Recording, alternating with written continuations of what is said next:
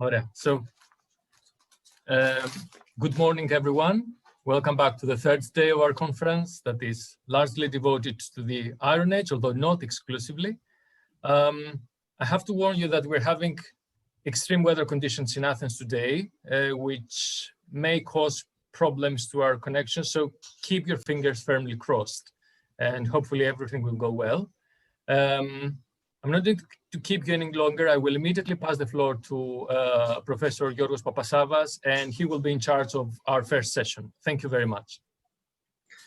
Good morning, everyone. I think I can announce that after two very intensive and very interesting days of a very interesting conference, we're just in the middle. There are 2 more days to go. But before we proceed, I just want to say how deeply impressed I am on the quality and the very high level of the conference up to now. And I'm sure it's going to continue the same way. But it is a very impressive conference. I don't think we had such a conference for many years now. So I want to congratulate Giorgos for the organization. Of course, this is an important achievement. And also the speakers of these past 2 days. And so that we keep to time, we can immediately start with the first session and the first presentation. This is a joint presentation by Associate Professor Kostas Kopanias from the University of Athens and Dr. Ioannis Voskos, also from the same university. And they are going to be talking to us about the external contacts and the reassessment of sociopolitical evolution in the Kouris region during the late Bronze Age and early Iron Ages. So the paper is going to be presented by Yannis Voskos. So the floor is yours. Thank you very much. Camera to see that everything is... Please let me add very briefly that the paper was co-authored also by Dimitris Papageorgiou and Hara Theotokatou. Okay, we can see it. Yes, I was about to mention it. Thank you very much, Professor Papasavvas, for this introduction, and many thanks to Giorgos Bourogiannis for accepting our contribution. You can just expand your screen, put it in a slideshow so that we see it in a... Perfect. Okay, Perfect. All right. Thank you. Okay, so this presentation is about Kourion and its hinterland, as you have already said. And this region has been the focus of archaeological research since the late 19th century. There were early unscientific excavations during the colonial period, and then followed by more systematic research, mainly by American missions, and of course the parallel excavations of Porphyrios Dikaios. The recent extensive archaeological investigations resulted in the considerable aggregation of new data, altering past views on Bronze Age habitation in this area. Given the ongoing archaeological activity in this region, it should be mentioned that, with the notable exception of Stuart Sweeney, nearly all explorations were focused almost exclusively on the Iron Age Acropolis and the area around the flow of River Kouris. The fact that the hinterland remains largely unexplored creates an enormous gap in the attempt to trace the fluctuating degree of interdependence and integration within regional networks, or to reconstruct settlement patterns and sociopolitical evolution in the broader area. So, as you all know, the roots of these complex issues and relevant discussions in Cypriot archaeology lie well into the earliest work on this island. Nevertheless, it was Catling's seminal research on habitation patterns that fueled several relevant debates. Nowadays, almost 60 years later, we're still very far from reaching a consensus on late Bronze Age sociopolitical organization in Cyprus, or the different paths that social groups and elites followed to consolidate and maintain their authority. Equally elusive remains the subject of the first Cypriot kingdoms during the Iron Age, the existence of 2 late 8th century BC inscribed stele of Sargon II at Horsabat and Kition, along with a later prism of Sarkadon, leaves no doubt that some kind of kingship existed in Cyprus during the late Cypriot-geometric and early Cypriot periods. On the other hand, there is a clear dichotomy of views concerning the initial appearance and development of the city kingdoms on the island. So, in the light of previously mentioned research advances, and given the scope of the current symposium, which aims at approaching the issue of connectivity, with this paper, we intend to discuss some points related to the late Bronze Age economic organization and sociopolitical structures in the broader Kouris area. Our analysis will be based on several recorded sets of mortuary data, mostly focusing on the distribution patterns of prized and status-bearing objects. At the same time, various topographic, architectural, economic, and other categories of evidence stemming from older and newly excavated settlements and cemeteries will be exploited. Of course, as you can imagine, there are several almost insurmountable problems for anyone who attempts to connect mortuary ritual with socioeconomic structures, especially in Cypriot contexts. Chamber tombs were repeatedly used for successive burials, obscuring the direct association of any interment with specific tomb gifts. On the other hand, valuable rank-related connotations and chronological associations may be inferred by the total numbers of metal artifacts and other prestige or imported goods. Differentiation in the number of the latter through time might echo relevant changes in social trends or hierarchies.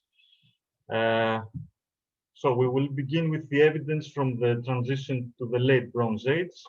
Although there are several signs of pre-late Cypriot activity at the site of Episkopi Faneromeni, the excavated part of this small settlement is firmly dated to the late Cypriot 1A period. Various everyday activities were revealed, mainly implied by the distribution and morphology of permanent fixtures and movable finds. Thus, the existing architectural features seem to have been primarily of domestic character, and no sign of specialized production or large-scale storage facility is reported there. Limited signs of social inequalities are also reflected by mortuary evidence. As you can see in this table, only a few bronze items and a small number of imported fines beads were collected from a total of 16 tombs at Erimi, Alassa, and Episkopi. Although the sample is admittedly poor and some of the recorded tombs appear to have been partly disturbed, the general sense is that disposal of wealth in burial contexts was not the priority of local social groups. The recent excavations at Erimi, Laonin, and Porakou, on the other hand, provide a rather different perspective. The extended workshop complex, which was unearthed and interpreted as a facility for specialized textile production, along with its position, careful planning, and growing evidence of the need to control and secure this area, point to a different mode and scale of production. We believe that the notion of a proto-urban center, a term used by the excavator, is misleading in this case, since Laonin to Porakou hardly exceeds the 1 or 2 hectares and crucially lacks any sign of population aggregation, monumental structures, centrality, etc. However, the appearance of specialized processing activities and labor control point to new supra-household economic strategies and the gradual culmination of new production relations. A rather different habitation pattern emerges in the Kouris River Valley from the 15th century BC onwards. The sites of Faneromeni and Laonin to Porakou were abandoned, and new centers such as Episkopi Pampula, Alassa, and Terimi Pitharka appeared in the area. The existence of 3 fairly large sites within a radius of only a few kilometers reveals the increasing population rate, site density, and the tendency towards settlement nucleation. Erimi Pitharka is adjacent to the large cemetery of Erimi Kaskala one of the most impressive features of this site was a series of subterranean cave-like chamber complexes carved into the soft limestone rock of areas 2 and 4. They were interpreted as workshop and storage installations apparently integrated to the economic and social life of the nearby settlement. Renewed excavations have also revealed some crude earlier remains, succeeded by at least one major building, partly imitating a kind of pseudo-ashlar masonry. Based on the size, layout, and prominent position of this building, the excavator discusses the possibility of an administrative function. This situation is largely reminiscent of the recently published site of Alassa. The latter extends to an area of circa 7 hectares and consists of 2 different excavated localities. Paliotaverna, where 3 monumental ashlar buildings were unearthed, and the more densely inhabited site of Panomandilaris, with a series of domestic quarters comprising several special installations. Although on-site evidence for metalworking is minimal, the abundance of tin bronze items and some other rare finds were interpreted by the excavator as manifestations of the leading role and control over the regional copper industry.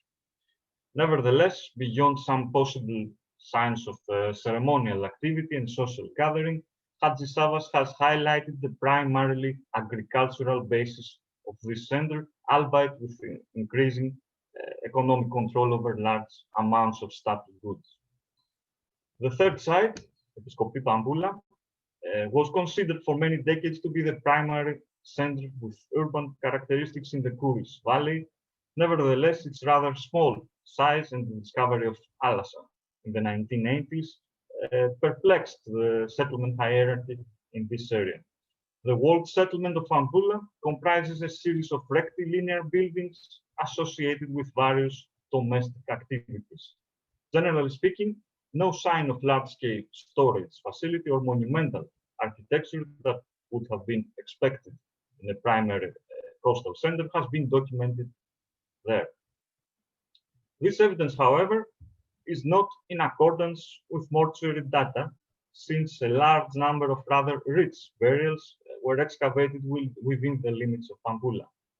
The tomb offerings include significant amounts of imported pottery, along with a large array of prestige goods. Concerning Mycenaean pottery, the various vessels seem to have been evenly distributed to most of the existing tombs, and no concentration of luxury commodities to specific burials is attested. According to Keely, there was a higher concentration of prestige goods in late Cypriot 2C and late Cypriot 3A contexts in comparison with their rarity in earlier tombs of the late Bronze Age. The present analysis, however, does not support such a conclusion, as you can also see in this table. For example, all the relevant categories of luxury items seem to have been deposited in abundance since at least the late Cypriot 2A period. This means that this coastal center has already developed direct or indirect contact with foreign areas, apparently by participating in long-distance exchange networks as early as the 15th century BC. Contrary to Pamboula, contemporary burials at other sites of the Kouris Valley do not exhibit the same attitude towards wealth display, and hence the number of tomb gifts is rather limited. Mortuary evidence from the subsequent 12th century BC at Alassa and Episkopi Pamboula reveals some rather interesting developments. 3 tombs at Panomandilaris yielded significant numbers of burial offerings, suggesting the existence of social groups powerful enough to bury their dead within the limits of the settlement and to deposit large amounts of prestige goods. Consequently, in contrast to the previous 13th century at Alassa, substantial numbers of metal objects and exotic commodities were consumed in burial contexts. Concerning Episkopi Pamboula, at first glance, a slight decrease in the quantity of precious and imported burial offerings is observable. However, if we take into account that the total number of relevant tombs has been also decreased, then this does not seem to reflect a considerable change in the deposited amount of goods. Equally, the number of different categories represented remains the same, about 10 categories in both periods. Thus, it seems that Pambula retained its high status and wealth during the 12th century BC. Overall, specialized production in various workshops and industrial areas, large-scale storage of staple goods, the influx of significant quantities of Mycenaean pottery and various prestige goods imply remarkable economic development from the late Cypriot IIa period onwards. This has seemingly stimulated further production intensification and gradual integration of the Kouris area to international exchange networks. The emphatic display of wealth in mortuary contexts, reorganization of built space via the careful planning of new architectural blocks and the appearance of administrative buildings point to a phase of intensified economic and political control, presumably imposed by powerful local elites. Ultimately, all the above, along with signs of emerging inequalities, seem to reflect a hierarchically divided society. If we now turn to the onset of the early Iron Age, there seems to be a gap somewhere at the end of the 12th and beginning of the 11th century BC. Louis Steele's reassessment of the available material from Pambula and Kaloriziki cemeteries proved that the late Cypriot IIIb period is almost absent there. Alassa was also abandoned by the end of the 12th century, and only a few unstratified proto-white painted sherds were located at ΕΛ.ΙΔ.Ε.Κ. Thus, concerning habitation patterns, there was an apparent dislocation, including a general socioeconomic realignment. This is, of course, an island-wide phenomenon, but in any case, the reappearance of a few cyprogeometric tombs at Pambula, and especially the rich burials at Kaloriziki, reflect the rise of extremely affluent groups in the area already by the mid-11th century BC, as you can also see in the relevant table. Although this extraordinary wealth should be probably connected with a revival of external contact and trade networks in the Eastern Mediterranean, the complete absence of settlement data make any attempt to approach the new situation merely speculative. So a few words to conclude now. Based on the above evidence, is it possible to support a hierarchical settlement organization during the late Bronze Age? And if yes, where were the leading elites residing? The highly monumental administrative complex at Alassa Taverna and the available mortuary data certainly suggest the existence of institutionalized power groups who maintained their status, perhaps based on a tributary system. This view, also corroborated by signs of centralized politico-economic control, is hindered by the enormous storage capacity of the buildings at Taverna, the existence of sealing practices and some signs of script use in the broader Kouris area, traces of specialized production, and others. Nevertheless, Allassa's elites could not have supported their political and economic authority without controlling at least one coastal center, which served as a gateway for foreign trade and imported goods. On the other hand, as we have shown in this presentation, Pambula's prosperity is already observable by the late Cypriot IIa period, which is nearly 2 centuries before Allassa, and the socioeconomic situation does not echo a regional shift in the balance of power or any sign of decline until the late 12th century BC. Pambula, of course, must have been also dependent on other sites of Kourian's hinterland in order to acquire staple goods and copper. Ultimately, Allassa and Pambula, two important centers with urban characteristics and similar size, 7 and 6 hectares respectively, along with the supplementary site of ΕΛ.ΙΔ.Ε.Κ, seem to have been different links in the same complex socioeconomic chain of the Kouris Valley. On current evidence, it is difficult to support a specific settlement hierarchy in this area.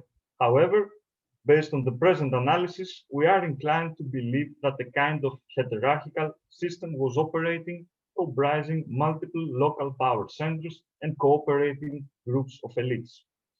The evidence also reflects fluctuating inter-site alliances aiming at promoting common economic interests and maintenance of elite status. From this point of view, the signs of destruction at Thalassa might have been connected with internal competition and conflict between various social groups attempting to control production and circulation of crucial raw materials and goods. Alternatively, the wider rearrangements and long-term changes in the Eastern Mediterranean exchange networks would also result in internal realignments. In any case, our analysis does not support the view of a sudden boost in imported goods and hence development of foreign contact only in the late Cypriot 2C period, as was previously thought. On the contrary, the roots of these socioeconomic developments that peaked before the end of the 13th century BC should be sought in the beginning of the late Cypriot period, if not earlier. Lastly, the catastrophic effects of the so-called sea peoples are not directly observable in the Kouris Valley, and social groups of this area were still depositing large amounts of imported and exotic goods in burial contexts of the 12th century BC. A real break seems to occur somewhere after the mid-12th century BC, since there is only sporadic evidence of late Cypriot 3B and early Cypriot geometric material in the broader area. Although there is a huge gap in our knowledge concerning habitation patterns of the 11th and 10th centuries BC, the enormous wealth that has been accumulated at Kaloriziki Cemetery reflects the gradual consolidation of a new sociopolitical and economic reality, along with the rise of novel, powerful groups in the broader region, perhaps the forerunners of the Iron Age Kourian kingdom. Thank you very much for your attention.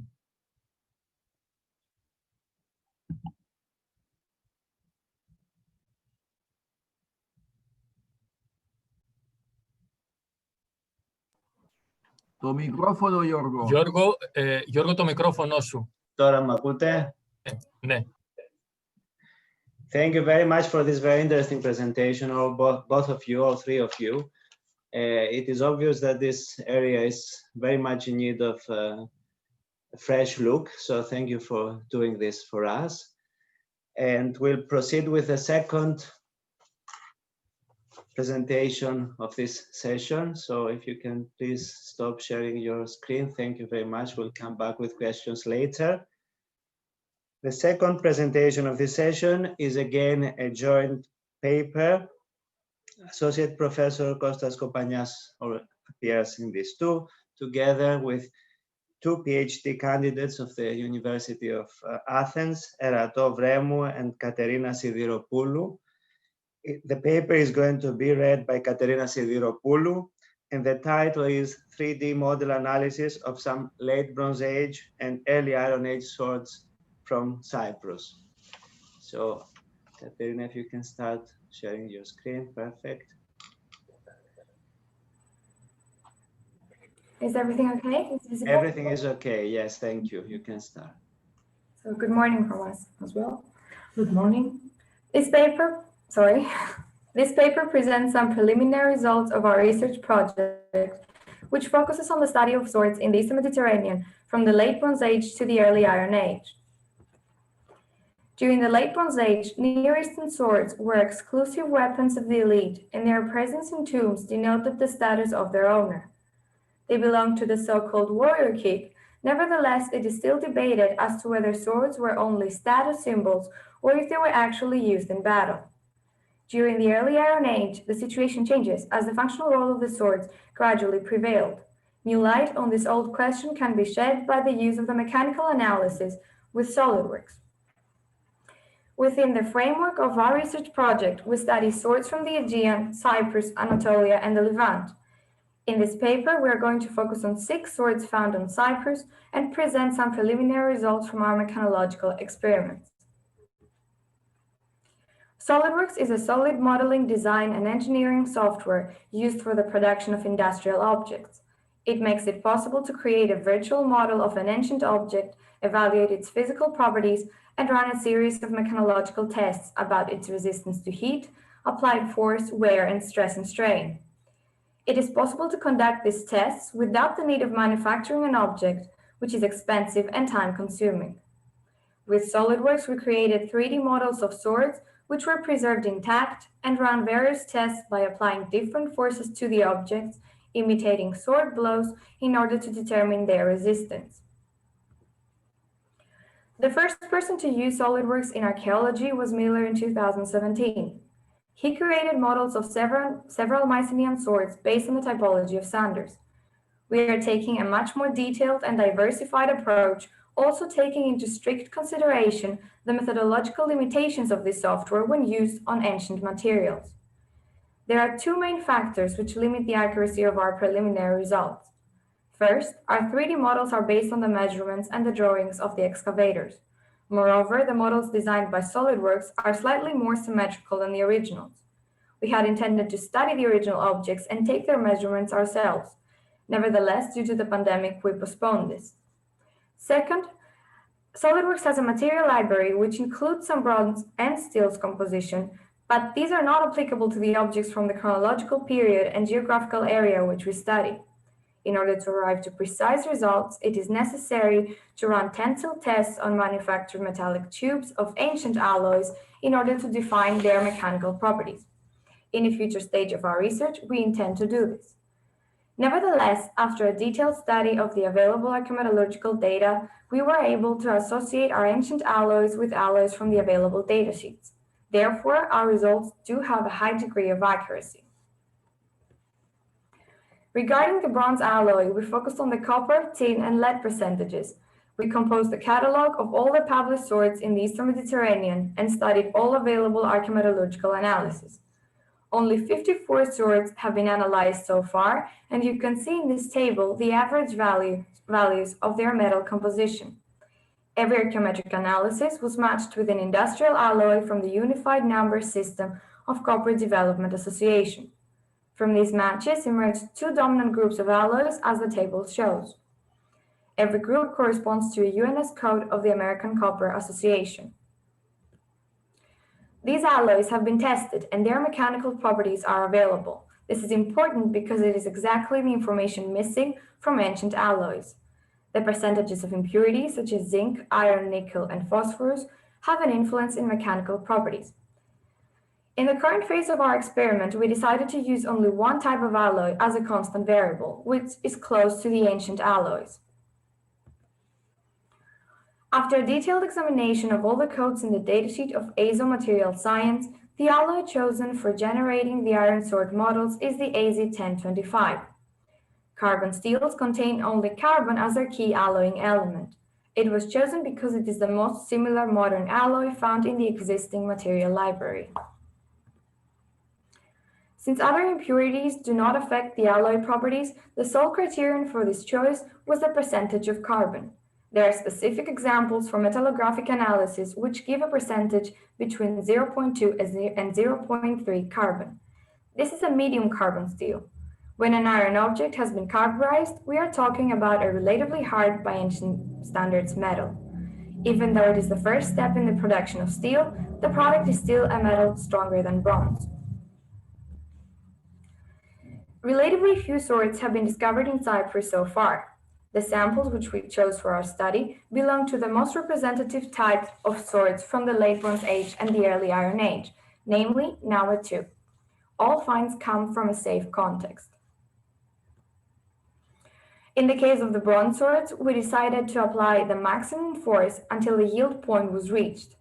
The yield point is defined as a point on the stress-strain curve beyond which the material enters the phase of nonlinear pattern and of irrevocable strain or permanent deformation. If a greater force is applied, the sword will deform and fracture. If the same force is applied again, the danger of fatigue is very possible. For us, this is a very significant aspect since the plastic deformation renders the sword useless.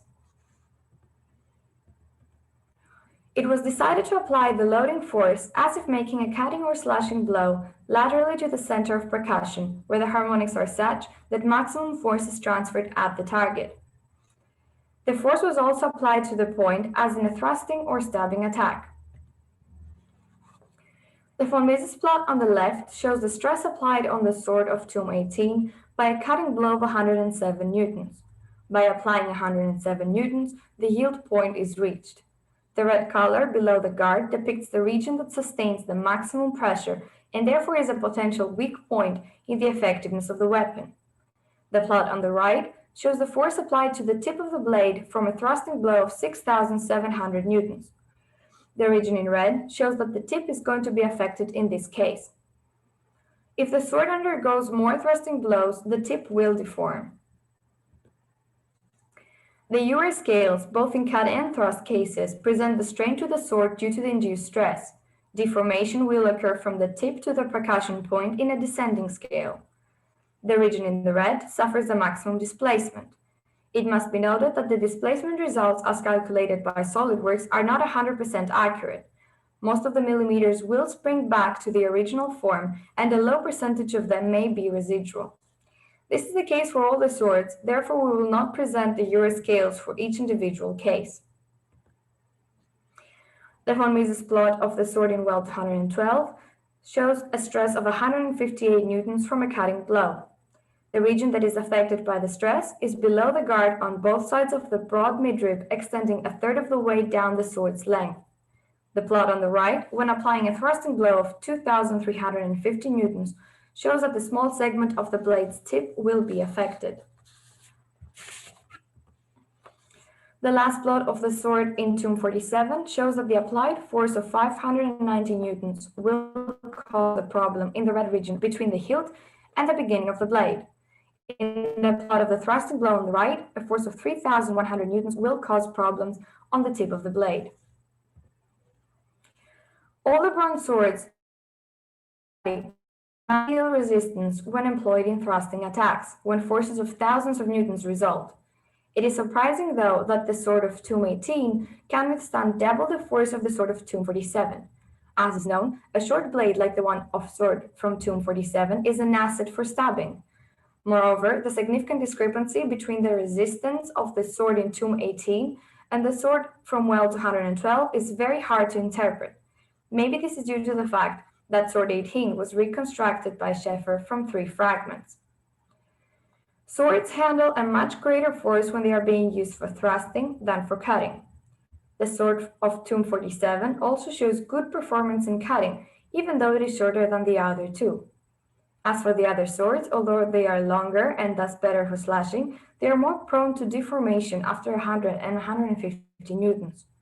This is probably due to their high broad midrib and the thin edges.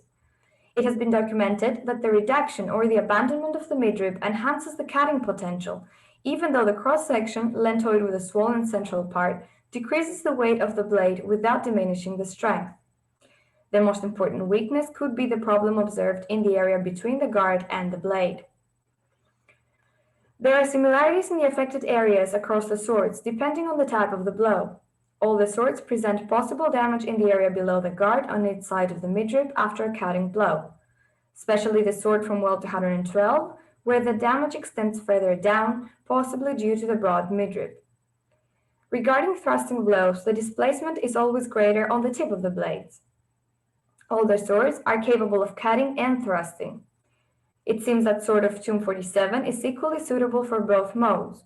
The other two are less effective at offering resistance to cutting attacks. Moving on now to the steel swords. Following the same methodology as with the bronze swords, the yield point was identified. Therefore, the applied force in each case is the maximum sustainable before the plastic deformation starts. The first sword considered is from Medallion. In the left picture, a force simulating a cutting blow of 420 newtons was applied.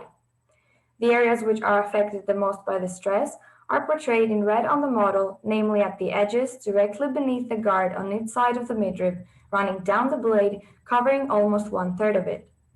In the right picture, the simulation of a thrusting blow of 10,500 newtons is shown. The area which is affected most by the stress is in red, the tip of the sword as expected. The second specimen considered was the sword from tomb 76 at Kouklea Palepaphos. On the left, there is a cutting blow of 250 newtons. The red area, which is mostly affected by the stress, is directly beneath the guard on each side of the midrib. On the right, there is a thrusting blow of 9,500 newtons, and the tip of the sword is again the affected area. Finally, the sword from tomb 210 at Palais was considered. The cutting blow on the left is of 220 newtons, and once more the problem is visible only in the area right under the guard. The thrusting blow is of 18,500 newtons. In this case, the problem is once more on the tip, but under the guard there is also one slightly red area. There are similarities in the affected areas depending on the type of blow. With a cutting blow, a problematic area under the guard is observed for all three swords. In order to improve the blade's functionality, this part should have been constructed thicker, reinforcing it with more metal.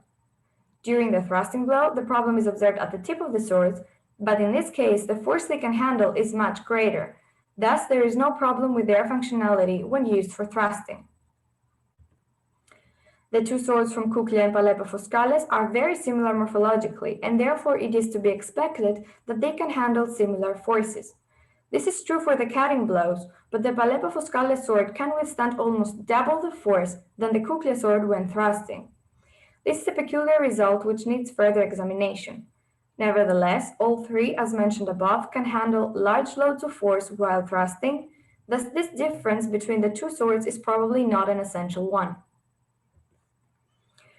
The sword from Idalion is different morphologically from the other two. The problematic area during the cutting blow is larger, but it can also handle almost double the load of force than the other two.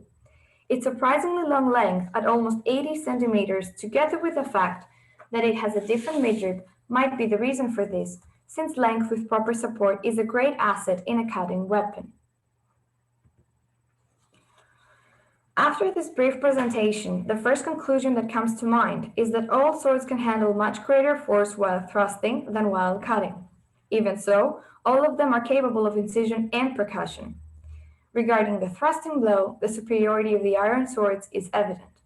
Nevertheless, bronze swords can also handle great forces, and this creates further need for research, especially for the sword of tomb 18.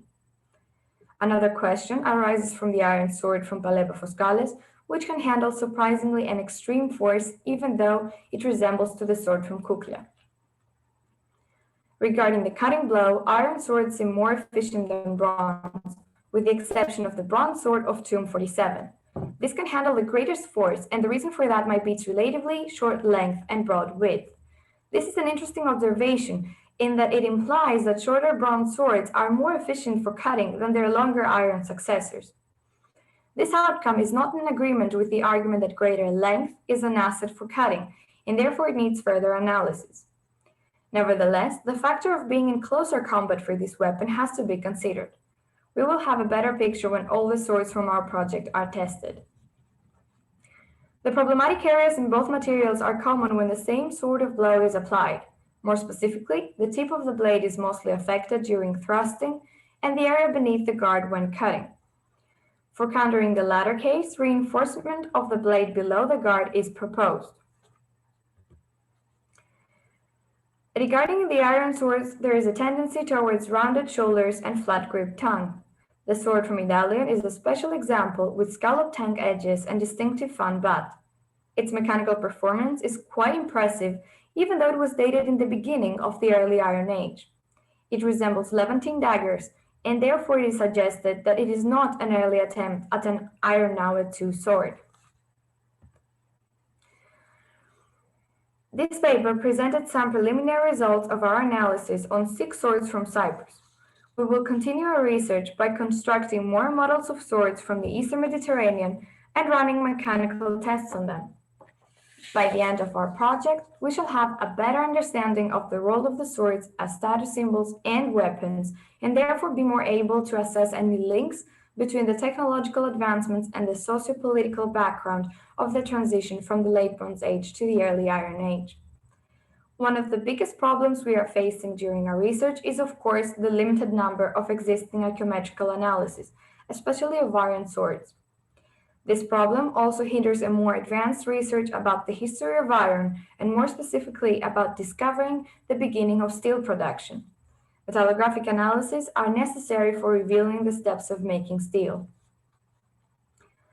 The mechanical testing of swords is not without disadvantages, since we cannot calculate a series of factors. These factors, in many cases, cannot be solved by experiments. It is important to also add that SolidWorks shows the yield point of an object and the beginning of its plastic deformation, without being precise about the oscillation and the degree of plastic deformation. On the other hand, by using SolidWorks, we can design the object, understand the advantages and disadvantages of the morphology of a sword and its resistance to stress, which in some cases renders it almost useless after a few blows. For further research, it remains important to create a material library of ancient bronzes and steels by conducting tensile tests in order to know the mechanical properties of ancient alloys. Also, if we need to get closer to the exact deformation of objects, we must proceed both to experimentation and use-wear analysis or to non-linear analysis and conversions of linear stress versus strain analysis in SolidWorks, which require more extensive modeling and advanced analysis. Thank you very much for your attention. Thank you very much, all three of you. This was very interesting and very impressive. I hope that you will soon have the chance to continue and take more samples into consideration, because this is a very interesting and important research. Thank you very much. We'll come back with questions later. So now let us proceed with this amphora. And it's a shame that nobody ever cared to call them Cypriots, and the example of Samian and Rhodian and everything else, so that you now have to call them basket amphora. But that we can rename them. Yeah, please do. Thank you. We'll come back with questions, but now we will proceed to the last presentation for this session.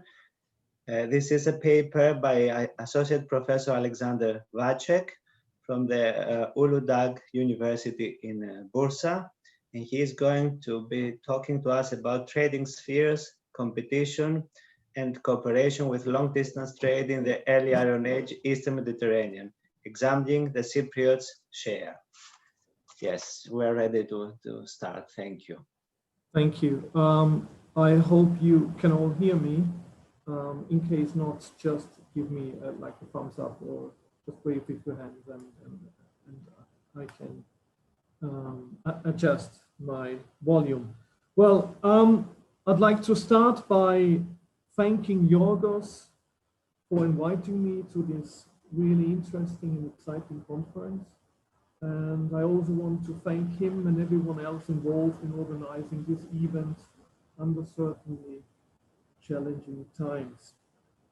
Secondly, I have to apologize because I had to adapt the topic of my paper slightly. As the abstract of my talk suggests, I was initially interested in discussing the material evidence available, which would potentially allow us to at least partly trace competing or collaborating trading spheres or trading interests in the Eastern Mediterranean.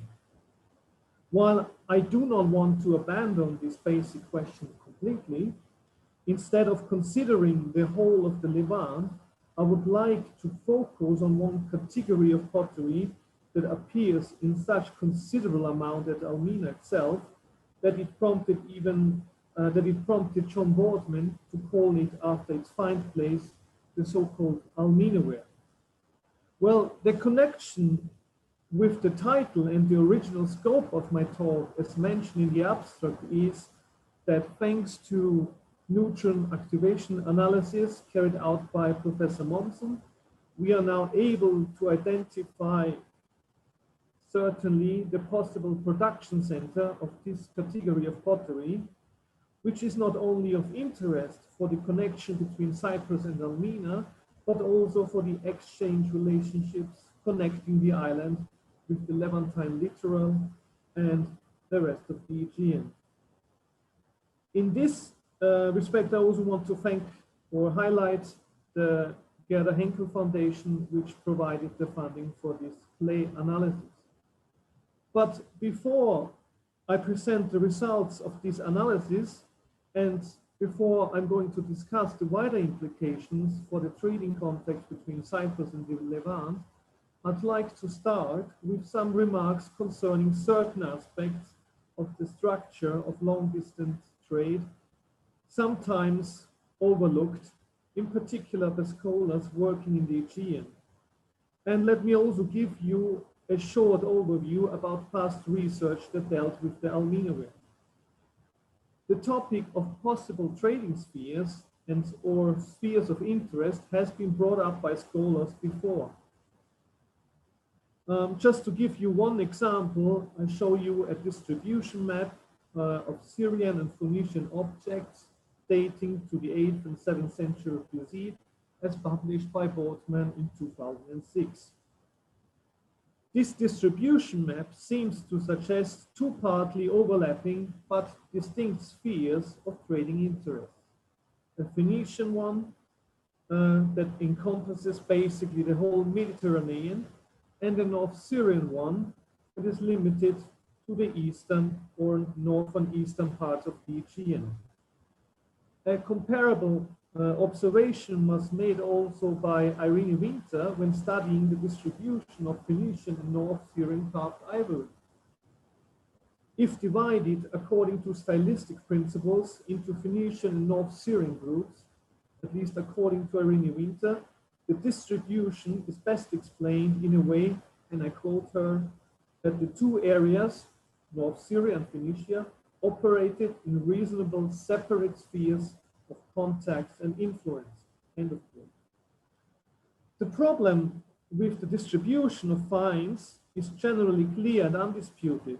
While they are certainly useful to show certain broad patterns, we can only observe the end results of the final deposition of objects, which not only have diverse and long-lasting biographies, depending on their value to generate prestige, also because of their real value, but as also has been noted, different processes may result in similar or comparable distribution patterns of objects.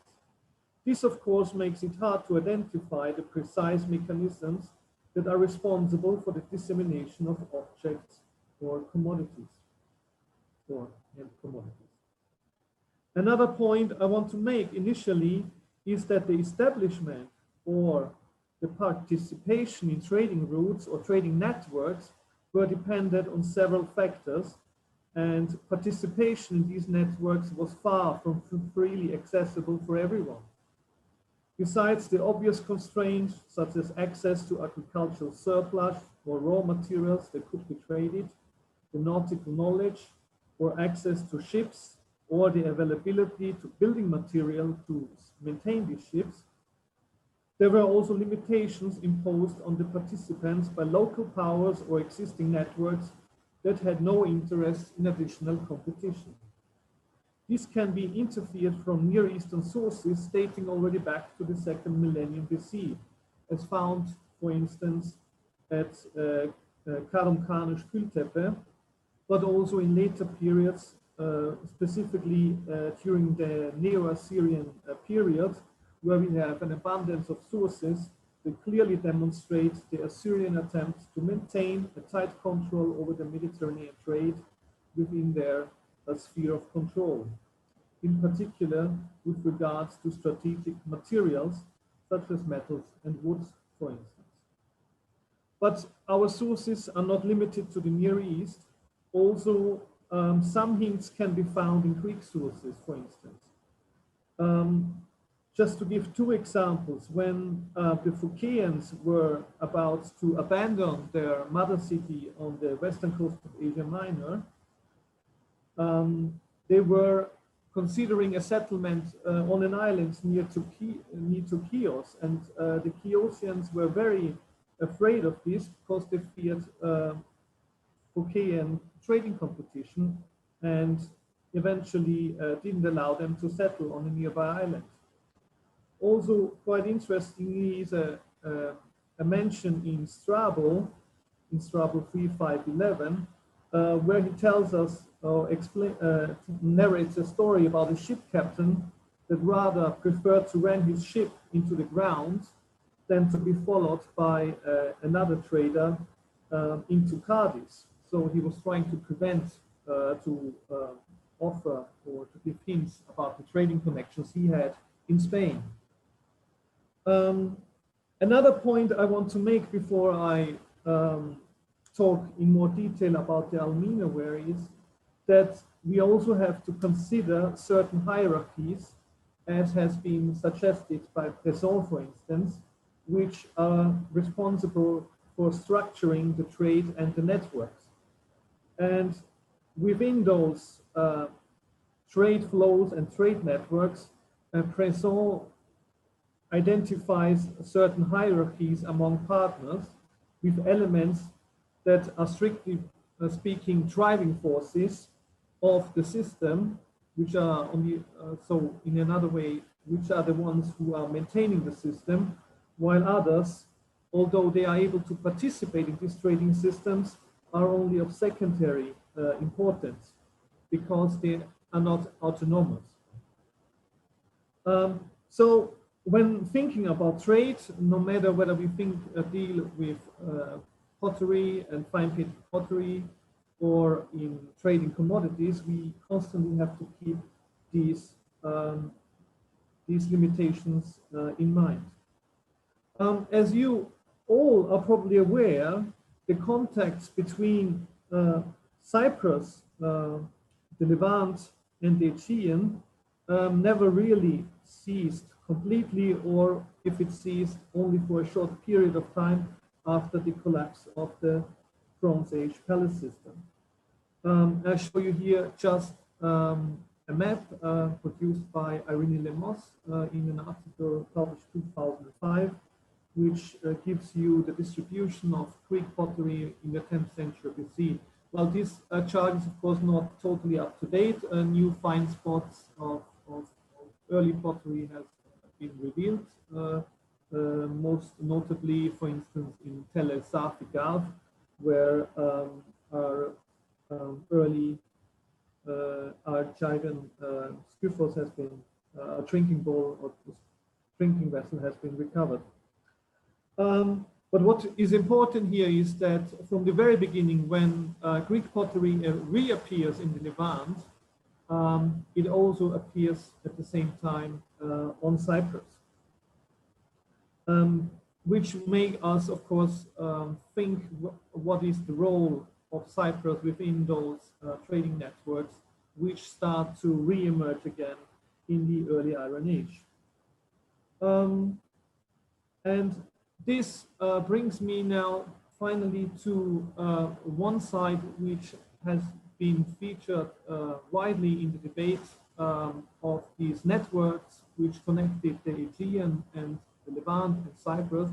And this is, of course, Almena, which has been excavated early in the 20th century by Leonard Woolley, and of course, which is still the site with the highest amount of Greek pottery revealed thus far in the Near East. And this is a situation which hasn't changed. What is important, of course, also to stress that, which is sometimes neglected, that this site also revealed a huge amount of Cypriot pottery, which is largely being stored also in collections in Britain. One of the largest collections is the University College London collection, which is partly still uncatalogued. And when we visited this collection together with Yorgos, we were all surprised how much there actually is and how much there actually still is, which still needs to be counted.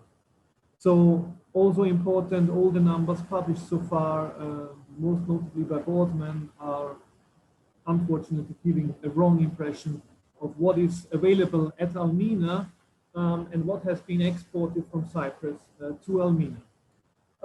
What is important, and I want to say here, is, of course,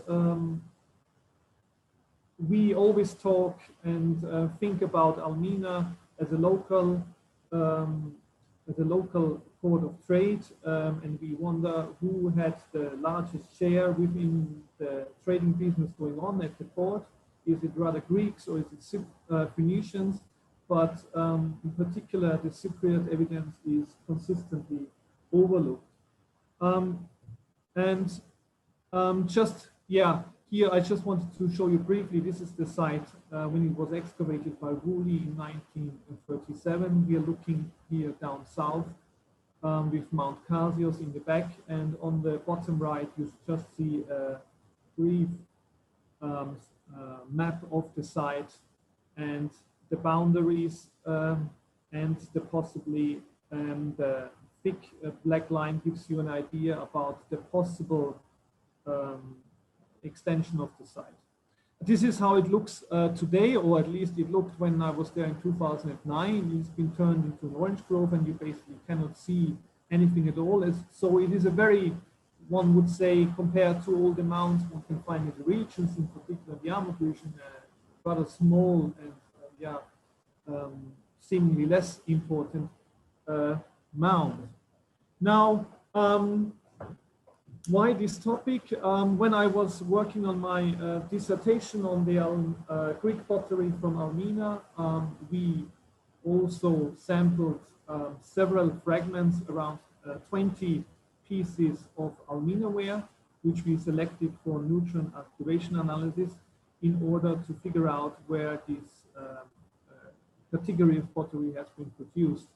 And this was in particular since different opinions have been voiced. Some, as Boardman, have suggested that this pottery was produced at Almina itself, so as a local production of the harbor, while others, for instance, Nicholas Coldstream, has proposed already, I think in 1979, that this could be a Cypriot production. And if one looks at the material more closely, it becomes quite obvious that we are dealing here with several, not only fabrics, but the whole material shows a variation, not only in the fabrics, but also in the technical details, which suggests probably either different production centers or perhaps various workshops at one production center. And I just want to give you an idea for those who are not so familiar with the subject. We are basically dealing in the majority of the cases open drinking vases, and in the majority of cases skyphoi, Greek skyphoi. So we have skyphoi which are partly painted in a sort of un-Greek bichronical fashion. You can see one example in the top left corner, where you have this sort of bichrome paint, and at the same time we have a whole range of examples. At the bottom left you see one example which is only painted in a sort of monochrome style, also pointing to a Cypriot sort of environment is the interior, which is partly unlike in the Greek fashion, where Greek drinking vases are usually completely covered with a slip or paint. You find among the Almina ware very often just reserved bands, which leave the majority of the wall unpainted. But if you look at the top right corner, you can see, or at the left, which is of course on the right, you see the drawing of the piece on the left. You can see this is not really standard. We also have examples which are painted in the interior completely like it is fashion in Greece or among the Greek production.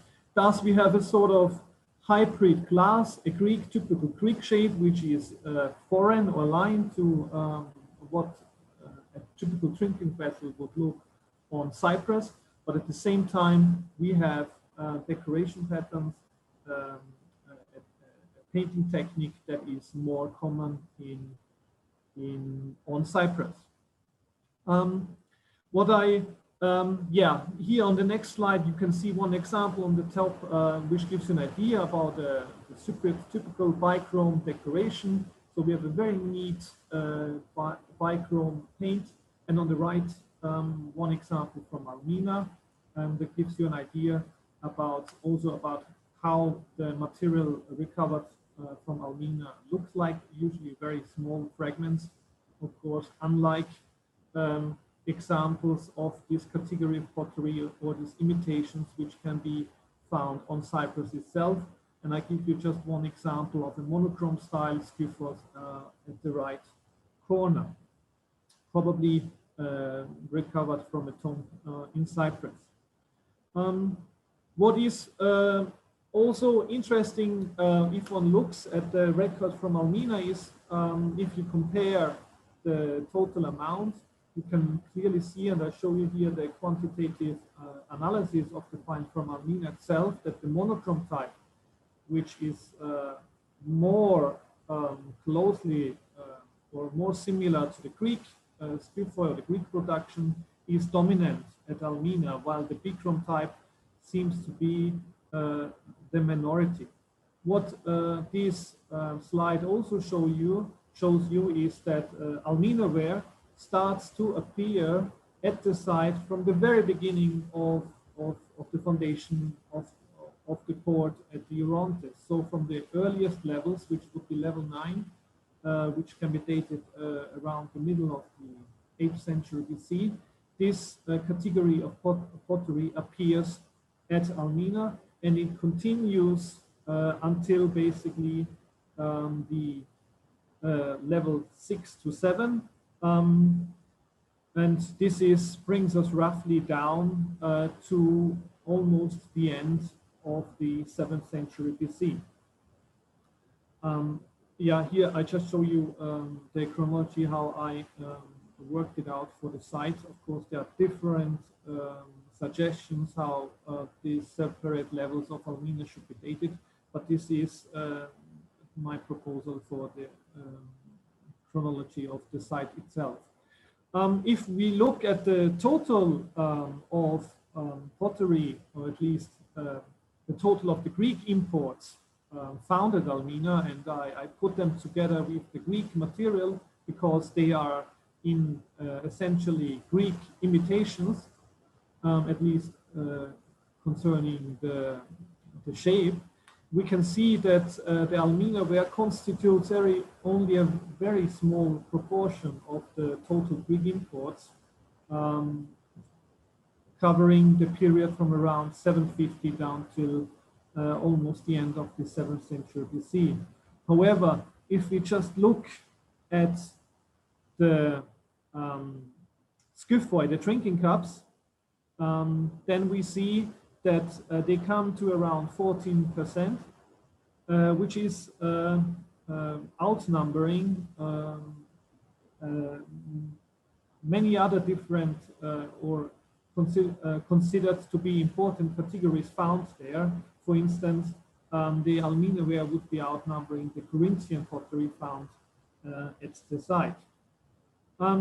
What I also want to stress, and which is very important, that if you look at these pieces in detail, you can see variations in the production technique. I have already outlined some details. For instance, some of them have been painted interior with reserved bands, while others are completely covered. These examples here give you also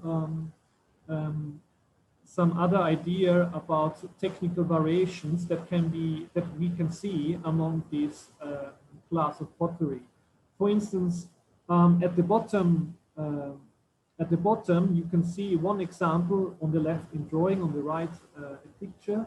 You can see that it is covered with a sort of white slip, but interestingly, this sort of white slip covers really only the handle zone, while the bottom or the lower part of the vessel is left uncovered. Quite the opposite you can see on the top, where these skyphos, or these examples, both of them are bichrome, by the way. This one is, on the other hand, covered completely with a white slip, even the lower part of the body. And interestingly, what you cannot see now is at the, or yes, you can see it, that the top right or the upper example is on the interior, even has applied a white slip, but this white slip only covers the center where there's no red paint, whereas you can see from the part where the paint has been flaked off, this part is uncovered and bears no slip at all. And this is something unusual. One can, for instance, not observe in other examples which are also painted completely on the interior. What I also want to highlight briefly, if the time permits it, that the decoration of this class draws on different traditions. On the one hand, some of them are painted in a sort of typical Greek fashion, or at least with patterns that were fashionable at the time and which have also been exported to Almina itself. And I just give you one example here. On the upper left corner, you see one piece of a skyphos which has been exported from Argos to Almina, which is decorated with a frieze of scribble lines and similar sort of scribble decorations you can find very frequently on those Almina skyphoi. At the same time, we see decoration patterns or certain traits that we cannot find on Greek examples. One of them would be this sort of pattern you can see here on the left. So you see on the left one of those Bikram style skyphoi with this quatrefoil here in the handle zone, but unlike on Greek examples, which are usually never dotted in those fields, this is quite unusual. They have the interstitches between the leaves are pointed, and also you can see here these bichrome half roundels which are covering the spaces between those leaves. And this is quite something you don't find among Greek examples. The only reference material I have found is here on the left on a skyphos from the late geometric skyphos found at the Heraion on Samos, and from a complete different geographical area here, late geometric Kantoros from Ithaca. So we are in a total different geographical area. However, a similar decoration pattern can be found here on the top right, but interestingly, I haven't seen this particular pattern on open vases, but only on rather closed vases like the one on the top right corner. Yes, also importantly, this class has also been labeled differently throughout the research history. Originally, Boardman called it the so-called Almina ware because it was found predominantly at Almina itself. It can be found also on other sites in the Levant, but only in very small amounts, but I will come to that in a minute. What is interesting, and later he suggested also another term, he called them Ubio-Levantine or Cypriot Levantine ware, depending on his preference for who, or depending on the his suggestion of the ethnic background of the painter or potter of these objects. And it is interesting to see, for instance, here on the bottom left, one skyphos example as highlighted by Coldstream in his article when he discussed this class, which interestingly shows again this trait which I have pointed out before, the highlighting of the decoration zone with a white slip. At the same time, the lower part is uncovered, unslipped. So the slip was really only applied to better put this bichrome effect to make it better visible. And this is something, for instance, you will never find on Cypriot original drinking vases. So to leave the lower part blank and not cover it with the slip is quite an interesting feature. But you can see that on this on the left example, we can see a typical Cypriot motif applied on a Greek skiffos made in Cyprus, which has prompted also Coldstream to suggest that we are dealing here with a Greek potter who was operating on Cyprus itself. Now, sorry to interrupt. Are you near the end? Because I you am have near already the exceeded end. your time. Yes, I'm almost finished. Sorry.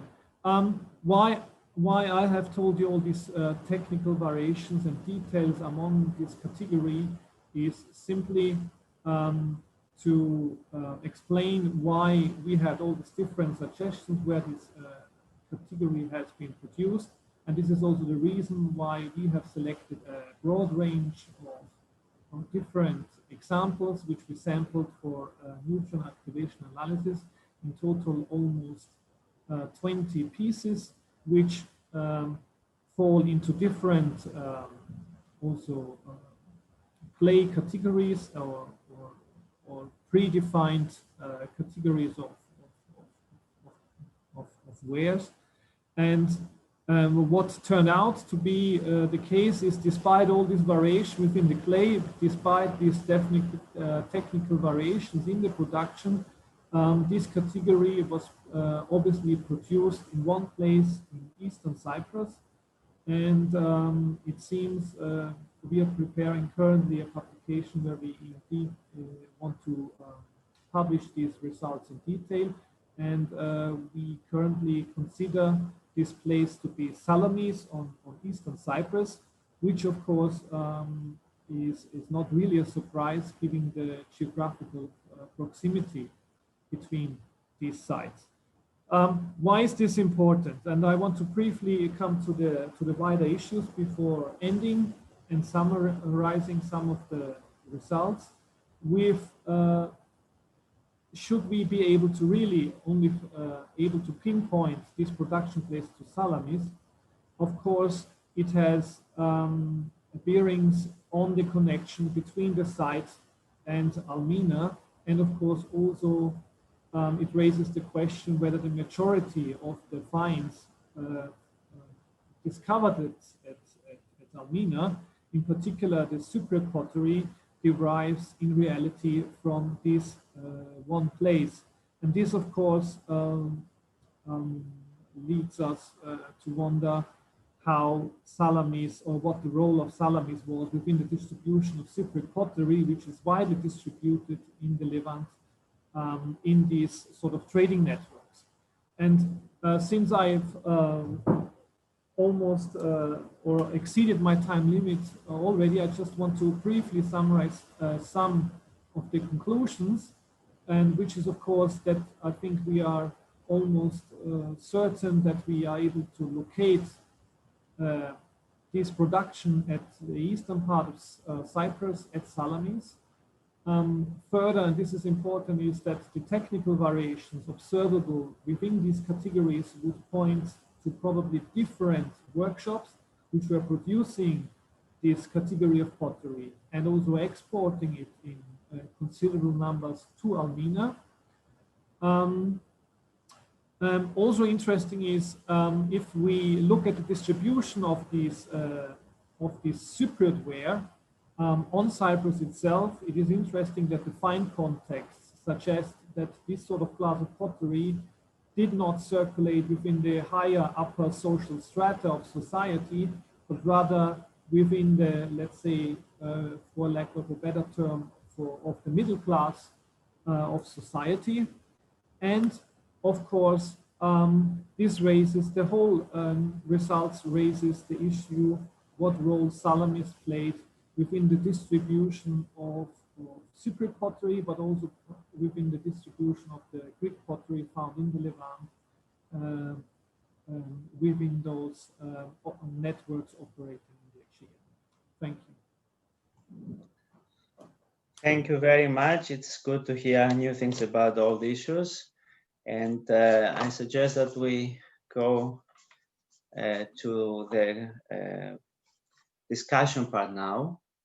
And we may start with the first paper. It was by Associate Professor Kostas Kopanias and Dr. Ioannis Boskos on their research on the Kouris region. I already have 2 questions, comments on this paper. One is by Jenny Webb. So Jenny, if you can unmute your microphone and address your comment to the speakers and the audience. Okay, thank you, Giorgo. Thank you, Yanni, Kostas, Dimitris, and Hara. It is very exciting to see a new project in the Kouris River Valley area. One of the problems you're going to face, as I'm sure you're more than aware, is the lack of final publication of the Episcopi Phaneromeni sites, Area A, Area G, Area C. That, I think, has caused a lot of confusion over many years, particularly around chronology and ceramic typology and so on. Nothing much you can do about that. But I think one of the interesting things about this area seems to be the density of occupation or habitation in the Episcopi Eremi area in the prehistoric Bronze Age. And just by the way, I don't think that Eremi Laonin Tuporaku continues into late Cypriot 1A, and I've tried to argue that in my pottery chapter in Luca Bombardieri's big 2017 volume, but leaving that aside, I wonder whether, given the density of habitation in this area, instead of seeing Eremi Laonin Tuporaku as a small isolated settlement, and therefore almost by definition not a candidate for proto-urbanism, although I would agree that that may not be a very useful term, whether it would be better to see it in the context of the wider settlement pattern, perhaps as a satellite village or one of a number of satellite villages, or even as a specialized production site associated with a larger settlement at Eremi Kafkala, for example. In other words, I wonder whether looking at socio-economic complexity in that area, we may need to look at settlements in relation to each other and try and explain the number and the proximity of settlements in this area, and also what appear to be frequent shifts in settlement location within a fairly confined area. Does that sound like a useful approach? Yes, yes, of course. The Eremi case and the Episcopi case is not the only one. I mean, we definitely have signs of habitation, earlier signs of habitation at Thalassa too. And if I'm not wrong, at Eremi Pitharka also, there was also habitation from an earlier phase, but there is a lack of publications here. And what we definitely see is a major realignment and relocation somewhere at the beginning of the late Cypriot period. And I think that this is the key for this area. You're absolutely right that at Eremi Laonin Tuporaku, something was happening, something big was happening. And I think that there are the roots for what followed in the next period, the late Cypriot 2, and with the further intensification in the late Cypriot 2C and 3A period. So yes, I think you're absolutely right. We're missing many pieces of this puzzle in this area. Mm-hmm. Thank you. If I may also add something, what we presented today is a very brief summary of what we are preparing in total. We hope that we are going to publish a more detailed paper about our findings. And we also hope that we are going to start with our field project in the Kourion area in maybe next year or in 2 years, hopefully, if the situation allows us and if everything is okay. And then we are going to be able to have a closer look on this particular area, and hopefully also add some new evidence on this in order to answer these all questions. Okay, thank you. Before we proceed, I want to make a clarification. Giorgos Bourogiannis wants me to say that he has received messages from attendees that cannot type questions in the chat or Q&A. In this case, you could just raise your hand and then you'll be given access to your microphone so that you can address directly the speakers. There is also a question for this paper by Nikolas Papadimitriou. Nikola, μας ακούς? Yeah. Okay, so thank you very much to all speakers for a very exciting and diverse session. I would have questions to many, but I will ask only for the first paper because it poses some interesting. First of all, it reminds us that there was a more complex organization than only cities, and that Cyprus was mostly an agricultural economy. So it worked along these valleys. So my question is, I like very much this combination of funerary data with domestic data, and this is what we need to combine. But I wonder whether when we go into late Cypriot to C, let's say, we can lay so much emphasis on funerary data. I mean, we do have Alassa, we do have Episkopi. If I'm not wrong, Joanne Smith and Sophocles Hatissavas has even shown that there are common ceilings among these sites. So there is administrative even commonality there. So why aren't you more inclined to see here the development of a kind of polity state, valley state, wherever you would like to say? And also, I'm asking this because this phenomenon of these pie-shaped buildings, as we call them, I mean, these buildings with storage facilities, is not confined to Allas. Huh? It's something that happens also by that time in other places of Cyprus. So this is a wider phenomenon. So I would like to, I mean, I'm glad to accept that there are social inequalities and problems that are reflected in burial intra-site or even inter-site, but why does this have to relate to political divisions? So why not this be, at least in this 13th century, a homogeneous polity, let's say? Okay. The main idea here was that we don't see from our material, from mortuary data and all the other that you mentioned, we don't see any superiority in any of these sites. Certainly there are large-scale storage facilities, not only at Alassa, at Erinki too, since there are some facilities. Certainly we have monumental buildings at Alassa and many others, but Alassa seems to lack some important features, such as large-scale metalworking, let's say.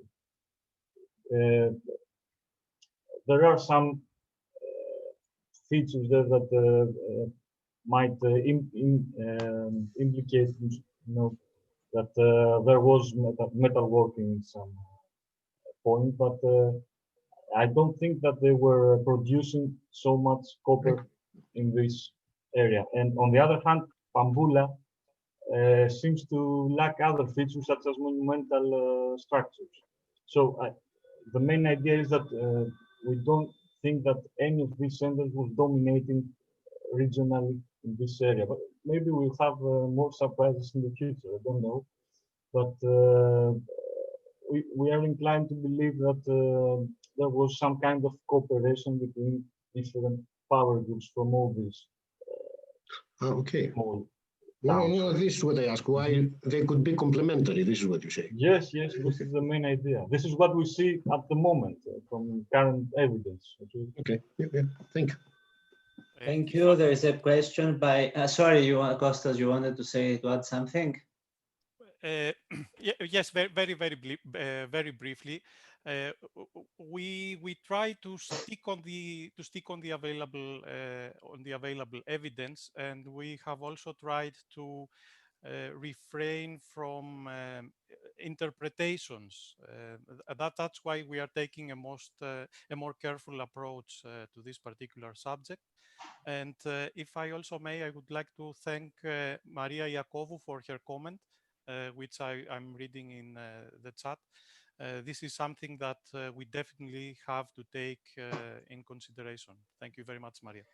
So I will read this comment then from Maria, maybe they can be Maria Iacovu, discussion it. Many thanks to Kostas and Ioannis for the Kouris region overview. I wonder whether you have noted some Paphian threads that could suggest that in late Cyprus 3A to 3B, Paphos may have extended its territory to incorporate the Kouris Valley. I am thinking also of the material in extramural late C3B to Cyprogeometric 1 tombs from Episcopia excavated by Christou, whose proto-white painted and white painted 1 pottery and other artifacts, e.g. bathtubs, are quite similar to contemporary tombs from Paphos. So you have already replied to that. Yes, thank you very much for this comment. We will definitely need to see this material too. Although in this specific paper we focused on metal items and imported goods, so this is why we haven't mentioned them. But thank you very much. Yes, we will definitely proceed to this shortly. Are there any questions or comments from the panelists? Does anybody want to ask something or to direct you to raise a hand and be given access if it's from the attendees? If not, thank you very much for the first presentation. And we hope to be able to welcome you soon on the island so that you can continue your research, not just in the library, but on land too. And let's go now to the second paper, which was again by Associate Professor Kostas Kopanias, Rato Vemou and Katerina Sidiropoulou on the 3-model analysis of some swords from Cyprus. There are some questions already for this. I'm going to read one which I have now in Q&A. It's by Tsveta Manolova. Given the argument that the Naue swords are introduced through the Armfield tradition, and more specifically seem to have arrived from northern and central Italy, work by Jung, are you looking at some swords from Italy as a matter of comparison? It would be very interesting to test to what extent the various Eastern Mediterranean regions stayed close to the originals or introduced their own local modifications.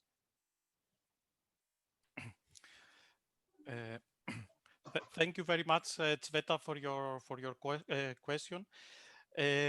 What we presented today is a very, very brief overview of a much bigger project. The project is going to focus on swords in the Eastern Mediterranean and in the Aegean. We hope, Rato Vemou and Katerina Sidiropoulou hope to conduct archaeometallurgical research. Erato, as a matter of fact, has already started doing that in swords in the National Museum of Athens. And we do hope that we are going to have in the future the opportunity to also study swords from Northern Europe and the Italian peninsula. But I would also like Erato to contribute and Thank you very much. Good morning from me. As for this question, we are looking only the swords from the Eastern Mediterranean and the Near East for now. We are aware of the work of Dr. Jung and Dr. Mehofer, and it is indeed interesting to do a comparison with swords from Northern Europe, Italy, Aegean, and the Balkans in order to understand the technological differences in the Naue II tradition. We intend to do so in the near future. Thank you. Κύριε Παπασάβα, αν δεν υπάρχει άλλη ερώτηση, αν με ακούτε. Παρακαλώ, yes, go. Of course. Yes. Okay, thank you. If there is no other question. No, please go ahead. Okay, first of all, I would like to congratulate Professor Kopanias and our students for a very interesting paper. Of course, I'm not familiar with the kind of analysis you presented us here, and possibly I did not fully understand it. As you were presenting your paper, various thoughts came to my mind. However, if I understood it well, you suggested that the still shorter swords and later on still daggers can be traced back roughly at the end of the late Bronze Age. If it is more or less at the same time that, according to written sources, iconographic evidence and other data, there was a shift in combat technique in the wider Eastern Mediterranean region, that is from chariot and distant combat to infantry and close combat. If I have it in mind, if I remember it well, was the technology that changed the combat technique or the opposite? I know that this is a chicken and egg question, and I'm not expecting, a straightforward answer. What I'm trying to do is to suggest you that this is maybe an interesting issue for further consideration in your while you are working your project. Not only to, of course, you focus on the technical issues, but also see it in a broader sense. That's all. Thank you very much. You may comment on that. This is exactly what Erato is researching within the framework of her PhD. So I think she is more suitable to answer this.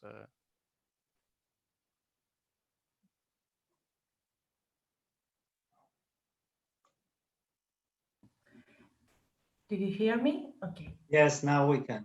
Okay. For the first observation, for sure there is a change in the tactics of the war, but it's not safe to talk for that only from the swords. We can understand that in the early Iron Age, they are trying to imitate a bronze type, the Naue II, and in the proceeding the late Iron Age, this changes. So this is a useful observation, and we have to see it in connection with the other co-finds and the other weapons. For the second observation and question, we have to see the context, we have to see more archaeometrical analysis, the use-wear analysis, and of course, the biography of the sword in order to understand all the details and to understand why a sword is a symbol or is a functional weapon and how it is modified. The iconography might be helpful also. Yes. You know that I'm very keen to iconography, but it may give you some ideas, the way they, did the combat, especially the seals. Yes, for the PhD, I have already started. I see the seals from all over the Near East and Cyprus and the Aegean, and it's really useful. And the text and the iconography are very useful in order to understand the symbolic role and who or how they used the weapons. Thank you very much. Thank you. We have also to respond to another question in the chat, I think.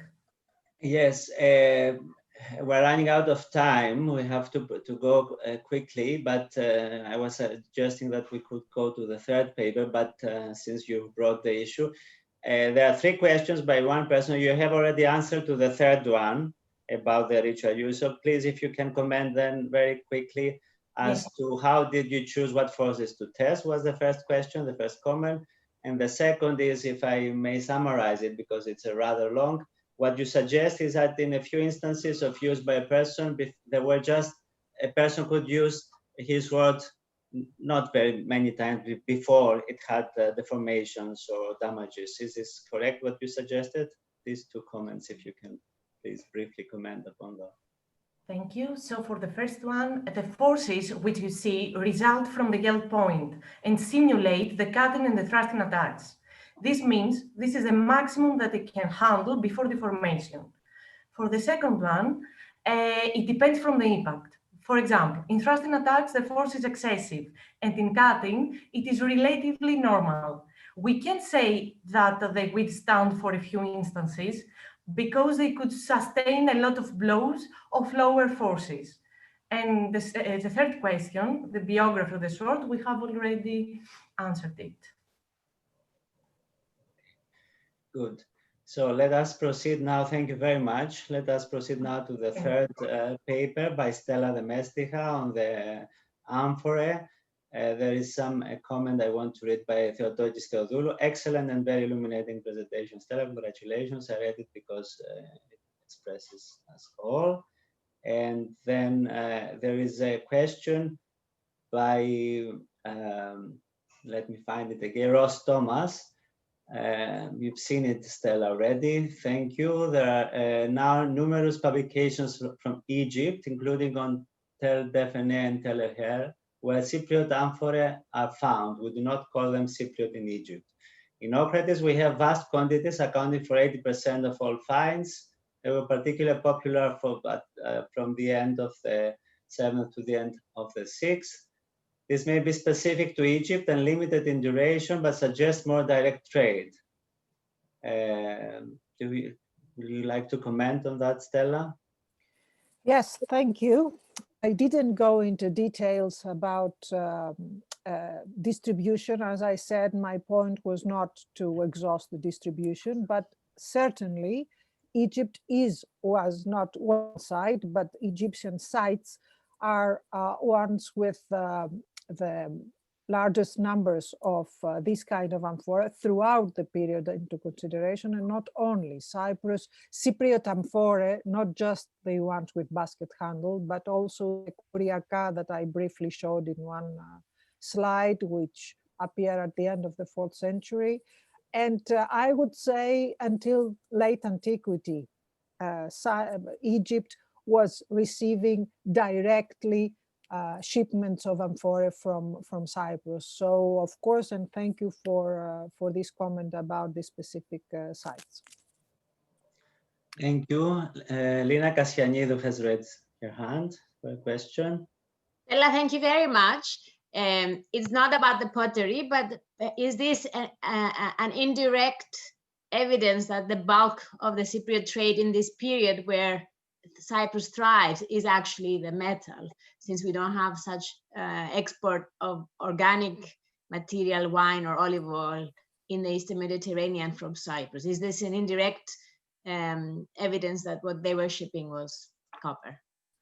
Well, probably, as I said, although I would say this 100% for late Bronze Age, because there we have no maritime transport container, no local one, I mean, at all.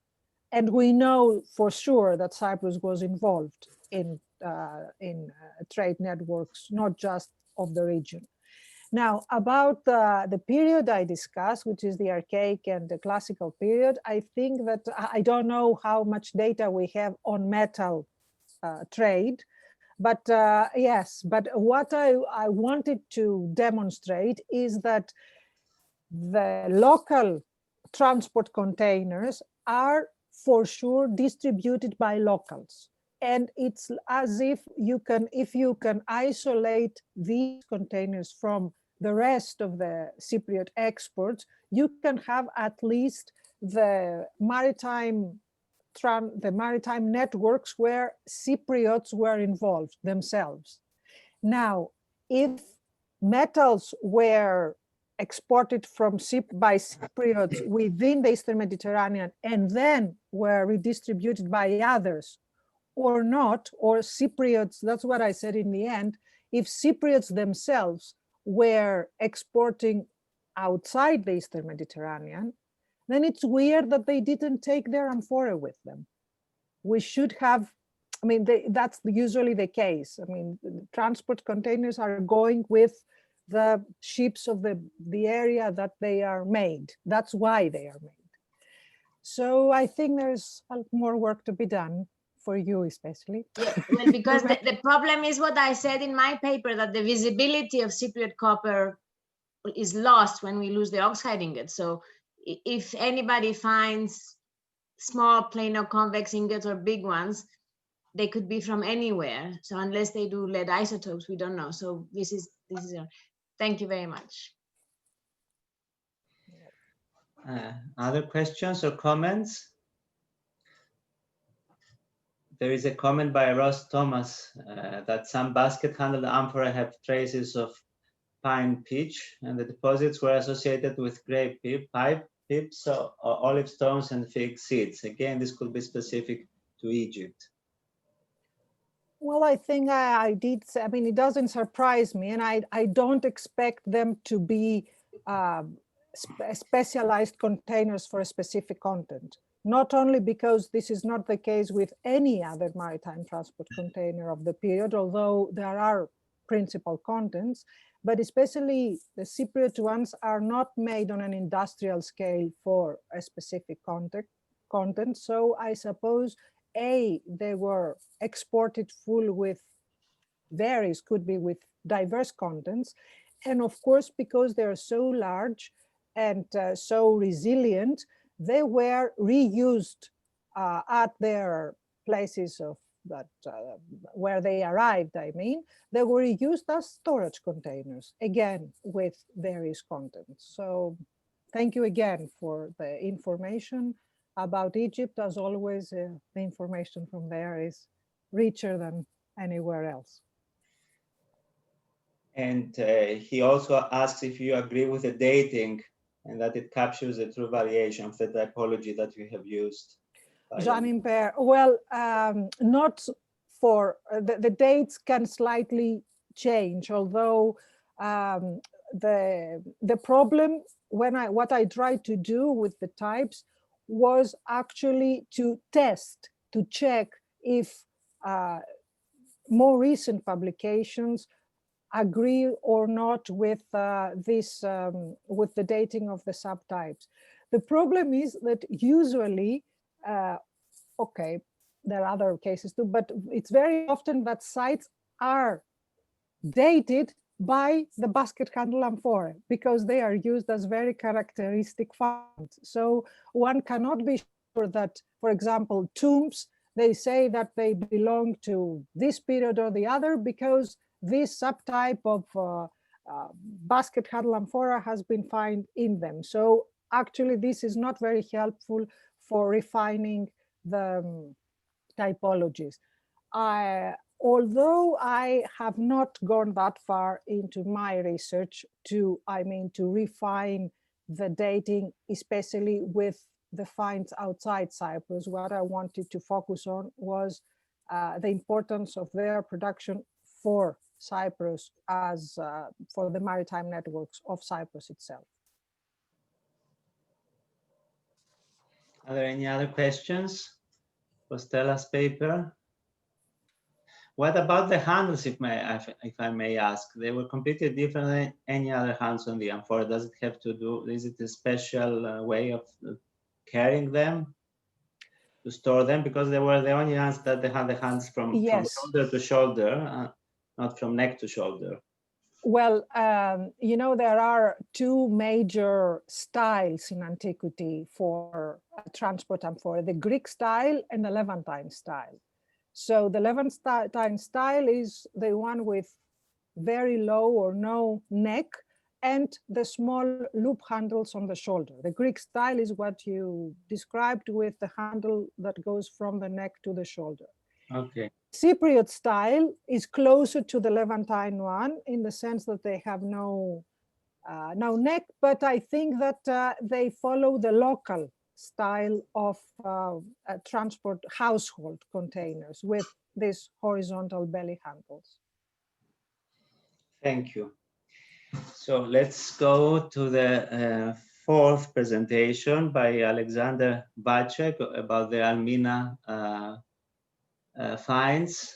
Are there any questions there for Alexander? There is a question Did you have a chance to look into Italian context, e.g. Etruscan tombs for Almina type pottery? I don't know from who they asked, there's no name. Well, I didn't look specifically at Etruscan tombs, I have to be honest, but I'm not aware that anybody else has noticed any. What I do know is that we have comparable material in Carthage, although in this case, I'm not sure whether we are really in Carthage, we are really dealing with Cypriot production, or whether this is rather a Phoenician or even a local Carthaginian production which imitates Greek Scythoid. But the amounts are very limited. But I'm not aware of any of this material found in Etruscan tombs so far. The question was by Stefan Schmidt, I see now. Are there any questions? Yorgos, may I? Yes, of course, Anna Lucia, go. Thank you. So thank you, Alexander, for a very interesting paper. I would have many questions, but I limit myself to just one. Can you comment a bit on the diffusion of Almina ware outside Almina? Do you have any data? Yeah. Well, the category itself has let's say a relatively wide distribution. So I think Gunnar, because I see Gunnar here, who has listed this a while ago, and so you can find them really along several sites of the Levant. I'm just highlighting some, like Teldor, for instance, Byblos, Sukas, Basit. So basically, also in Cilicia, of course, we find this category. Tarsus being one example, or also Calendaris, where a recent find has been turned up. So it has a quite wide distribution, but unlike at Almina, we only find them in very few numbers. So, for instance, in the typical places where you find also a considerable amount of Greek pottery, for instance, like Ras El Basit or also Tel Sukas, there they are limited to really a few examples. Nothing we can see, for instance, at Almina in terms of quantity. So basically, you find it everywhere where you would find Cypriot pottery and Greek pottery. So supposedly these things were traveling within the same networks which were operating around that time, but in the other sites only in very, very low amounts. Just to if I may say something about yes, please. Thank you. Very interesting, Alexander, to see your research on these. And of course, there are additional pieces that we are going to publish now from Kinet Höyük. And there's also one piece even in Zinjali, a little further inland in an Aramean context or post-Assyrian Aramean context. Anyway, so I just wanted to, maybe in the future, we have the possibility to discuss some of our findings, because we did, in fact, a number of Newton activation analysis of these at Kinet, which were analyzed by Mommsen. And sometimes our research doesn't really, it would be very interesting to pull together your results with ours, because sometimes Mommsen was not aware that these are stylistically the same pieces that he probably analyzed with you. Be good to be in contact about these further on. Okay. I suppose the examples the results you have are pointing to the same Eastern Cypriot. Yes. Yes. Good. Thank you. There is a comment by Francisco Nunez. It's a suggestion, add Beirut to your list of Almina ware examples. I'll do that. The sites I was giving now is just not complete. Of course, there's Tel Yudeida in the Amud, or Ras Ibn Hamisa, Refta, Kalbe. These are also other Phoenician places where these are. And also Dor. And Dor, yeah. I didn't forget Dor. I mentioned it. I have to. You can send. Tel Dor is another place. You can send him all the information. later on. And there is also a question by Irini Lemos. Do we have any idea about the provenance of the Cypriot pottery found in Almina apart from the Almina ware? I have accidentally sampled one Cypriot example, which is also of Eastern Cyprus. It can also belongs to the same group as the Almina ware, but this is just one example, another drinking cup. I don't think that any of the Cypriot material has sampled at all, and basically we only are able to say it's Cypriot, but where precisely it comes from, this is so far not really, hasn't been answered conclusively. This is of course a very important question because we have different cities on Cyprus, perhaps also Kition playing an important role, and we have basically no idea. I mean, I think now it's Salamis, which is the main driving force behind all these exports showing up at Almina, at least at the Cypriot ones, and Kition probably plays less of a role, but this is of course guesswork now if we don't have clear data and scientific analysis. Thank you very much. I think we can close it now. Just if I may take advantage of my privilege as a chair, just for the second paper about the source that we listened to. Just a suggestion. Maybe it will be interesting, archaeologically interesting, to see, to examine not just the use during combat and how the strengths of the various swords would be affected by that, but also in other contexts we have intentional breaking and damage, the killing of swords, as they call it. It will be interesting to test them, how they are bent, how they are broken in two. That's something I think that it would be interesting to incorporate in your discussion. Now we have exceeded our time, but I thought it was very good to have the question going, to the discussion going, because it was all very interesting. So blame on me on any problems in the program. So Giorgo, if you can give us some instructions. Thank you very much to all the speakers and all the audience. Okay, it's 12:25. So hello everyone. We're late. We have a very packed session. So we'll just start. But before that, as I told Georgios this morning, and I want to tell everyone, this is really one of the best conferences I've taken part in for a long time. So thank you, Georgios. Thank you, everyone. And I would like to present our first speaker, Adriano Osinger, who is a postdoctoral research and teaching fellow at the Institute of Biblical Archaeology at the Eberhard Karls University at Tübingen. His research focuses on the Iron Age Mediterranean, in particular on the islands of Sicily and Cyprus. He's especially interested in colonial situations, bordering regions, cross-cultural interactions, movement of people and material culture. Please. So thank you very much. Just share your screen. Yes.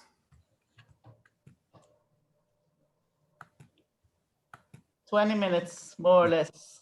Okay. So good morning, everyone, and thank you very much, Ayelet, for this kind of introduction.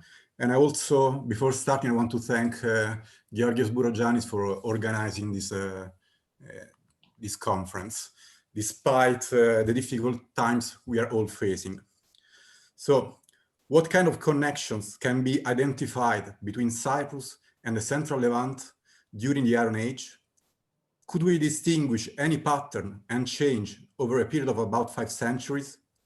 My paper tries to answer these and other questions, examining trade and cultural exchanges between these two regions. In order to accomplish this goal, this presentation is organized into 3 parts. First, I will provide some prolegomena, point out the shortcomings of this research, and refer to Cypriot and Central Levantine resources and products. Then, based on ceramic data, I will give a diachronic and civil regional perspective on the connections between these two regions. And finally, I will present some concluding remarks. The first thing to say is to delimit the geographical focus of this paper. The Central Levant is traditionally identified with the coastal territory between the city of Harvard in the north and those of Tyre, Akko in the south. This region is usually defined as Phoenicia during the Iron Age, although admitting that, as Gunnar Lehmann has recently pointed out, the territorial and ethnic borders were flexible and fluctuating, subject to change over time. And this occurred especially to the south, as indicated, for instance, by the case of Tel d'Or. As early as a continuous connection between the Levant and Cyprus emerged, especially since the Middle Bronze Age, this was based on three main intertwined elements: the proximity of these two regions, which made almost inevitable movements of people and goods via their harbors. Second, their position in the Eastern Mediterranean, with Cyprus, from a Levantine perspective, acting as the main gateway and crossroad to the Aegean and the Western Mediterranean, while the coastal cities of the Levant, from a Cypriot perspective, played a similar role, ensuring access to the products and trade networks of Egypt, Mesopotamia, and even regions further east. And third, their resources and products, which ultimately represented the principal reason behind their long-lasting relationship.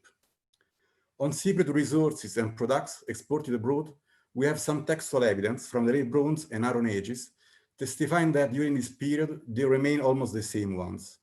Copper, which was certainly the most important island resource, timber as a building material, but also be employed to produce luxury objects, other metals, textile, olive oil, unguents, and perfumes. Each Cypriot capital had access to and control over its own copper mines, and probably also to timber, as they were both located in the Troodos Mountains. On the contrary, the Central Levant was poor in raw materials, which consist mainly of timber, especially cedar wood, and resins from the forests in the Lebanon and anti-Lebanon mountains. Wine and oil are usually assumed as products exported abroad.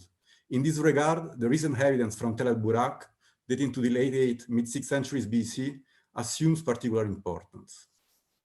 Most of these resources are archaeologically very difficult to be identified. Furthermore, in most cases, they cannot be currently connected to specific regions or cities.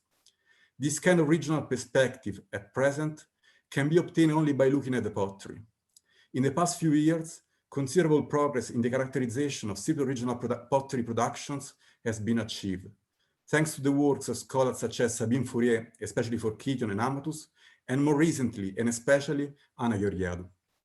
However, this way of proceeding implies facing several problems. Cypriot regional productions have been usually distinguished on stylistic grounds, while only very recently, petrographic analyses have been started, such as those on the finds from Tel d'Or or on the workshop of Salamis. This explains why, when investigating Cypriot pottery abroad, the focus is currently limited to Cypriot painted fine wares. Accordingly, Cypriot and Cypriot type plain wares not only appear to be more readily attested, but they are also more difficult to be identified in the Iron Age Levant. Exceptions, as recently pointed out by Gilboa, are limited to Iron Age 1 webby-battened pitoi, and from later periods, flake-based mortaria and basket-handled amphora. Statistical observations aiming at calculating the flows of imports should consider that the published material, especially in the case of old excavation reports, such as those of Tyre and Sarepta, shows only a minority of the finds. As the quantitative tables in these reports are not accompanied by illustrations, their typological attributions cannot always be evaluated. In this regard, Tyre el-Bas represents a welcome exception.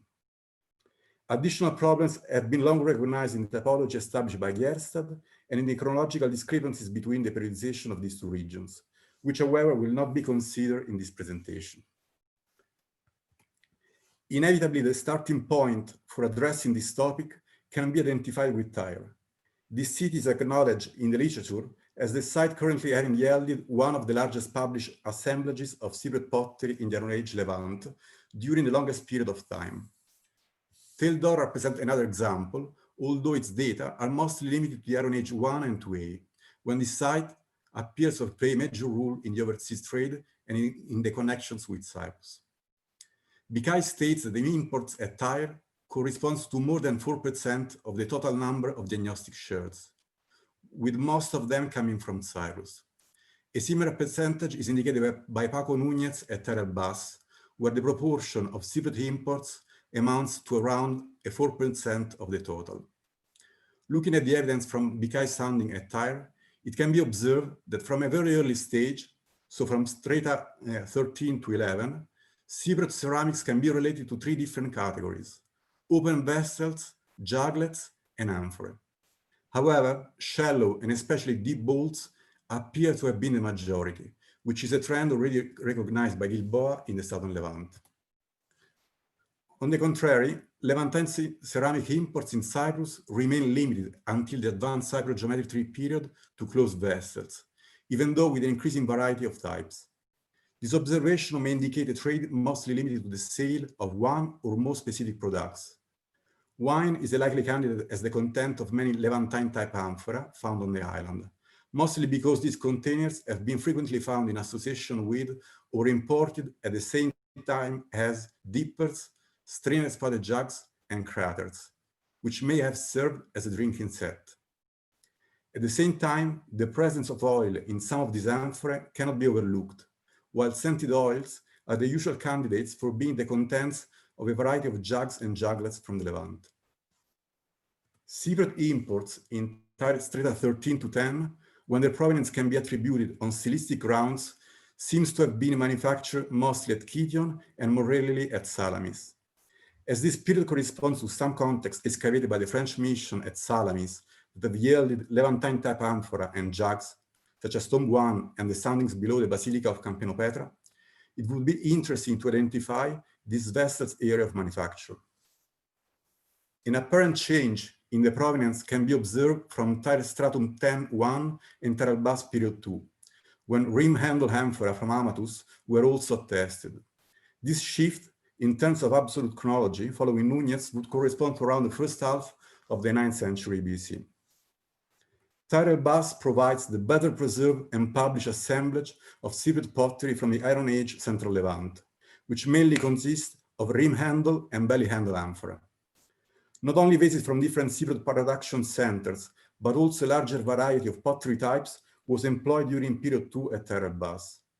Single specimens of a bichrome shallow bowl, probably from Kition, and a barrel juglet from Salamis are documented. Tyre Albas periods 3 and 4, which corresponds to between the late 9th and the second third of the 8th century BC, provides evidence of an increasing number of ceramics from Amatus, with exceptions probably to be connected to Salamis.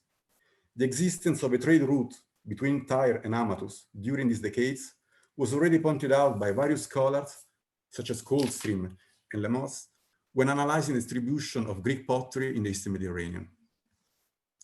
These data represent the counterpart of the large quantity of Phoenician pottery in Amatus, mostly coming from the burial grounds surrounding the city. Georgiadou has recently observed that unlike Palépaphos and Kition, Levantine imports are attested at Amatus roughly in all tombs and not only in those of the richest family. Similar is the case of Cypriot pottery at Tyre Albas, which was considered by the excavators as a cemetery used by the middle class of Tyre. Also, this phase corresponds to what appears to have been the period of use of the so-called Tophet of Amatus, which is an area to the west of the settlement where some urns containing cremated skeletal remains were found. Both the use of incineration and the deposition patterns have immediately emphasized the non-local character of this place, which is usually recognized as a burial ground used by a Phoenician-speaking community living in Amatus or in its close proximity. The strong connection between Amatus and the Central Levant would also explain the introduction and adaptation in the local repertoire of various open vessels of Phoenician type, as it has been observed by Fourier. The nearby cemetery of Tel Rachidia, just to the south of Tyre, shows a similar trend, having yielded mostly amphora likely manufactured at Amatus.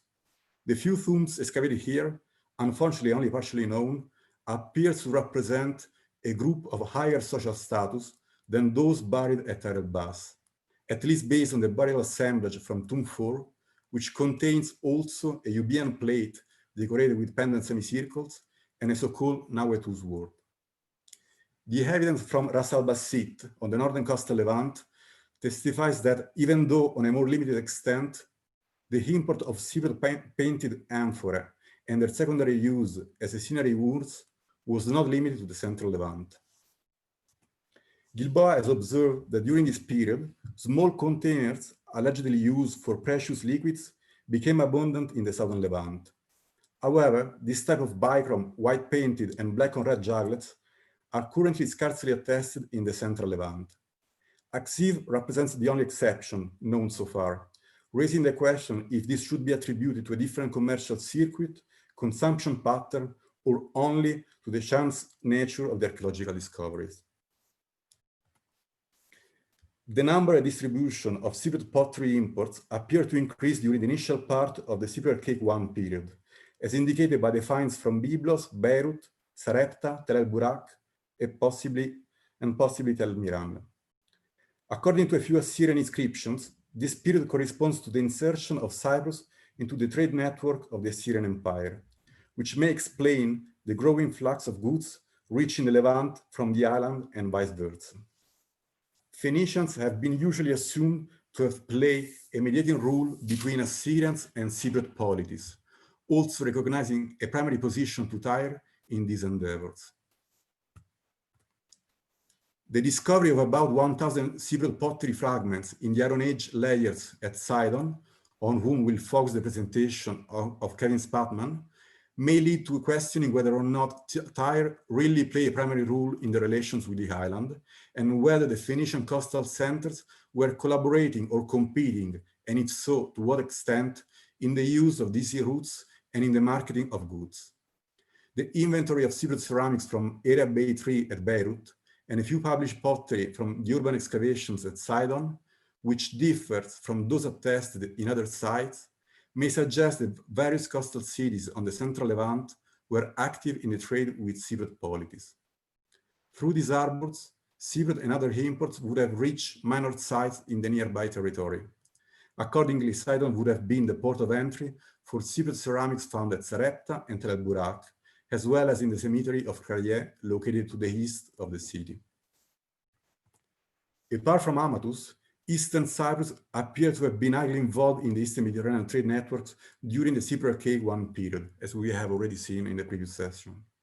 According to the NA analysis carried out by Alexander Vacek and Hans Mommsen, schiphoi of so-called alumina ware would have been produced in this part of the island.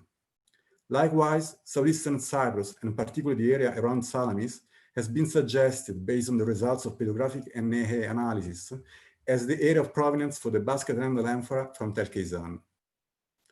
A Cyprus-syllabic inscription, to be translated as olive oil, is black painted on the shoulder of an amphora from Salamis tomb 3, suggesting the involvement of southeastern Cyprus in the oil production. These maritime transport containers, which are assumed to have been containing either wine or olive oil, were produced only from the late 8th century BC and are currently attested abroad from the following century.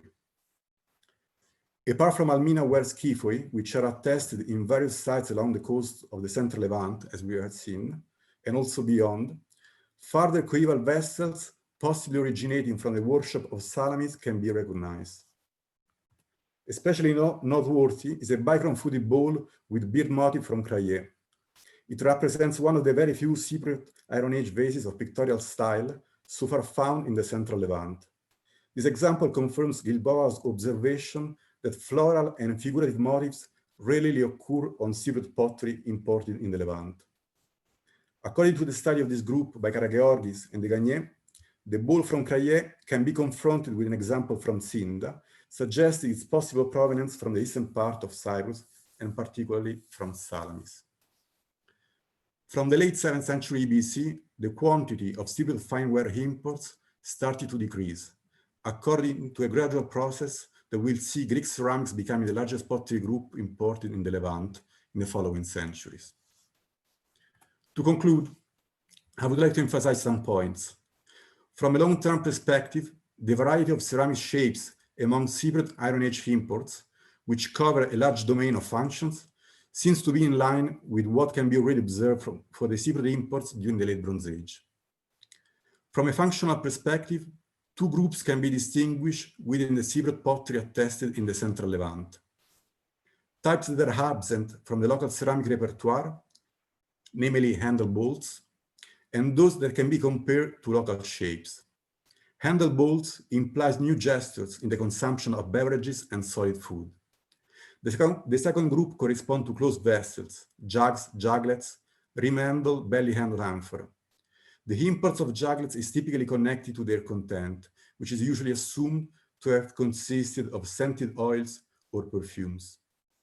The large distribution of the rim handle and belly handle amphora raises the question if the demand for these containers may have depended on the original contents or on the shape, which appears to have been suitable for a variety of uses. These amphora are generally assumed as containers for the storage and transport of products, particularly foodstuff. In this regard, the frequent presence of ears of wheat as a motif decorating the Matusian examples could perhaps be understood as a reference to the content, as a working hypothesis. Noteworthy is the apparent paucity of imports from Kition from about the early 8th century BC onwards, despite the relations between the city and the Central Levant. A possible explanation would be that the growing influence of Phoenician-type pottery in the ceramic repertoire of Kition would have made local vessels not fashionable for the Phoenician living on the Central Levant. As early as at least the 10th century BC, there is evidence that Cypriot ceramics were locally adapted on the Central Levant. At Sarepta, they have been distinguished based on their fabric, resembling local ones, poor sleep, and carelessness in decoration. Similar observations have been made for the finds from Tel el-Bas, Sidon, and Beirut. However, the general framework remains rather fragmented, and it is not possible to determine if the consumption of local adaptations was limited to the coastal site, as it has been suggested for the Yamuk Valley. Thank you very much for your attention. Thank you very much, Adriano. This was excellent, and I think actually we should have lectured together. So let me just share my screen. Now I have.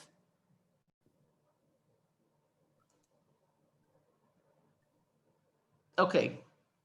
So was I on time? I lost track of the time.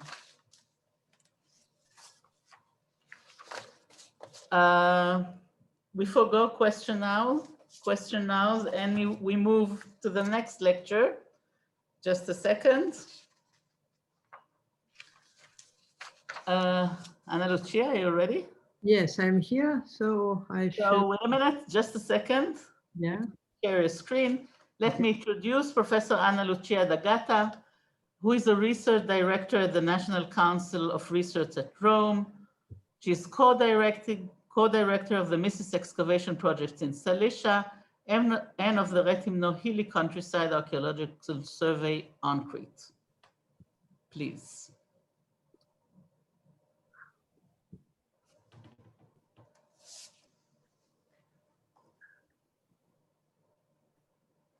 We're almost on time. Yes, we are. So thank you, Ayala, for your presentation. First of all, I should thank Giorgos Bourogiannis for inviting me to talk to this conference. Cilicia is a crucial region of the Eastern Mediterranean that can be considered as a sort of third space between Greece and the Near East. Today, however, the focus is on the relation between Cyprus and Cilicia, a common subject in scholarly debate until a decade ago. It was John Boardman in 1999 to adopt the term Cypro-Levantine koine to explain the affinities in pottery decoration existing between Cyprus, Cilicia, and the Levant at the beginning of the second millennium BC. The topic was revived by Tamar Hodos in 2005, who replaced Boardman's term with Cypro-Cilician koine. Now, in the wake of the result of the excavations at Missis, can the model of a Cypro-Cilician koine be considered still valid to interpret the relation between Cyprus and Cilicia in those critical centuries? This is the subject of my paper today, and here we go. Situated within the sphere of... Yeah, we don't see your presentation. Oh, sorry. Oh. Okay, let's start again.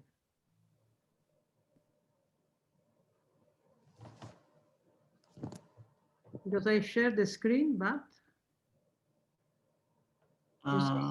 you see it? No. Oh.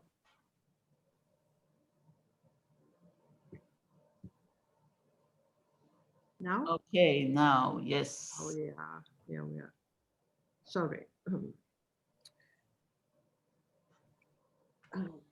Situated within the sphere of influence of the major core areas of the ancient Near Eastern civilizations, the plain of Cilicia can be easily defined as a border zone where different systems interact, its main natural, geographical, and cultural features matching those listed as typical of the peripheral region for which one or more core areas compete. The region known in classical antiquity as Cilicia Pedias corresponds to the broad alluvial plain stretching from the slope of the Taurus Mountains to the coast facing the islands of Cyprus. It has a long history of settlement thanks to its very fertile soils, easy access to a wealth of natural resources, including tall trees and the metal ores of the Taurus region, and the presence of east-west caravan routes, providing a direct connection between inland Anatolia and the Syro-Mesopotamian area. Despite the Cypriot and Aegean presence at Tarsus in the 12th century BC, the Sea People phenomenon, which in the Amuk region seems to have fueled the formation of the kingdom of Patina Palestine, did not produce similar outputs in Cilicia. For the 12th century, the 11th, and probably most of the 10th, the plain of Cilicia exhibits a modest material culture and a rather restricted pottery repertoire, apparently linked to the local Bronze Age tradition.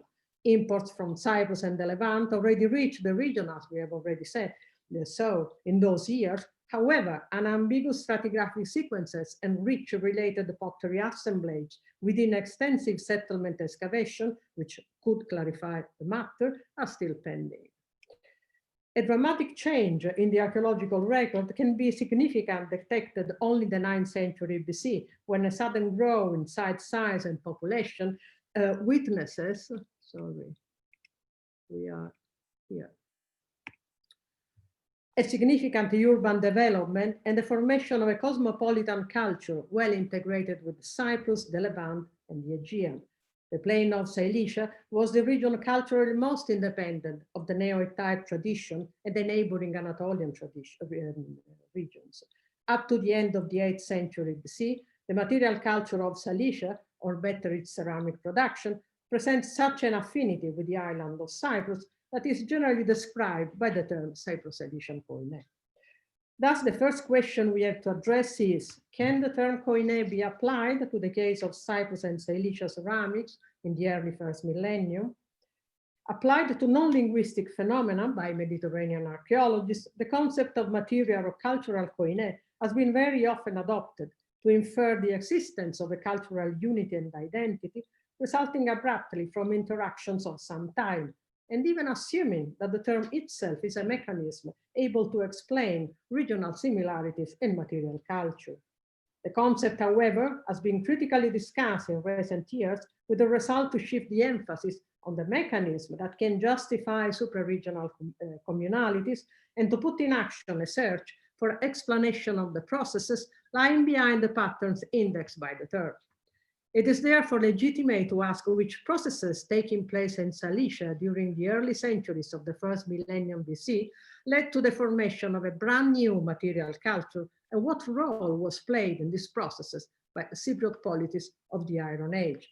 To start with, we have to investigate how strong are the similarities between the ceramic production of the two regions, which kind of similarities are we talking about, and at the same time, we must highlight the main differences that we can detect. For this purpose, the archaeological evidence available for Mysis offers an excellent point of view. Mysis is a multi-period mound in the lower plain of the Aegean, which in those centuries emerged as a commercial hub to take advantage of its strategic location in control of the trade routes connecting the region with Anatolia and northern Syria, the Mediterranean, and the Levantine coast. The excavation carried out at Mysis have brought to light a detailed stratigraphic sequence which roughly covers the second half of the end of the 9th and the 8th century BC, and includes Greek, Cypriot, and to much lesser extent, Levantine imports. Three main architectonic phases and related pottery assemblages have been identified, which roughly correspond to Cyprogeometric 3, Cyproarchaic 1, early, and Cyproarchaic 1 late, as the conventional terms. With a few notable exceptions at Mises, the entire range of the ceramic production seems to be mostly local. The Mises repertoire include white painted, bichrome, black on red, red slip, black slip, plainware, and kitchenware.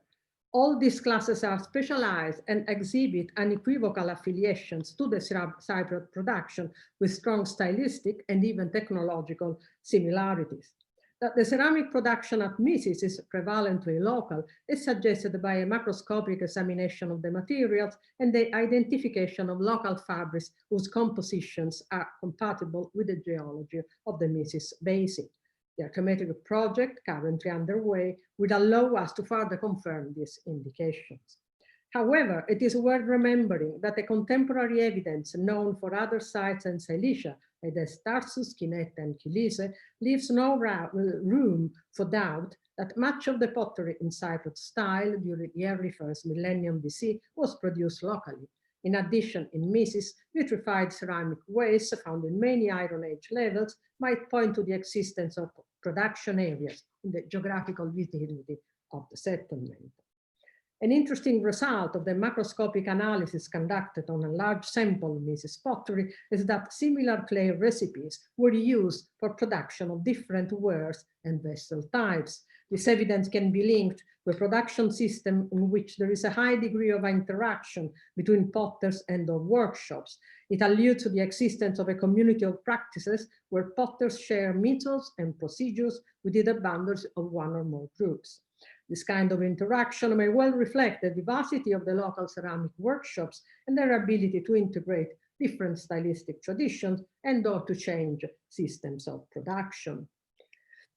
In Mises, the most common imports are drinking vessels of Greek, probably Euboean manufacture. They cannot be detached from the spread of symbiotic habits and the dissemination of rather well-known cultural phenomenon which invested the entire Mediterranean.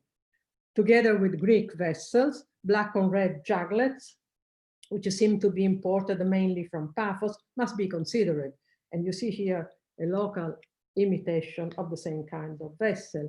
Cypriot imports of different wares are present but rare, as the bowl probably on foot from Salamis indicated by the red arrow, and not easily quantifiable.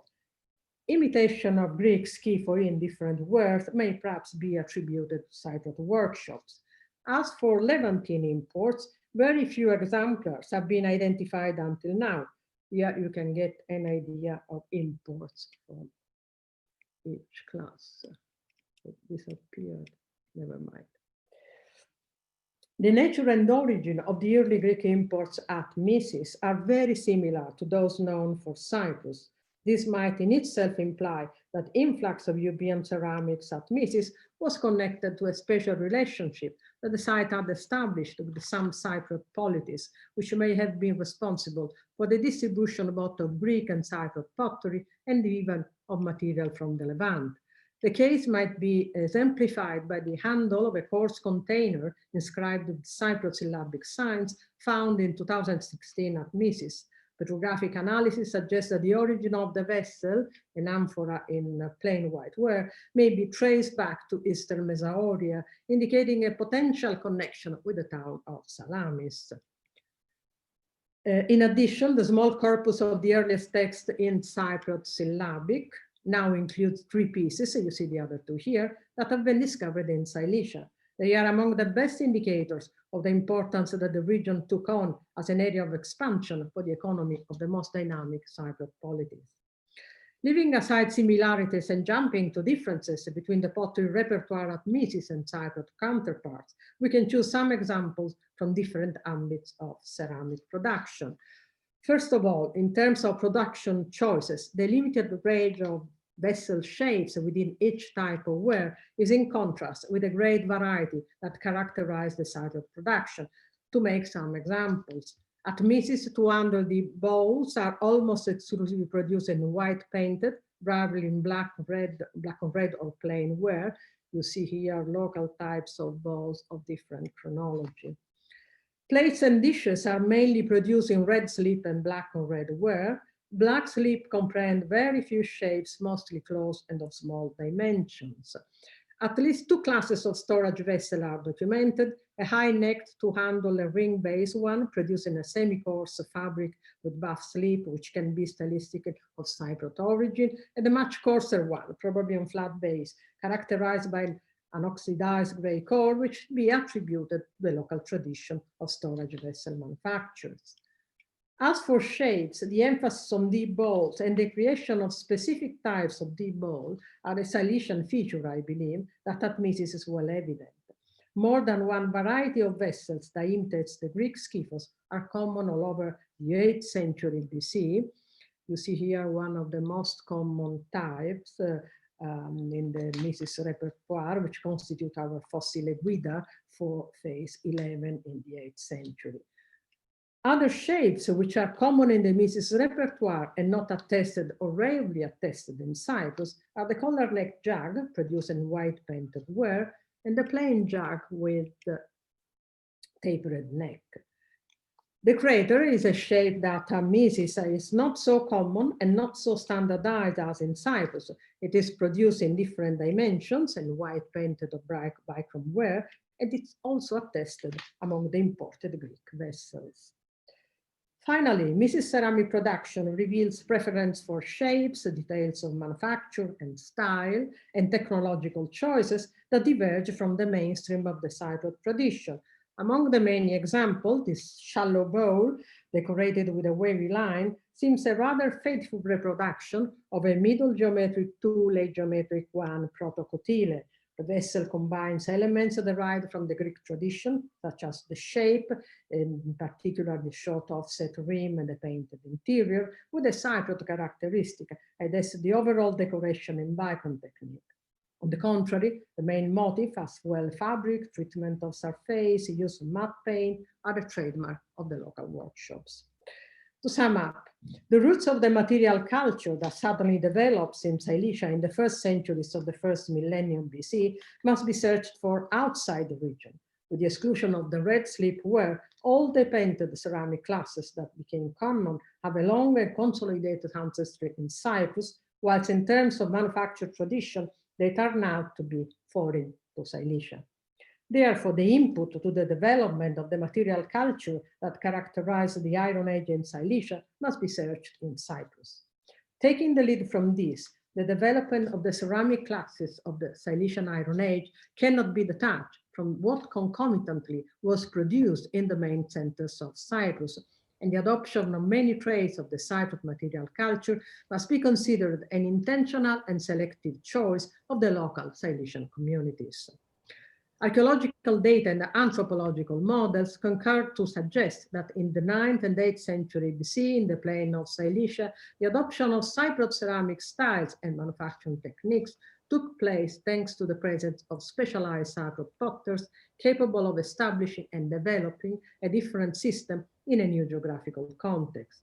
An artisanal tradition may proliferate extensively and very rapidly through a few masters who teach and disseminate their know-how, in a process that combines individual mobility and the training of local specialized craftsmen, and may explain the rapid spread of a new technological system. New social practices were also adopted, especially those linked to the use of the new repertoire, alongside the new economic system whose fundamental features we are not yet able to define. However, an homogeneity in terms of ceramic production, as suggested by the term koine, certainly did not exist between Cyprus and Cilicia. Quotation, koine as a concept cannot address this form of interaction because it departs from cultural similarities only and ignores differences. It should not be used for the many reasons I've already stressed, and for two more good reasons: that material koinai do not represent a form of explanation by itself, and that cannot be intended as one and the same phenomenon that can be elucidated by the same explanation. To conclude the discussion on the concept of koine, it's convenient to quote Michael Dittler. Intercultural consumption of objects or practices is not a phenomenon that takes place at the level of social culture formations, nor is it a process of passive diffusion. It is an active process of creative appropriation, transformation, and manipulation, played out by individuals and social groups, with a variety of competing interests and strategies of action embedded in the local political relations and cultural perceptions. People use alien contacts and goods for their own strategic political agendas, and they give new meanings to borrowed cultural elements. The second and fundamental question that we have to address is which are the processes that generated the patterns of similarities we have already dealt with. In the 9th and 8th century BC, Cilicia clearly had an entangled culture shaped by continuous cultural interaction with neighboring cultures and fed by the presence at the site of groups of different origins. A variety of objects and consequently diverse social traditions and languages were in use, helping to shape the local inhabitants' new entangled identity. Here, however, I do not wish simply to illustrate the transcultural nature of the repertoire of the Cilician Iron Age pottery, but rather to stress the way in which entanglements may have played an active role within daily practices. The Cilician ceramic repertoire can be considered the outcome of a creative phenomenon that put Cypriot visitors into contact with local individuals and gave rise to the formation of a new context in a new geographical space. Applied to the Cilicia of the early first millennium, the model of the middle ground may be useful to paint a picture of a world of interaction and metaphorical place of creativity, which gave rise to a phenomenon of transculturalism. This phenomenon can be closely linked to the formation of secondary states and the need to shape new cultural identities. Lucia, your time is 5 minutes, 5 lines. I've already suggested elsewhere that at the start of the first millennium, enterprising individuals from the most dynamic cities of the islands of Cyprus identified in some sites of the fertile plain of Cilicia patrons capable of support their need for economic and political expansion. The sharing with Cyprus of numerous features of material culture should also be viewed from the perspective of the development of the Cypriot kingdom, for which the 8th century BC and 9th and 8th century BC was a period rich in crucial transformations, from territorial expansion to the emergence of the earliest palaces, from the foundation of extra-urban sanctuaries to the formation of regional styles. For some cities on the island, Cilicia might thus have represented an opportunity for expansion, economic, commercial, and perhaps even demographic. As we said, Mrs. probably acted as a hub in the plain of Cilicia for the regional distribution of imported material. However, according to the present state of knowledge, the limited presence of material imported from Cyprus or the Aegean in the lower plain of the Aegean seems to suggest that in the exchange network of the 8th century, imports of Greek tableware and small containers, Cyprus small containers, seem to be aimed more at meeting the needs of the local elite at Mises than at regional distribution. Obviously, pottery was neither the main nor the only reason behind the deep relationship between Cyprus and Cilicia throughout the Iron Age. The nature of the other commodities and services that were exchanged between the two regions remains at the moment elusive. Many thanks. Thank you. We move on. Kevin, are you ready? Let me just introduce you. Thank you. Mr. Kevin Spatman finished his master's in pre and proto-history as well as classical archaeology at the Ruhr University Bochum and is currently a PhD student at the same university. He will publish the Cypriot Iron Age pottery mainly from Sidon, mainly possibly of other sides, and we are anxious to hear you. Thank you very much. Thank you for your very kind introduction. So let me share my screen. There's share. Nice. So, did it work? Yes. Okay, great.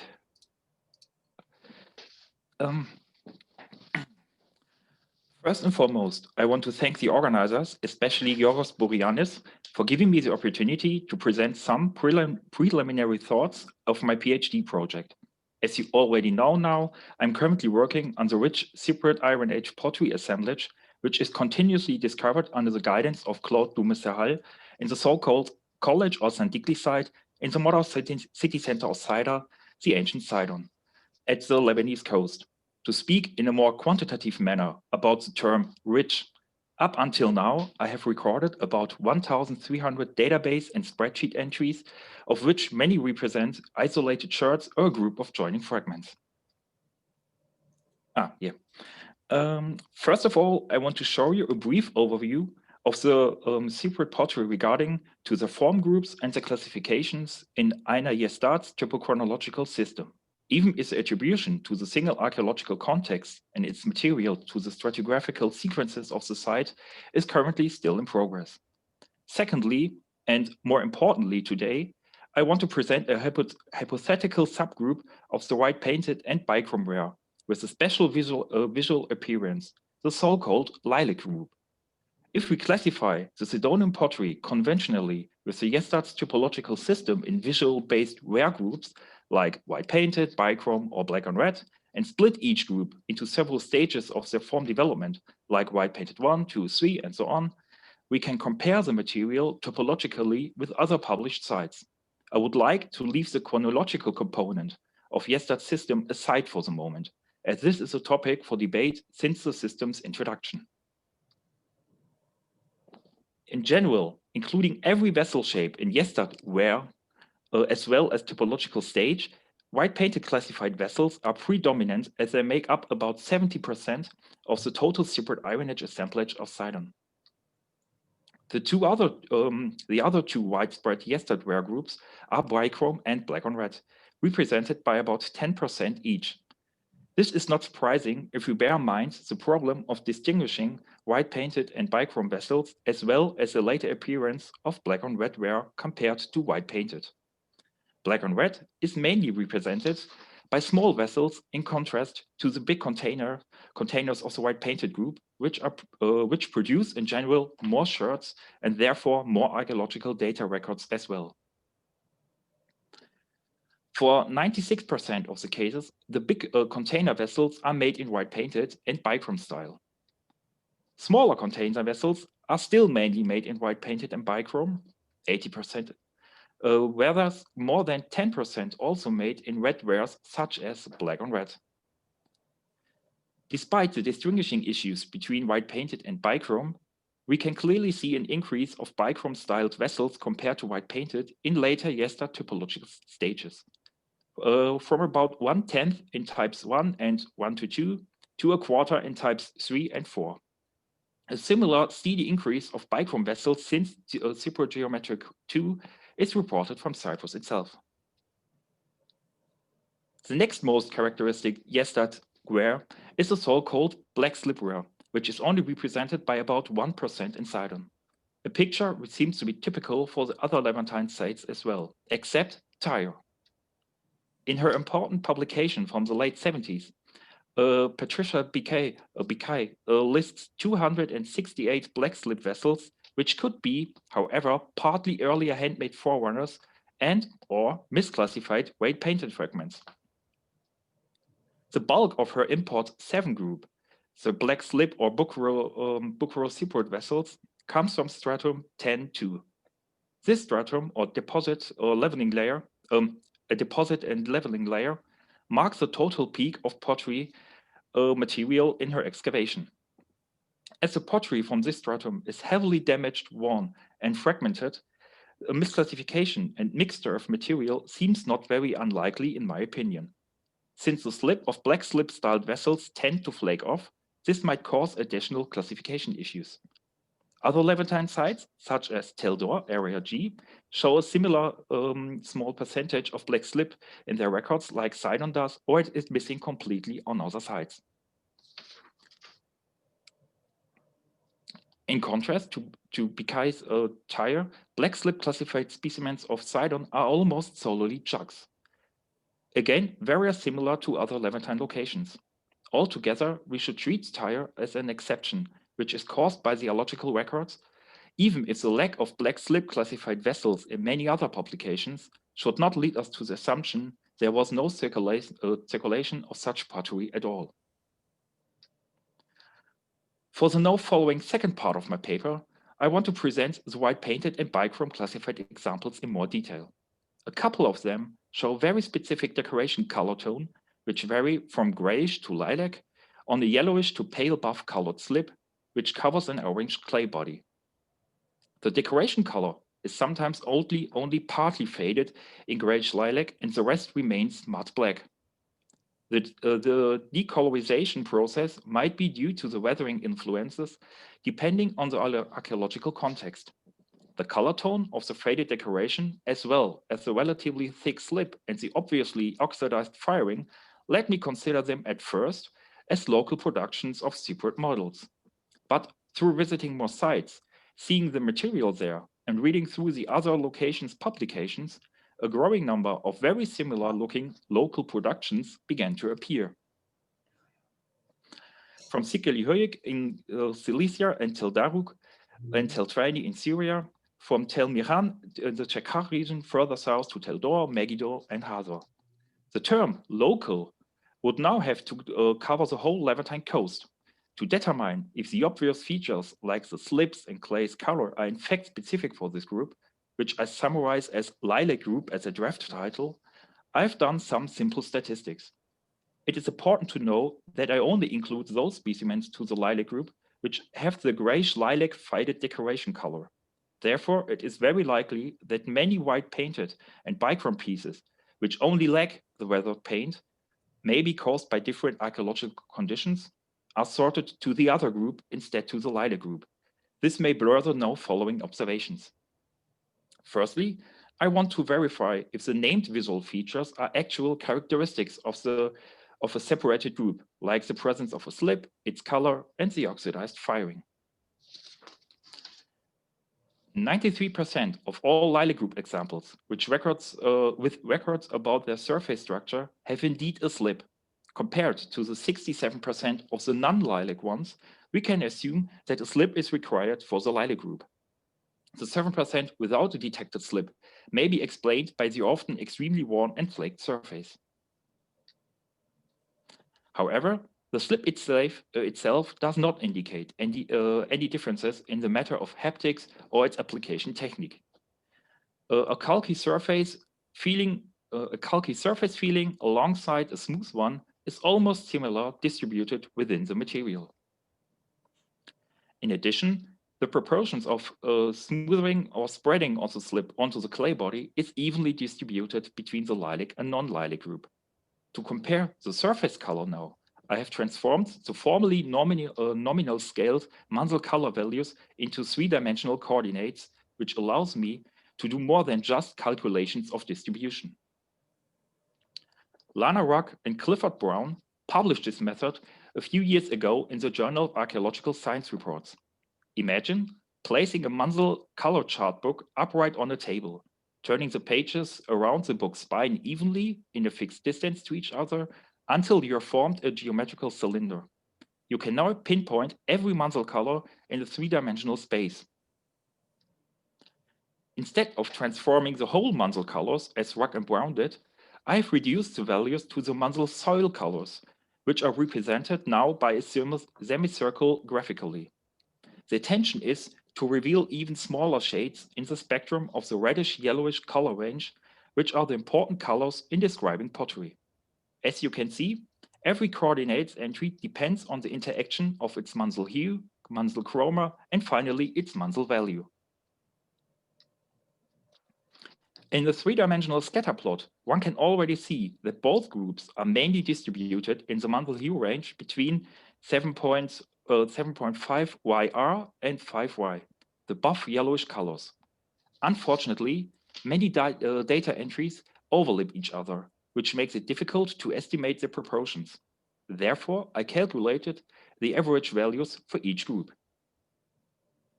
Plotted down in a radar chart, again, the group similarity is obvious, but minor differences are also visible now. The lower values at the X and Y axis, as well as the higher value at the Z axis, indicate a more pale buff color tone for the lilac group. If we now keep the probability in mind that many of the lilac group samples were not recognized as such, the difference could be considered as significant. The same transformation of Munsell colors into coordinates was done for the colors which I took from a fresh break of each fragment.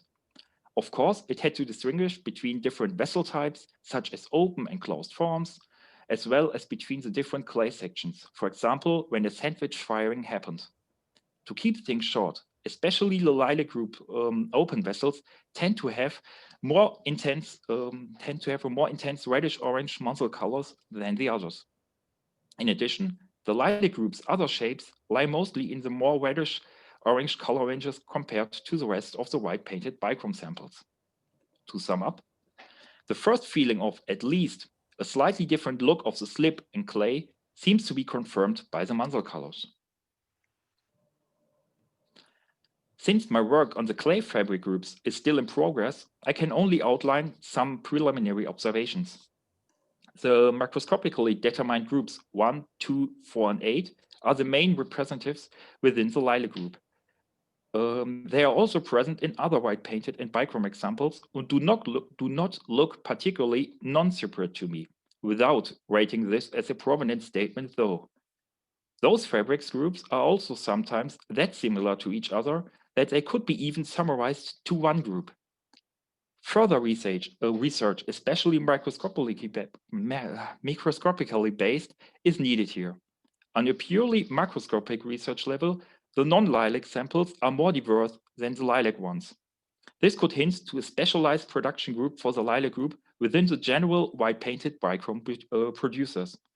If we now consider the lilac group as an actual Pottery phenomenon, what can we tell about its occurrence in the white-painted bichrome repertoire? Almost 3/4 of all lilac group samples are classified as white-painted. 3/4 of all lilac group samples are classified as white-painted, and the remaining quarter as bichrome.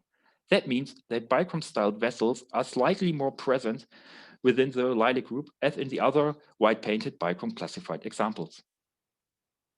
They were mainly recognized in open vessel types like bowls begin to appear increasingly in Jestad's typological stage 2 to 3.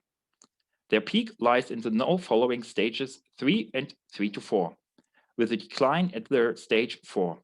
If in 3 and 3 to 4, the classified lilac group pieces even outnumber the white painted bichrome examples, which lack the characteristic faded decoration. If we now combine the data request for the Jestad typology stage and the vessel form types, we can clearly see an increase of bowls in lilac groups for stage 2 to 3, which will later be replaced by larger container vessels without lilac group features. Let me now recap some of the major aspects. The samples, which are classified as lilac group, have indeed a brighter surface color, usually slipped, an oxidized clay body, and do increasingly appear in mainly open vessels during the peak of Cypriot pottery circulation in the Jestad stages 3 and 4. Macroscopically, its fabric is more homogeneous compared to other white painted and bichrome samples. As a working hypothesis, I suspect that peculiar potting and firing techniques are responsible for the observations made. The black decoration of Cypriot Iron Age pottery was increasingly made in mangan black technique, as pointed out by Eleni Alupiziotis and Anna Lecker. As soon as mangan black pottery decoration is relatively low fired, below 950 degrees Celsius, it has a tendency to fade, even if I don't know if the faded color tone of mangan black can be described as lilac. Further, I suspect that the lilac group's pale slip may be very calcareous. Unfortunately, a chemical analysis was not possible yet for the Sidonian material. However, comparable slipped examples from Kinaturk were tested and confirmed a calcareous character there. Yeah. A combination of the mangan black technique, which allows black decoration with oxidized firing, the calcareous slip, and specific weathering conditions caused by the archaeological context might have lead to the eventual visual appearance of the so-called lilac group. In my opinion, it could be worth to investigate further in this direction. For example, if the lilac group can be considered as a time and or space-related workshop style or signature, how can we explain its distribution over the mainland and its supposed absence on the island's material? Therefore, I would be very happy to get some feedback which allows me to continue my research or to start thinking in a new direction. Thank you very much for your attention. Thank you very much. Thank you. First glimpse from Sidon regarding the Cypriot material. Thank you very much. We are moving on. Paco, are you here? Dr. Francesco Nunez earned his PhD from the University of Barcelona and is currently adjunct at the Polish Center of Mediterranean Archaeology of the University of Warsaw, co-director of the Lebanese-Spanish archaeological project in Tyre, the cemetery of Deir el-Bas and the Acropolis, is the world champion of Tyre, collaborates with the Haraev project and the Nuragic site of San Imbenia in Sardinia. Please. No, Paco, you're muted. Yeah, no. Thank you very much, Ayelet, for the introduction. And I also wanted to thank the organization for, especially Giorgos, for inviting me to this very, very interesting and inspiring conference. I will try to share my screen if it's possible. Oh my goodness, what is that? Here, I think.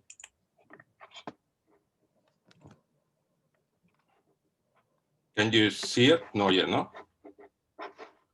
No. Oh my God, I mean, I have to do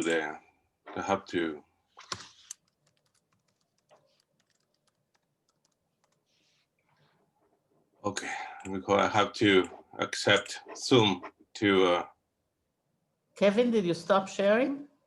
I think I have to go out and come back in a sec. Okay, but I have to restart the thing.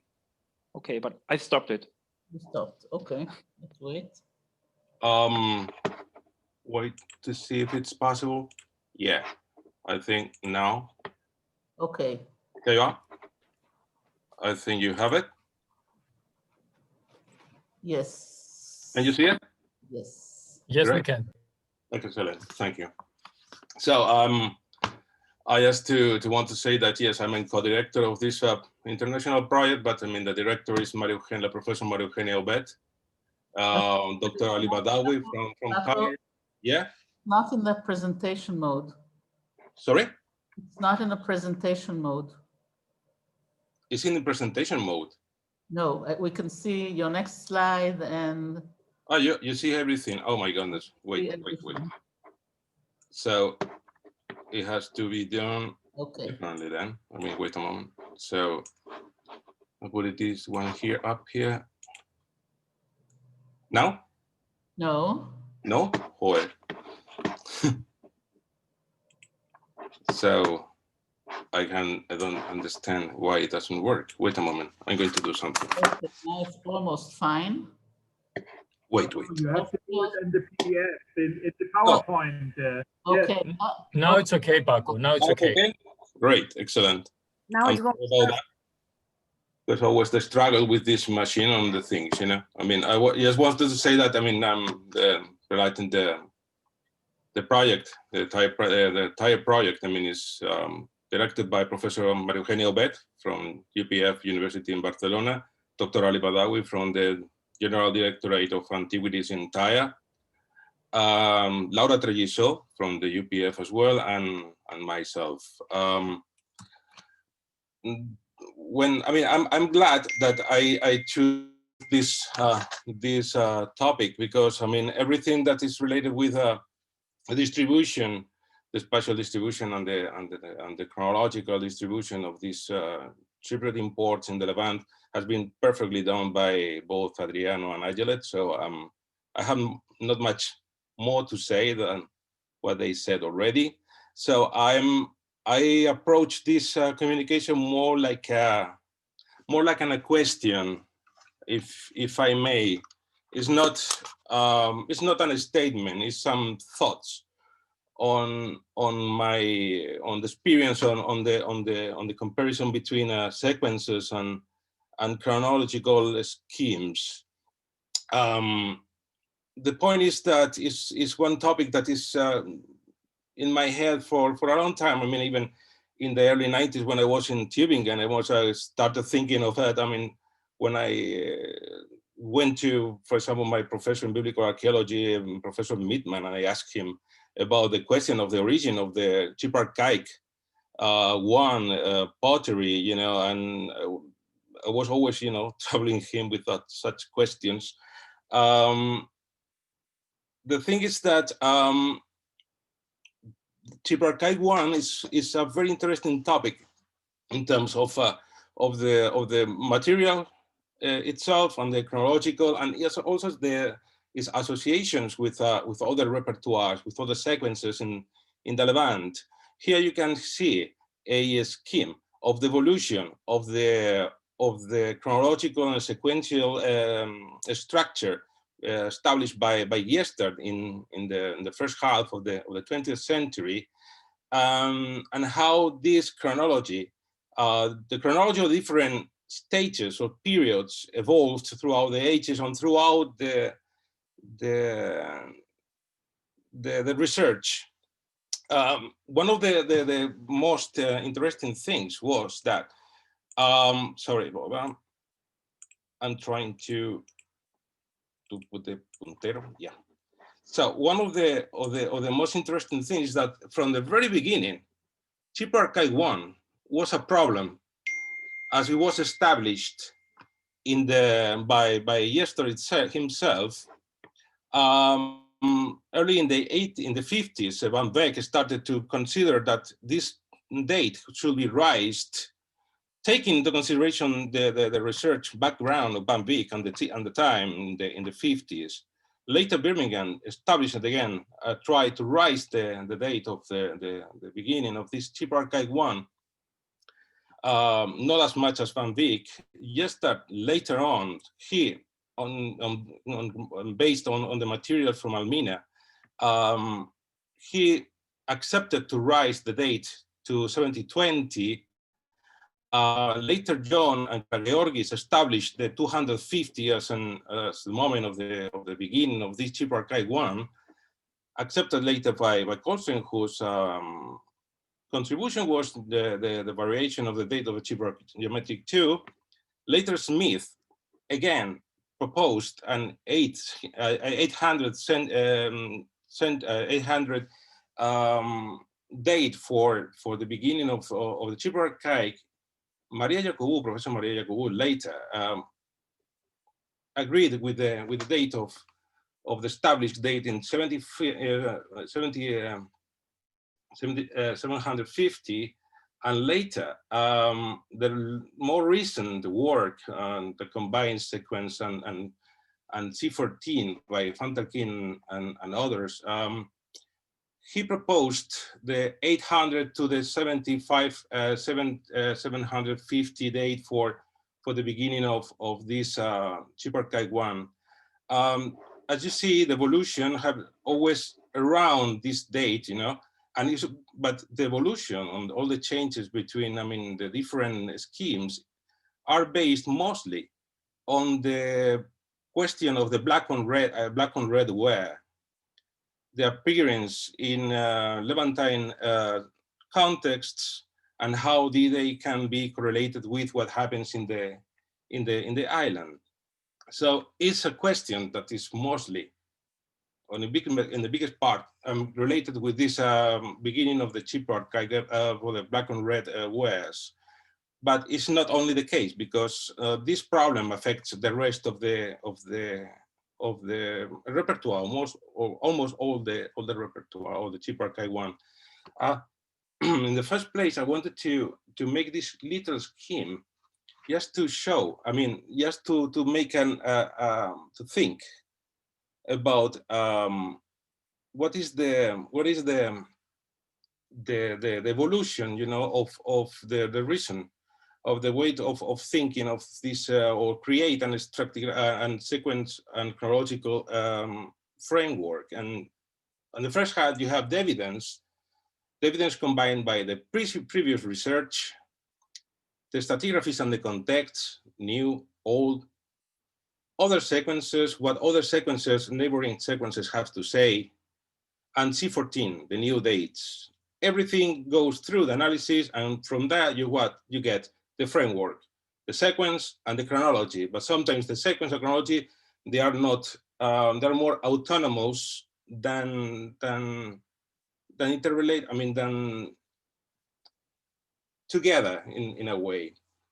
So this was the first example, and one of the best examples, you know, of how different chronological frameworks collide.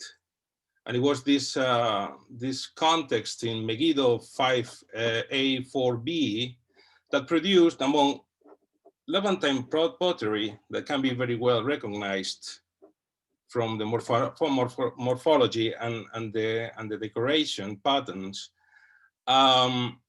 appear this bunch of Cypriot pottery that is after Giester.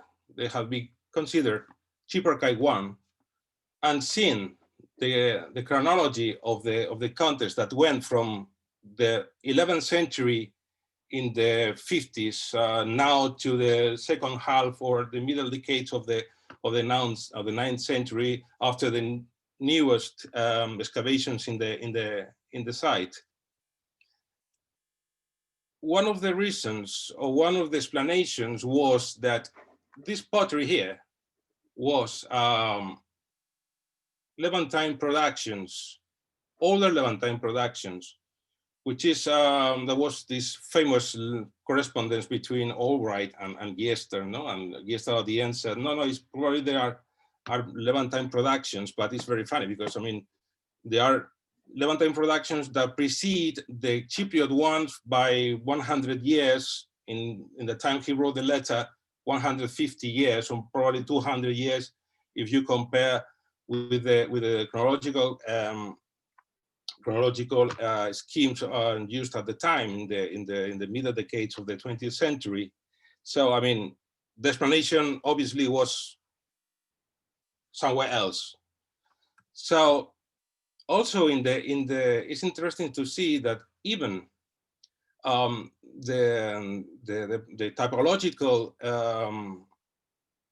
plan of Giester in the time included forms that now, as the research is nowadays, shouldn't be taken as 8th century productions. For example, these piriform decanters, the globular jug with a decanter with a neck, these neck-rich jugs with concentric decoration, with this particular kind of rims, these neck-rich jugs with the conical necks, the square-cut jugs, and even the hemispherical jugs with a stable bases that, for example, they occur in Chaldea tomb 121, if I recall correctly, and it's from the first third of the 8th century BC. Something similar happened with this red slip, where you can find older examples, like the piriform jugs that later Bikai recognized as Phoenicians, with much later pottery that, they could be dated even in the 7th century, or this decanter that could be dated in the 8th century BC after Phoenician standards, Central Levantine standards, no?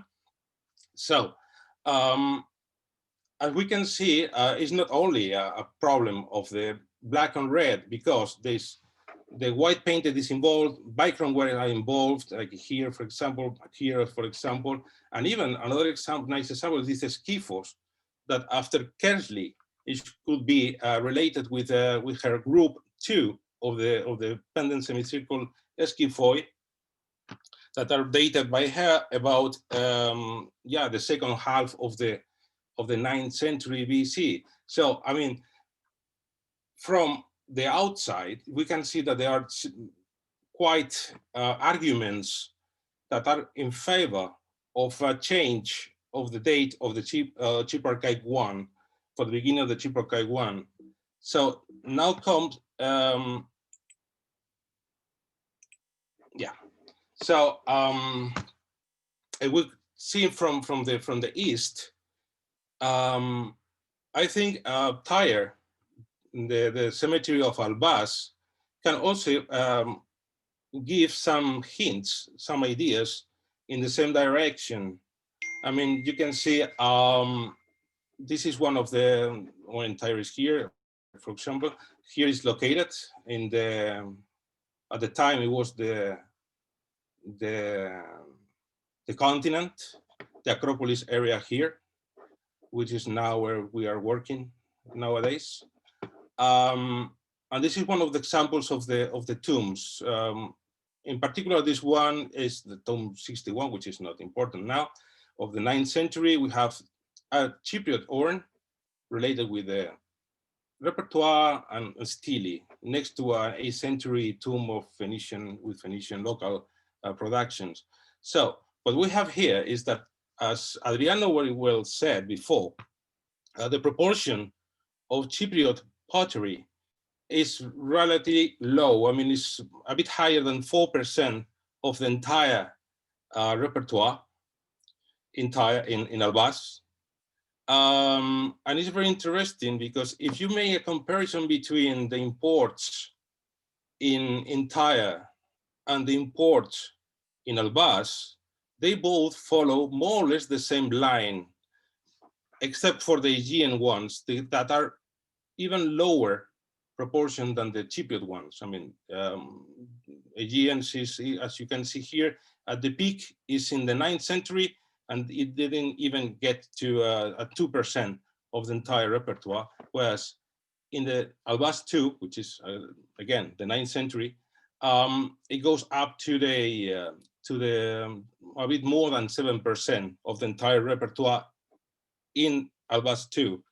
A decline, and at the final in Albaz V, it experienced a rise again, but not as much as in Albaz II, and it has an explanation. The explanation is because the demand by this Tyrian society of Cypriot pottery was concentrated in one item particularly, which were the big containers. Here you have an example of what is the funerary set in Albaz. We have the urn, we have the plate, the lid, we have a decanter, we have the necklace jack, and we have the bowl, the drinking bowl. All the set is really, really connected to the banquet, and particularly with the custom of drinking wine. You know?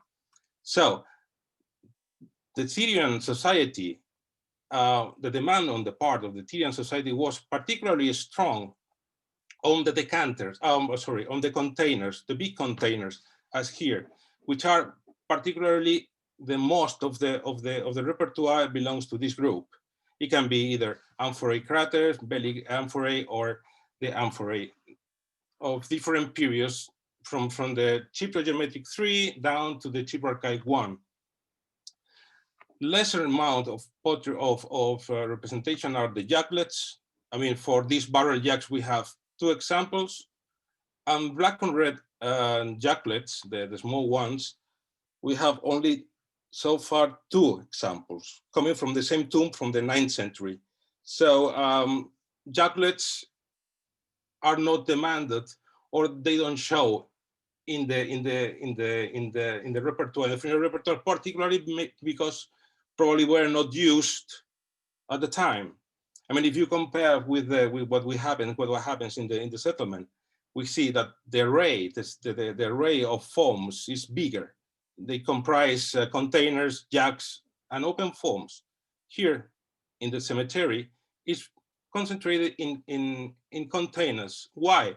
Because the containers, given the fact that the cemetery is a rather, let's say, poor cemetery, where the middle class, if you can say middle class, were buried at the time, one of the few elements of prestige or social differentiation was the urns, urns that before were used in the banquet. So they used the urns for the amphorae of the craters or whatever to contain the wine that was consumed during the banquet or the ritual. And later they put the ashes, the remains, the cremated remains of the deceased people inside those urns. So it was like the last abode of the people were these urns that in some cases they were imports, giving some social input to the entire context. So one of the interesting things that Albaz has is that you have different tombs that are representative of different sequential moments. Here you have the different periods in Albaz related with the stratigraphy of Tyre of the island of Bikai's excavations, and you can see very clearly how the imports, the Cypriot imports, occur in association with local wares. So you can trace very well what is the evolution of the Cypriot and what is the evolution of the local wares. And as you can see here clearly, how in the 9th century, you can follow the evolution all over. I'm not going to go into details because I don't want to provoke any crisis on the people. So I prefer to go forward. And I don't know how much time I do have, but I mean, the important thing is here you can find very clearly the evolution of the two repertoires, no? So going to the cheaper archive one, Ayelet, I'm out of time or I'm run out? 2 more minutes. 2 more minutes. Oh my goodness. Okay, thank you very much. So you can have here, for example, the first example of this cheaper archive pottery. One pottery is here.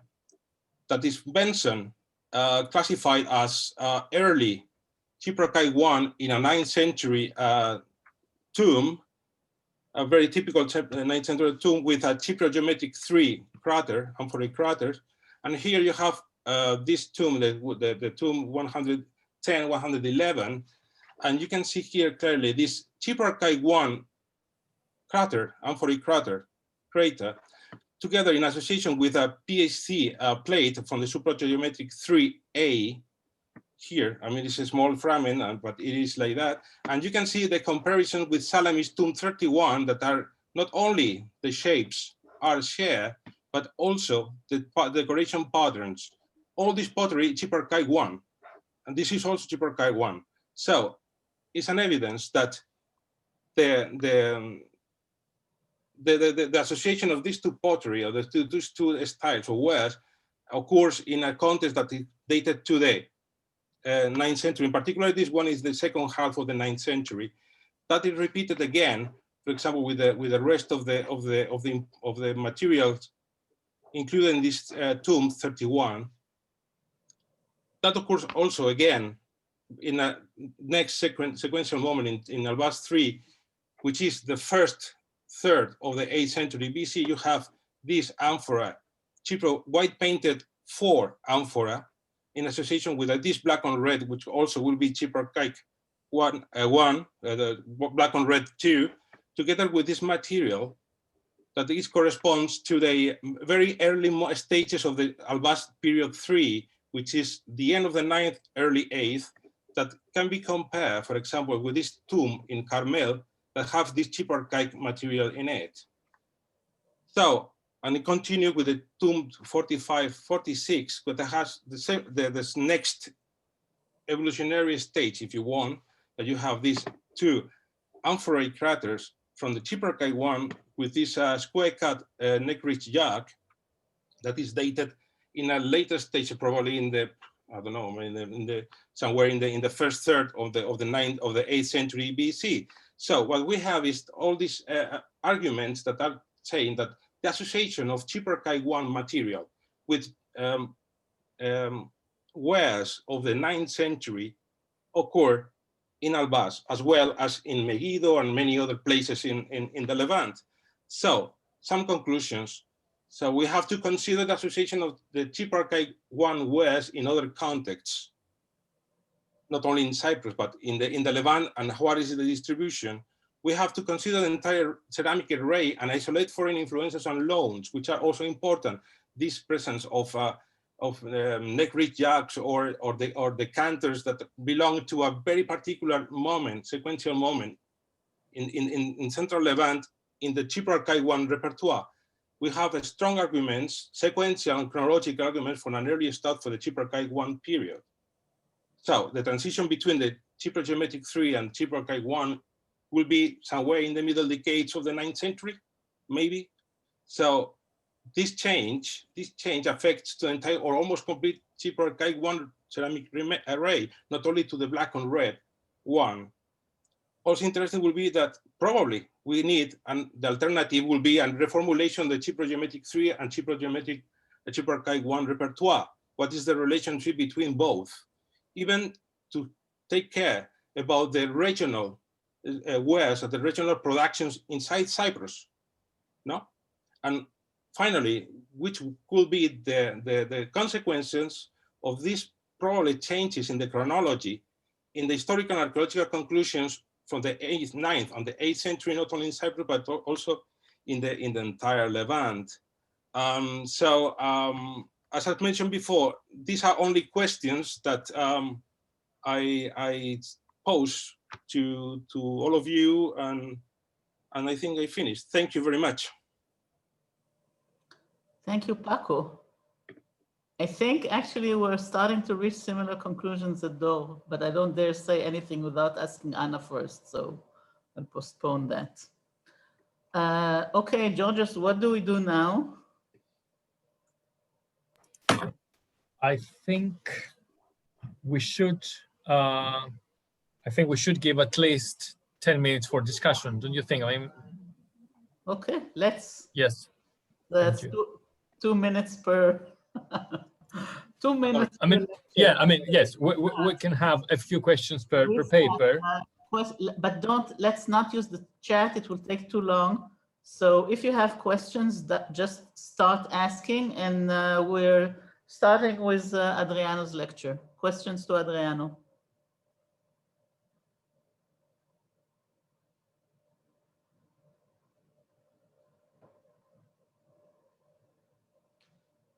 Okay, no question. Is anyone asking something? Okay, no. Second lecture, our lecture, Southern Levant. I think everyone is tired. Okay, no one. Third lecture, Ana Lucia, Celicia.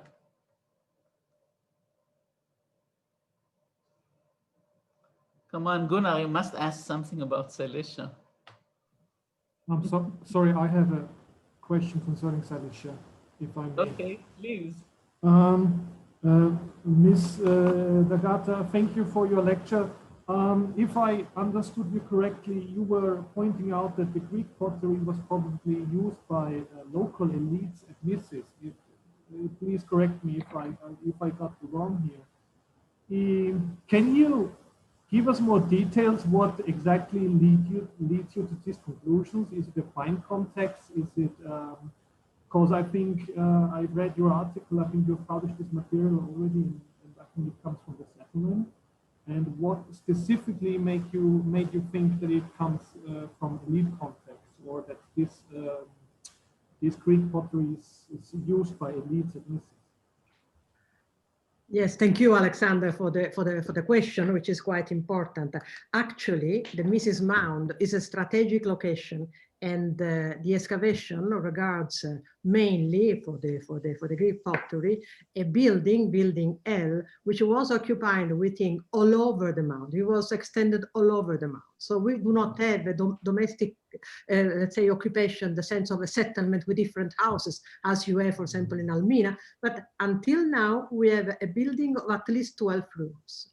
Okay, so this is the first point. The second point is that the Mrs. Mound is a strategic location all over the area, and it is my impression that the town of Mrs. in that period, I mean at least in the 8th century, was quite large. We do not have any idea of the lower town because, you know, there is the modern village, so there's no way, in a way, to have a clear idea.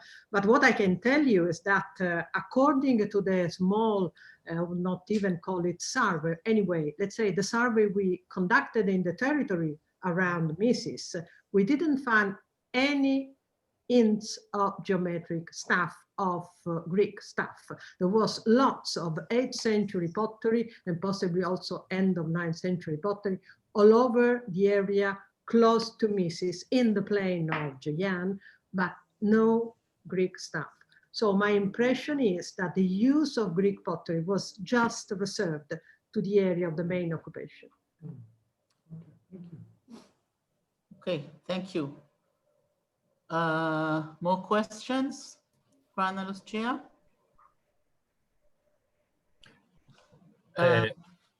Sorry, I see a question by Professor Maria Iacovu to Adriano in the question and answer section. I don't know if you want to read it out loud. Yeah, yes, thank you. Okay. Okay, shall I read it? Or Maria, do you want to ask it? I think you can read it. Okay. Asking. Yes, Ayelet, yes. We can read it out. Maria Iacovu. Dear Adriano, any thought as to what caused the decline of the Cypriot imports towards the end of the 7th century BC? Did the Cypriot move towards a different network? That's Maria.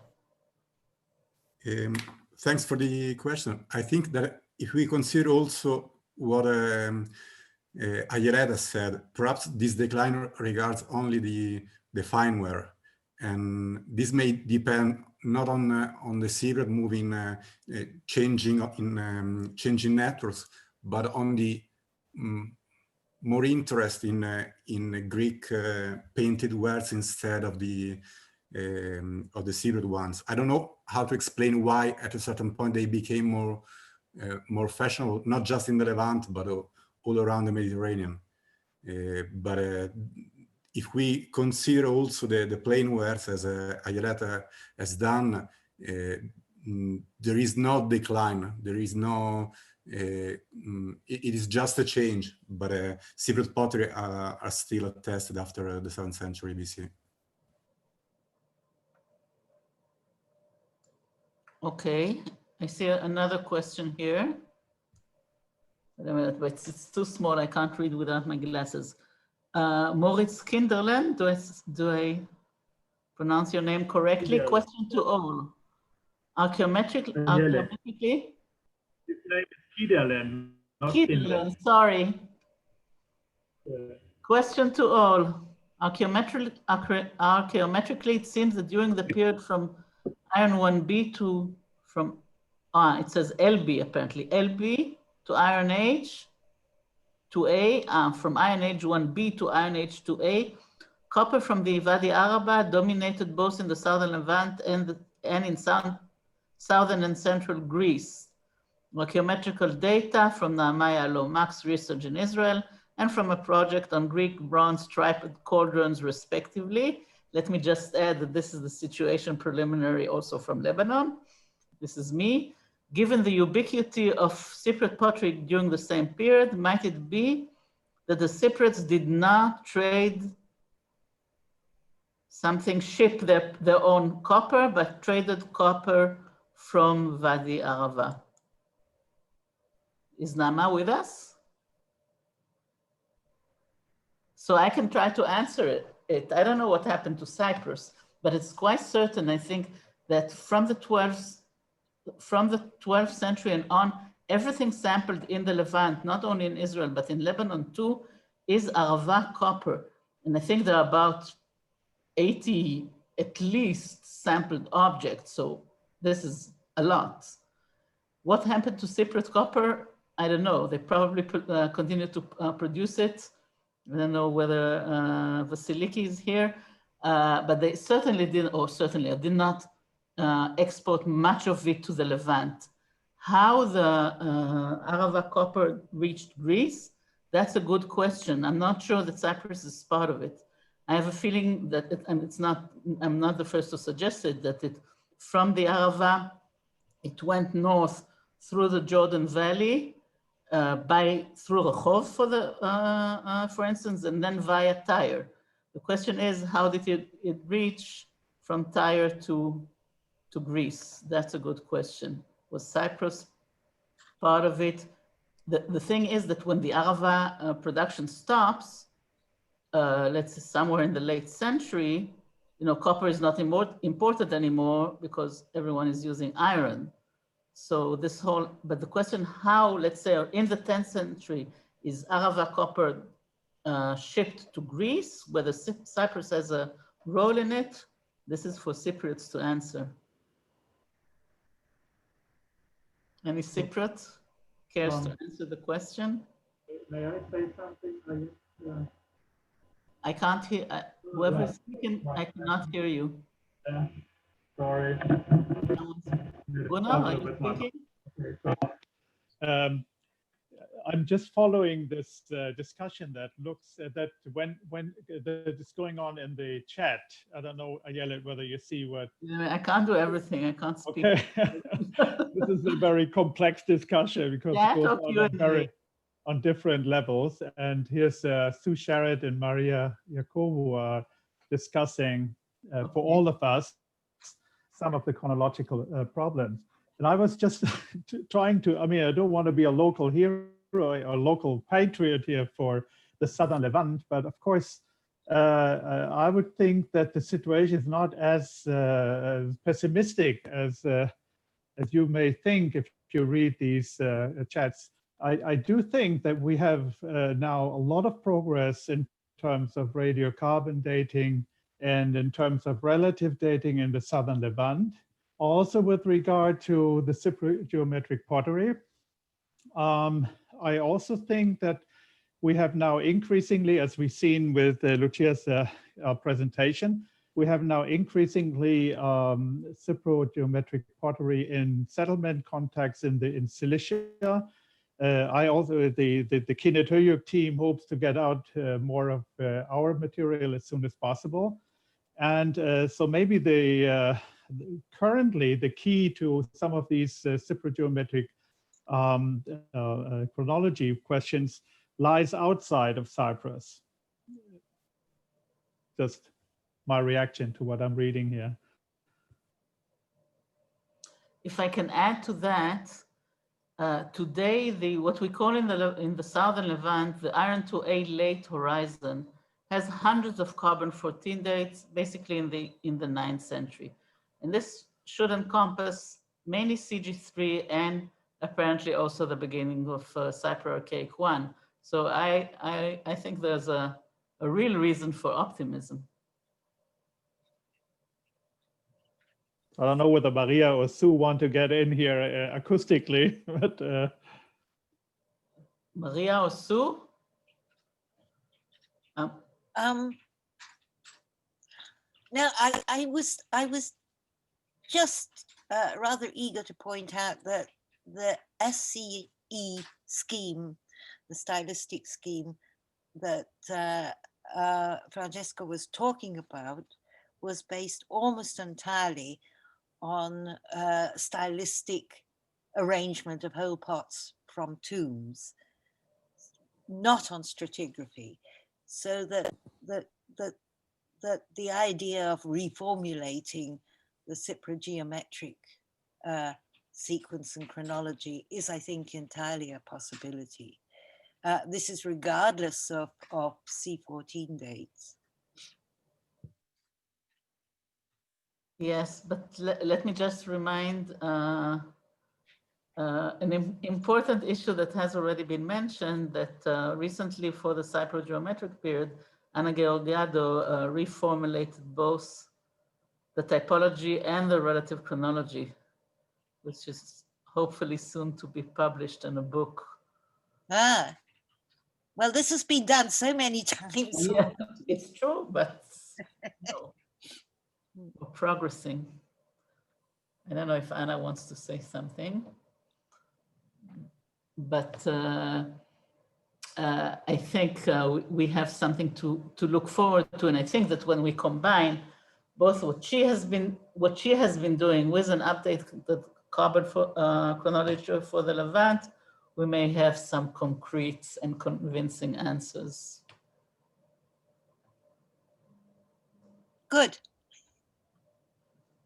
Okay, let's move on. Questions to Kevin, Sidon.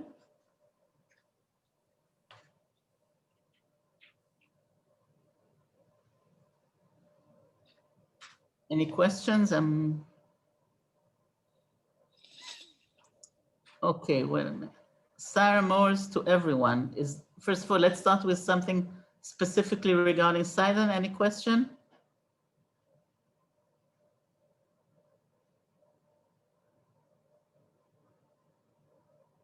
Okay, Sarah Morris says, dear colleagues, much of Gersad's sequence was challenged over 40 years ago in Daniela Zal's Harvard thesis. I was a student in Jerusalem when she first introduced it. It is great to see so many new carbon-14 dates and discoveries to help establish a robust framework. Okay, thank you, Sarah. And we move on to Paco's suggestion or question. It was more a question, you know, because... Yeah, but I think you're right to ask this question, certainly. You have this comment from Maria as well. It's a question. Yeah. I would just like to comment something regarding the lilac where is that we analyzed in Israel a few groups of pottery with manganese black, Cypriot groups and Phoenician groups and ΕΛ.ΙΔ.Ε.Κ groups, and they're all manganese, and they did not turn lilac. So I'm not sure they stayed black. So I'm not sure this has something to do with the manganese, but. Okay, it was just the first idea of mine, because it's just, yeah, it seems like it's vanished, and it seems to be that it has to be something to do with the archaeological condition, maybe weathering. But yeah, as I have no idea about chemical reactions in detail, I just hope that probably someone from the audience has an idea. But by the way, we have the same thing at Dor. We used to call it for ages the purple Cypriot. Okay, so it exists. Mm-hmm. It's something. It is, if I may say, it's also something, the lilac ware, that I'm very familiar with in my context, whether it's the southern or the northern Levant, like Almina, Kinet Höyü, Tekisan. This sort of this phenomenon appears there. Mm-hmm. Yeah, what is surprising for me is that yeah, pottery like this, I haven't seen it in Cyprus or in Cyprus itself. So this only in Levantine and northern Levantine sites. I have to say that also in Beirut and Albaz, we have this kind of decoration. We have these lilac wares. Mm-hmm. Yeah. And some of the shapes, you know, the open forms, these bowls with a handle, mm-hmm. were particularly abundant in late 8th, probably in early 7th contexts in Beirut, in the destruction layers, you know, above the glacis. Mm-hmm. And in Albaz, it's not as frequent, but it comes. Okay. It also appears. Okay, good to know. Thank you. Okay, I think we'll finish. People need to eat. Thank you very much. It was a great session, and see you shortly. Betavon. Bon appétit. Thank you. Thank you very much. See you at 3:20. So we have less than 1 hour, but enjoy your lunch break. Thank you very much. I'm not going anywhere anyway, so. This is true. are you going to say a few words, or shall we start right away? I think, Stefan, you can start immediately. I have nothing more to say at this moment. Thank you.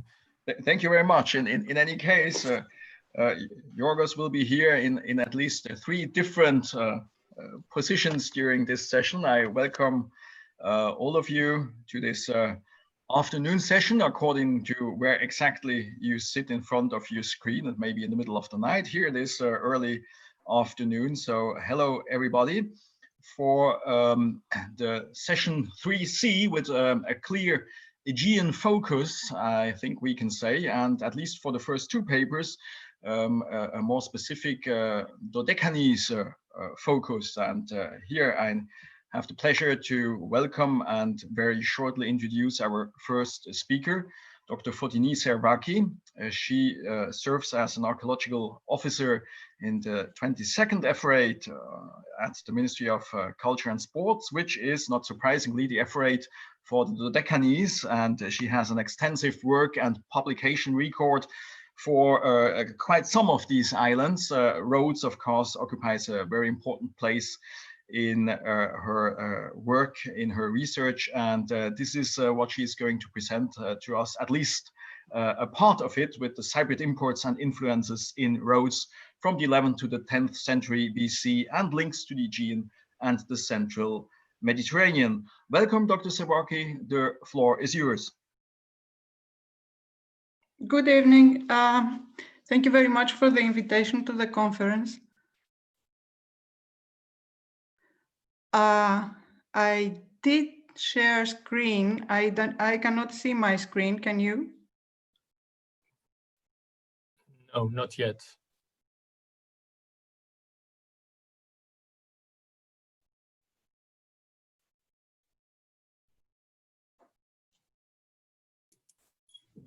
Now we have the screen, and you should start the presentation with the normal way, and then we should see it.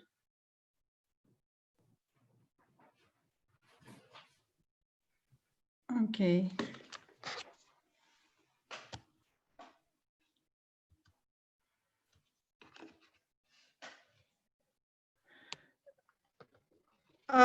Until recently, there was no evidence from the record from the second half of the 11th and most of the 10th centuries in Rhodes. So this is a brief overview. Dr. Serbaki, excuse me, you have to activate the presentation. Πρέπει να βάλετε προς το PowerPoint όπως κανονικά. Ή επάνω ή κάτω προς την δεξιά.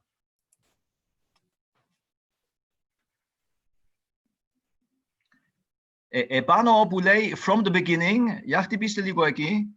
Επάνω αριστερά, ακόμα, ναι, άλλο ένα, πάνω, from the beginning, ναι, εκεί. Okay. Για να δούμε αν κάνει. Δυστυχώς δεν κάνει. Τώρα, εντάξει είμαστε. Okay. This is a brief overview of the finds from 2 recently excavated sites, the cemetery at Agia Agathi and 2 chamber tombs at Lindos, which have come to partially cover this chronological gap. In the presentation, special emphasis will be given to imports and influences from Cyprus and features which at this time are also present in Cyprus, but not in the Aegean. Both sites are on the east coast of the island in the territory of the Lindia city-state of the historical period. The cemetery of Agia Agathi was excavated during 3 seasons of rescue excavations between 2004 and 2014. 75 tombs were revealed, most of them along a road which very likely followed the route of an ancient footpath. 60 of the tombs belong to an extended cemetery of the final Bronze Age, late Hellenic 3C late and sub-Mycenaean. In contrast to the numerous Mycenaean cemeteries of Rhodes, which consist almost exclusively of chamber tombs with long dromos, the cemetery comprises 52 shaft graves and 6 pit caves. There are also 2 pits containing cremations. The cemetery was found destroyed by the widening of the road. The material, both ceramic and skeleton, was also damaged by the consistency of the ground and the close proximity to the sea, which resulted in a sedimentary field harder than the local bedrock. However limited and fragmentary the finds, it appears that the vast majority of the tombs were used for single burials. Almost all the identified pottery, with a few small-bodied vases accompanying each burial. Among the finds were also some beads, 2 fibulae, and an iron sickle knife. The pottery from the cemetery dates from the advanced and late Hellenic 3C. Some of the vases, especially from Tomb 3, date to the previous developed phase of late Hellenic 3C, while others can be considered sub-Mycenaean. Some very fragmentary vases could be proto-geometric. There are definite imports from Crete, of the Cretan close style, and influences, possibly imports as well, from Attica, the Argolith, and Achaea. Octopus-style stirrup jars are probably Koan. Oh, this is, yeah.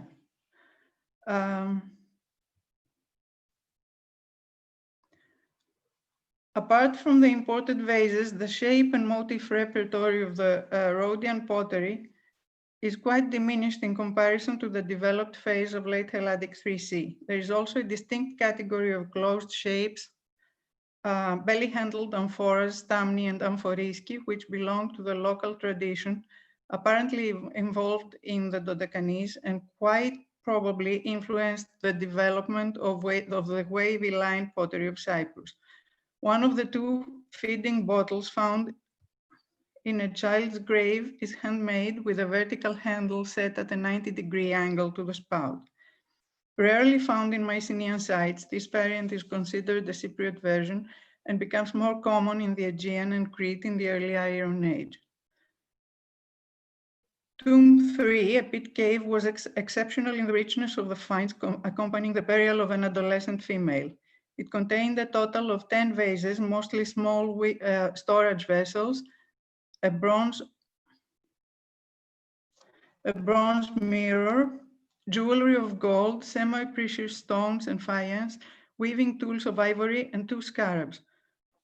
Rich consort burials were of the Sub-Minoan and early Iron Age are usually found with male burials, either in the same chamber or in nearby ones, as in the Tomb 200 complex in the at the Knossos North Cemetery, or the princely burials at Toumba in Lefkandi. In the case of Tomb 3 of Agia Agathi, the rich female burial is not only autonomous, but is also accompanied by symbols of authority and a number of artifacts connected with magic, ritual, and healing. The small bottle is a Cypriot import. The provenance has been confirmed by neutron activation analysis. It is decorated with triangles dotted with drop-shaped dots instead of the hatched or double-hatched triangles usual in the Cypro-Proto white painted style. A similar cylindrical bottle decorated with bands was found in Tomb 4 at Aspropylia Pylona in Rhodes, where the latest burials date from the late Hellenic 3C. Closer parallels for the shape and decoration are bottles from Tomb 16 at Alas in Cyprus, also a pit cave, and from Tomb 97 at Keramikos. Even in Cyprus, the provenance of the shape is controversial.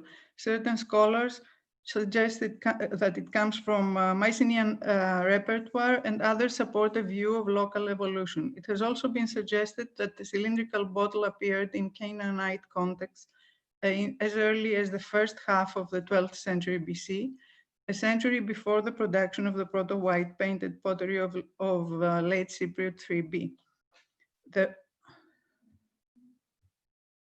The ivory spindle shaft and whorls have parallels at Perati, where 5 specimens were found, and at Assini.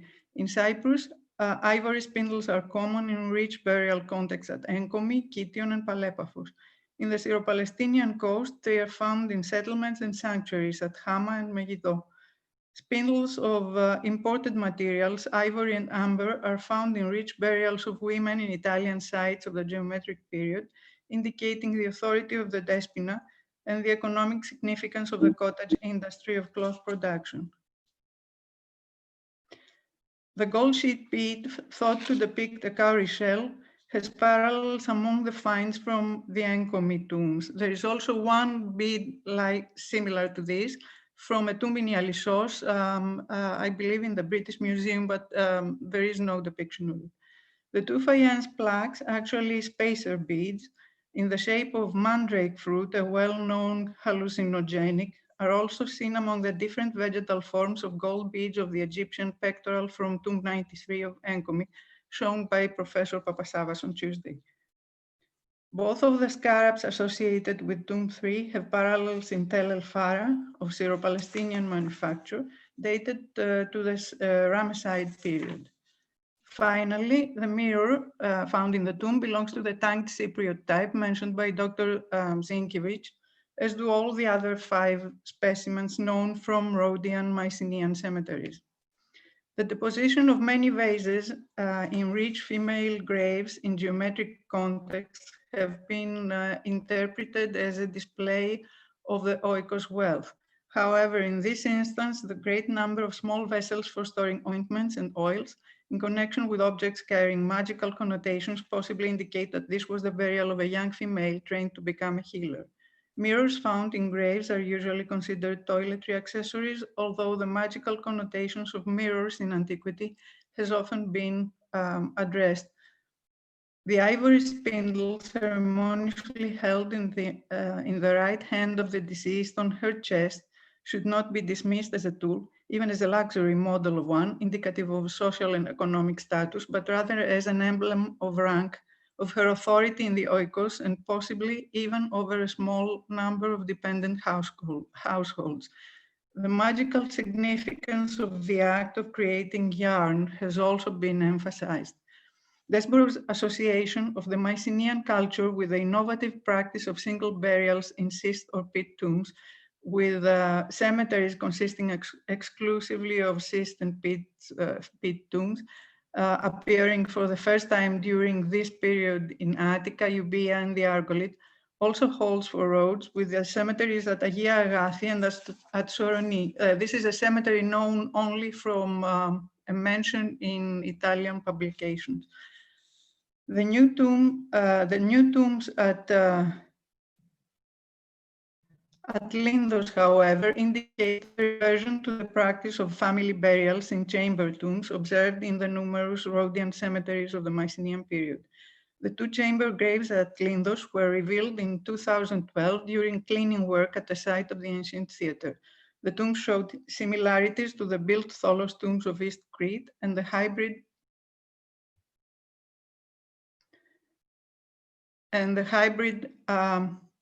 Tholos tomb at Dirmil in the Halikarnassos area. The pottery dates from the sub-Minoan and early proto-geometric period. The Kratiriskos and the juglet from tomb 2 follow the local Mycenaean tradition of the pottery from the chamber tomb cemeteries, but find no parallels in the Agia Agathi pottery.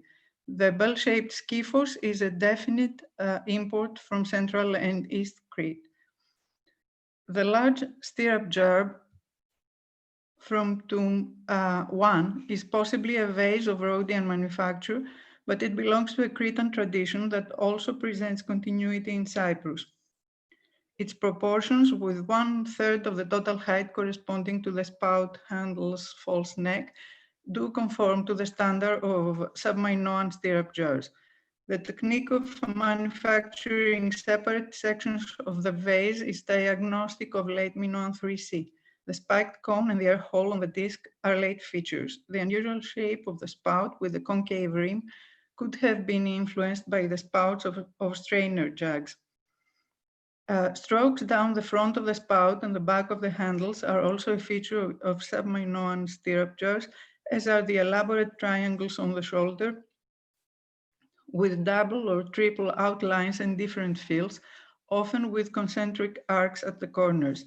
Similar features are seen on somewhat smaller stirrup jars in Cyprus, of proto-white painted, proto-bichrome, white painted 1 and bichrome 1, all styles belonging to the transition from late Cypriot 3B, characterized by the proto-white painted technique, to Cyprogeometric 1, which has been dated to the middle of the 11th century BC. A stirrup jar from a looted tomb at Alas in Cypriot proto-bichrome ware is larger than the rest. That is, this is about 33 centimeters high. The Lindos space is 45 centimeters high. This one features a short concave false neck topped by a wide disc with a conical knob perforated in the center. The most striking feature of the Lindos stirrup jar is definitely its size.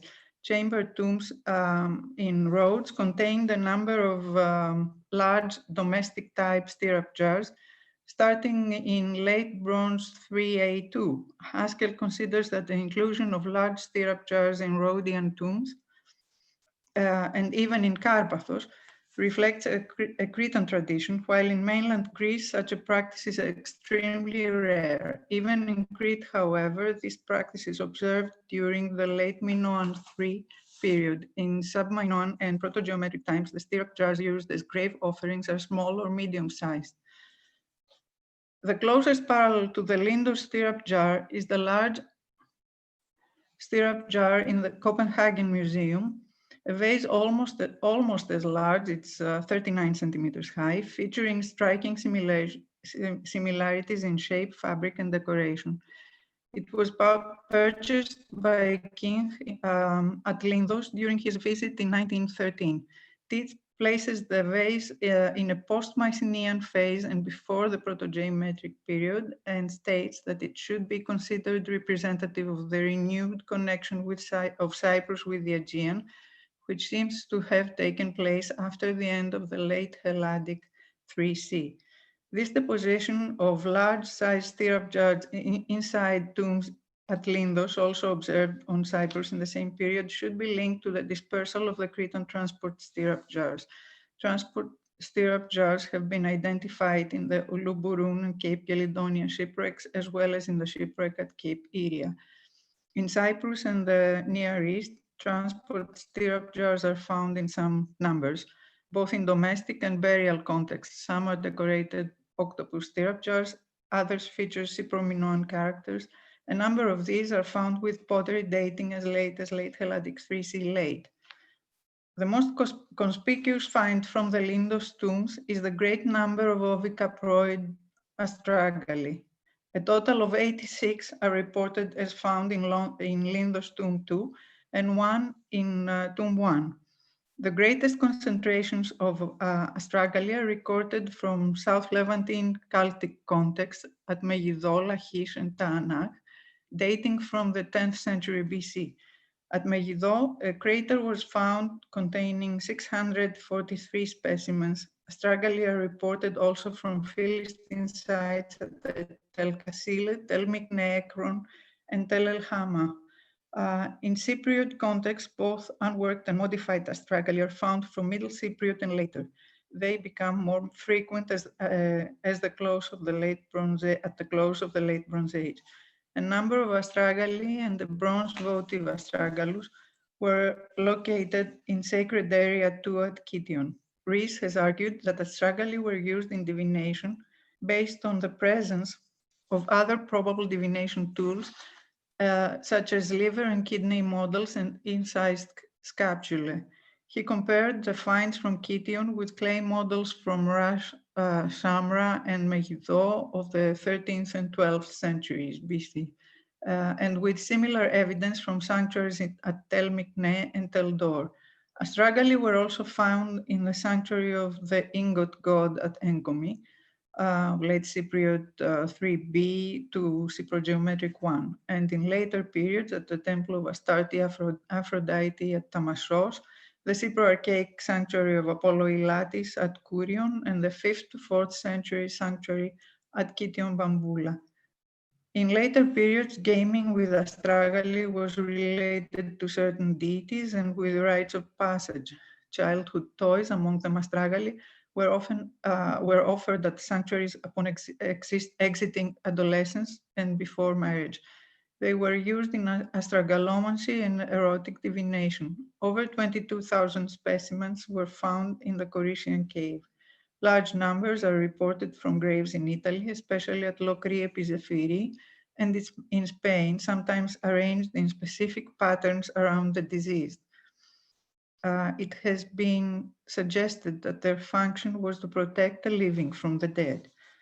The new finds from the Agia Agathi cemetery, in conjunction with those from the Lindos chamber tombs, prove that the island, far from being deserted, as was suggested by the extreme lack of archaeological evidence until recently, participated in Eastern Mediterranean exchange networks. Contacts between Crete and Cyprus during the 11th century BC are well attested, and roads would certainly have played the role of an unavoidable port of call in the sea route. It cannot be said, however, that the special relationship between Rhodes and Cyprus, Dr. Zinkiewicz spoke of, continued uninterrupted in this period. This is a time of evident abandonment of sites and change in burial practices and tomb types, which can only be explained by successive installations of small groups of different origins, sharing a common Mycenaean past. This short-lived settlement of Agia Agathi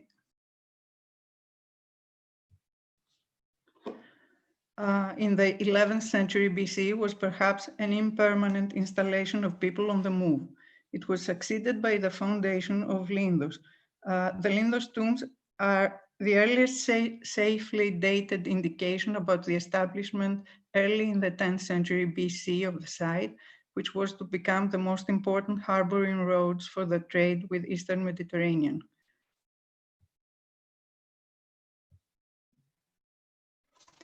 Both sites present links to Crete and Cyprus, evident in the important pottery and small finds.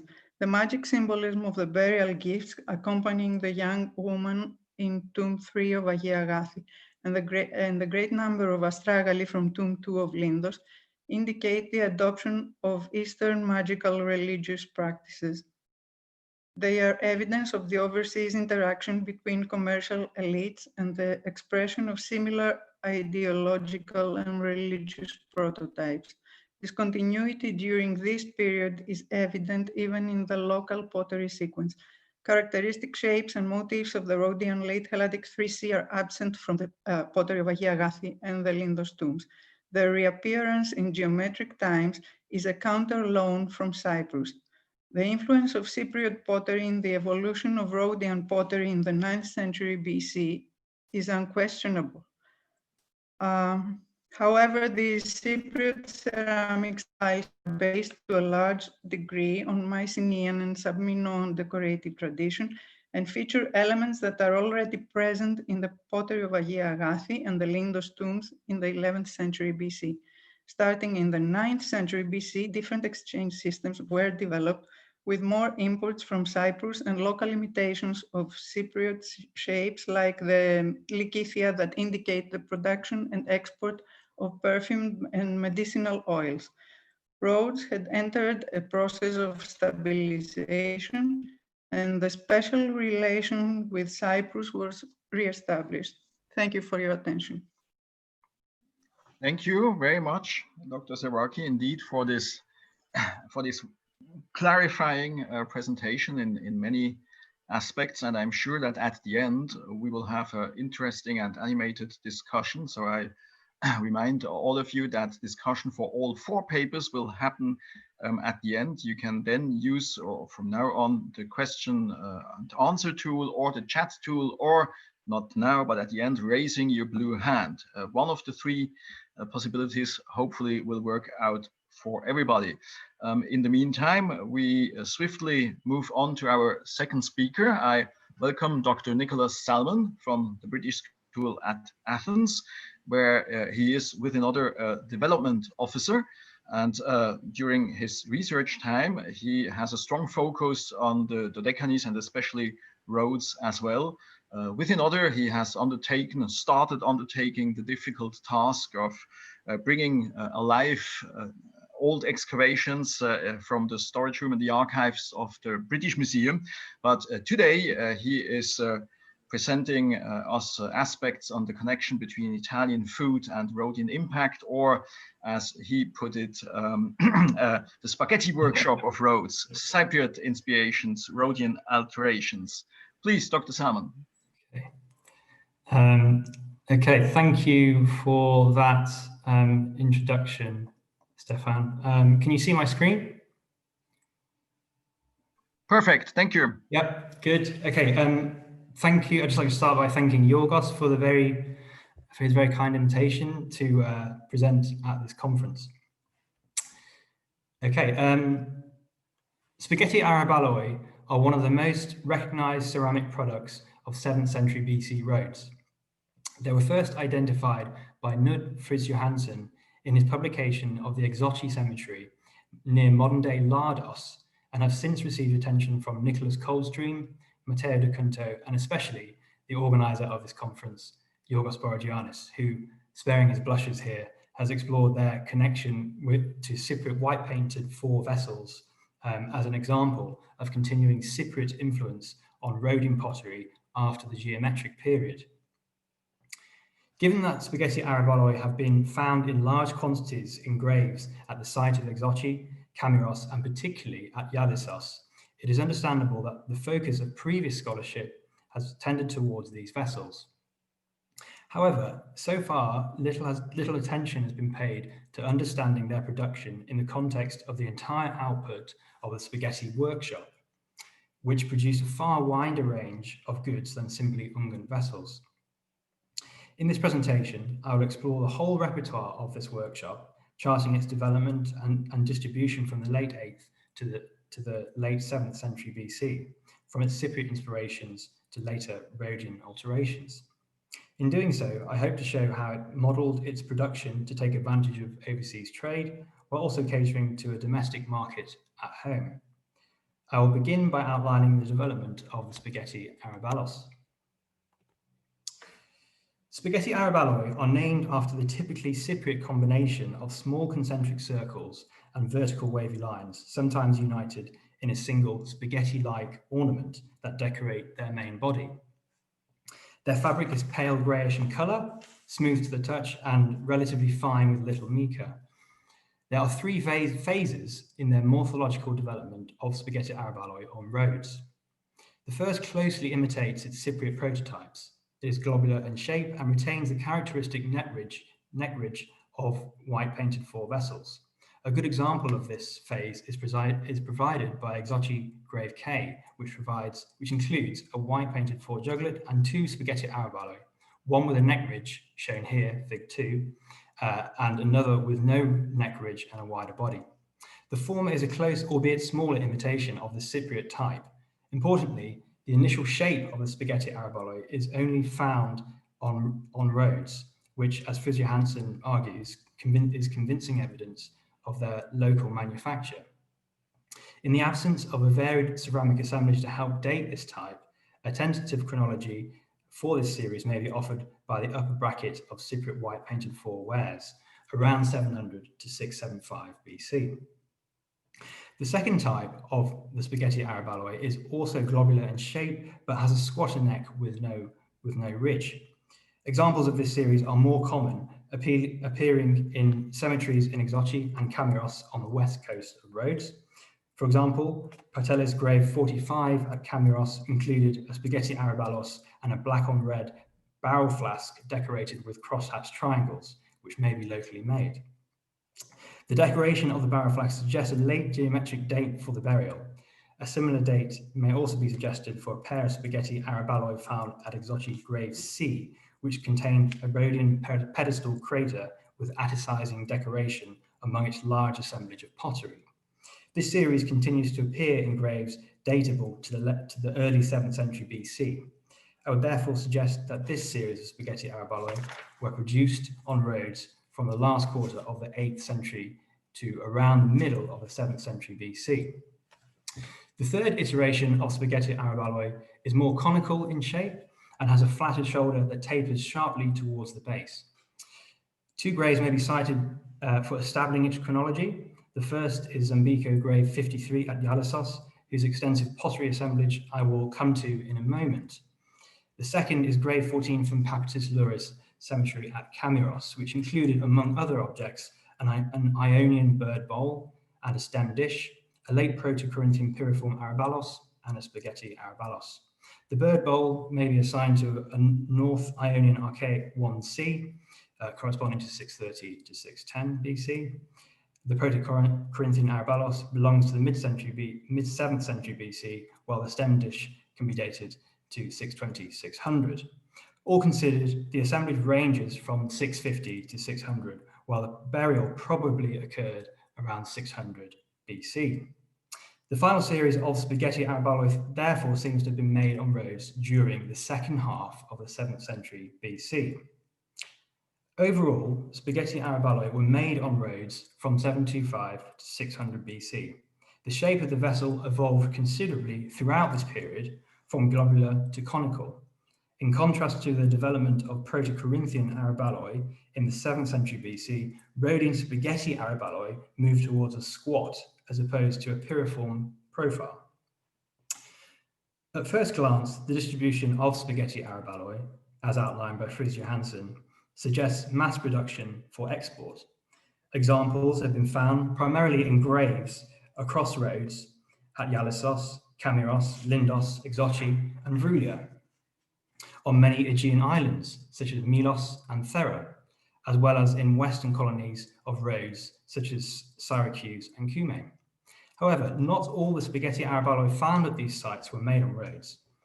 An XRF analysis of spaghetti arabaloi found in Italy and Sicily, Corinth and Rhodes has shown that each centre produced its own variety. Moreover, localized production across the Aegean is apparent from their decorative variation across different sites. For instance, the arabaloi excavated at Thera are bulbous in shape and are decorated with separate concentric circles and wavy lines, in contrast to the combined motif on Rhodes. Similarly, those found at Cumae have bolder patterns, including thick black stripes, bands, and zigzag patterns lining the neck. I would argue that spaghetti arabaloi were made on Rhodes for a twofold purpose. First, they served an internal market for Ungan consumption on the island, evident by their frequent occurrence across the island cemeteries. A concentration at Yalissos in their final conical phase likely indicates a focus of production there during the mid-7th century BC. Prior to this, the globular form is found in large quantities at Exochi and Kamiros. Secondly, and more importantly, they served an external market for Ungan exports across the Aegean. Finds at Delos, Egina, and the Athenian port of Phaleron include spaghetti arabaloi that are similar in shape and decoration to those found on Rhodes, including both the globular and conical variety. It is therefore likely that spaghetti arabaloi were exported along a shipping route running from the Dodecanese towards mainland Greece via the Cyclades.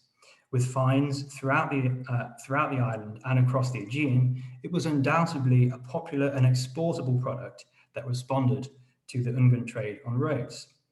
Evidence for this trade comes from the range and abundance of Cypriot, Phoenician, Proto-Corinthian, and Rhodian Ungan vessels excavated primarily from graves, with the latter leading some scholars to suggest Ungan production on the island. That arabaloi are the most popular shape of vessel produced on the island and deposited at cemeteries and sanctuaries at the site of Kamiros between 725 and 525 BC, along with the probable production of faience perfume vessels on the island, proposed by Virginia Webb, is further evidence for the island's importance in the Ungan trade in the Southeast Aegean. However, a more articulate interpretation of this response arises from considering the full range of wares produced by a single spaghetti workshop or related workshops, as demonstrated by the contents of one grave at Yalissos on the northwest tip of Rhodes. Grave 53 from the Zambiko cemetery is a typical burial at Yalissos in the 7th century BC. A cremation area dug into the bedrock measuring around 2 meters in length. The extensive assemblage of pottery found in this grave, consisting of over 50 complete pieces and many more fragments, led its excavator Amedeo Maiuri to suggest multiple use. However, I would argue that it was used for a single burial on 2 accounts. First, there is little evidence for multiple use of graves at Iallissos, whereas at Kamiros it commonly occurs in chamber tombs.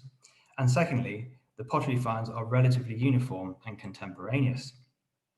Briefly, the grave goods included 10 late Proto-Corinthian and transitional Corinthian arabaloi of ovoid and piriform shape, an ovoid arabalos, faience arabalos with green glaze applied by efflorescence, and a mushroom lip lekithos reminiscent of Phoenician unguent vessels but in Rhodian fabric.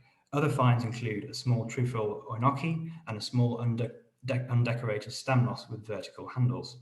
Significantly, the grave yielded an interesting range of Rhodian spaghetti wares, including a stamnos with decoration painted in silhouette on the shoulder and body and consisting of wavy lines as well as concentric circles, die size, and stars. 8 Rhodian spaghetti arabaloi of conical shape with broad, flat shoulders, 10 lekithoi or horn flasks with baggy bodies and curved necks with a single handle and horn-shaped rim, 6 oinoki with trefoil lips, globular bodies joined by a single handle with a central crease, and finally, the grave included 18 dishes of varying size and shape. Some are flat plates with broad rims, while others are bowls with 2 handles and traces of handles. Decoration is prominent on the interior and exterior, including the spaghetti motif and thin bands in brown slip.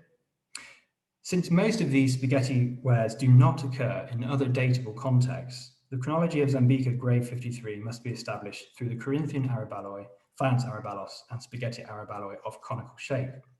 Given that low relief faience vessels were deposited in votive and grave contexts dating to the late 7th century and early 6th century BC, and that spaghetti arabaloi of conical shape can be assigned to the second half of the 7th century BC, I would place the lower bracket of the assemblage around 600. Along with the late Proto-Corinthian arabaloi, the whole assemblage ranges from 675 to 600 BC, with the cremation taking place towards the end of the 7th century BC. The total assemblage of Zambica 53 demonstrates that the spaghetti workshop on Rhodes produced a repertoire of pots that range beyond unguent vessels. The fact that many of these products, including plates, bowls, stamnoi, and horn flasks, have not been found outside of Rhodes suggests they were produced specifically for a Rhodian home market. Additional evidence for this market may be sought by considering the wider consumption context of related pottery shapes. For instance, spaghetti plates and bowls had prototypes insofar as incised bowls were being made on Rhodes in the late 8th and early 7th centuries BC. The concentration of a range of spaghetti wares at Zambico 53 says much about the location of the spaghetti workshop or related workshops in the middle of the 7th century. Whereas cemeteries at Exochi and Kamiros yielded many examples of spaghetti wares from the late 8th and early 7th century, there is a noticeable drop towards the mid-7th century BC. By contrast, there is a clear concentration of later period spaghetti wares at Iallissos, with stamnoi, plates, and horn flasks appearing only at this site. Other lesser-known spaghetti ware shapes include this ram from a grave at Kamiros, among others. To conclude, I would argue that the initial Cypriot-inspired products of the spaghetti workshop or workshops circulated at Exochi, Gruia, and Kamiros before becoming focused on Iallissos in the 7th century BC, where many catered towards a local Rhodian market. The production of spaghetti wares should be set against a wider background of increasing Rhodian pottery production between the end of the 8th and the end of the 6th century BC, including so-called Proto-Vrulian and Vrulian wares. Rhodes' potters therefore contributed to the wider Mediterranean trade, while also producing wares for which there was a regional or local demand. Such variance in production is a symptom of the opportunities afforded by a connected pottery market, which supported different scales of production and various qualities of product that imitated or adapted imports or else were distinct. Thank you. We have to thank you very much for this thorough and detailed presentation of a specific workshop, the spaghetti workshop. Furthermore, I would like to thank you as a chairperson here for meticulously, even over meticulously respecting your time slot. We therefore come to the third speaker and the third presentation of this afternoon session. And I'm in the privileged situation to present the speaker who here definitely needs no lengthy introduction. Dr. Γιώργο Μπουρογιάννη is, within others, the organizer for this conference, which already in normal times, and I think I speak for all of us, panelists and guests and others alike, even in normal times, a 4 days densely packed conference to be organized wherever, for instance, in Athens, is a tremendous task. But to do the same thing in a kind of emergency situation online, that really demands a lot of our respect. It's I think, since the pandemic situation started, by far the biggest such event I have the pleasure to attend in one function or another. Besides organizing conferences, Γιώργος Μπουρογιάννη is, of course, a well-known scholar of Aegean interconnectivity, having, despite his young age, rather lengthy and detailed career in the international floor, including spending a few years in Sweden, in Stockholm more specifically, and since approximately a couple of years he is now with the National Hellenic Research Foundation in Athens. And he's going to speak about Cypriot black on red trades in the Aegean in search of a beginning and an end. We start with the beginning, I guess. Yorgos. Thank you so much. These things always happen when they should not. So apologies for this slight delay. Thank you very much, Stefan, for your very generous introduction. I fear I'm not as young as I look. This has been one of my main problems, but thank you very much. You're very kind. So let me share my screen.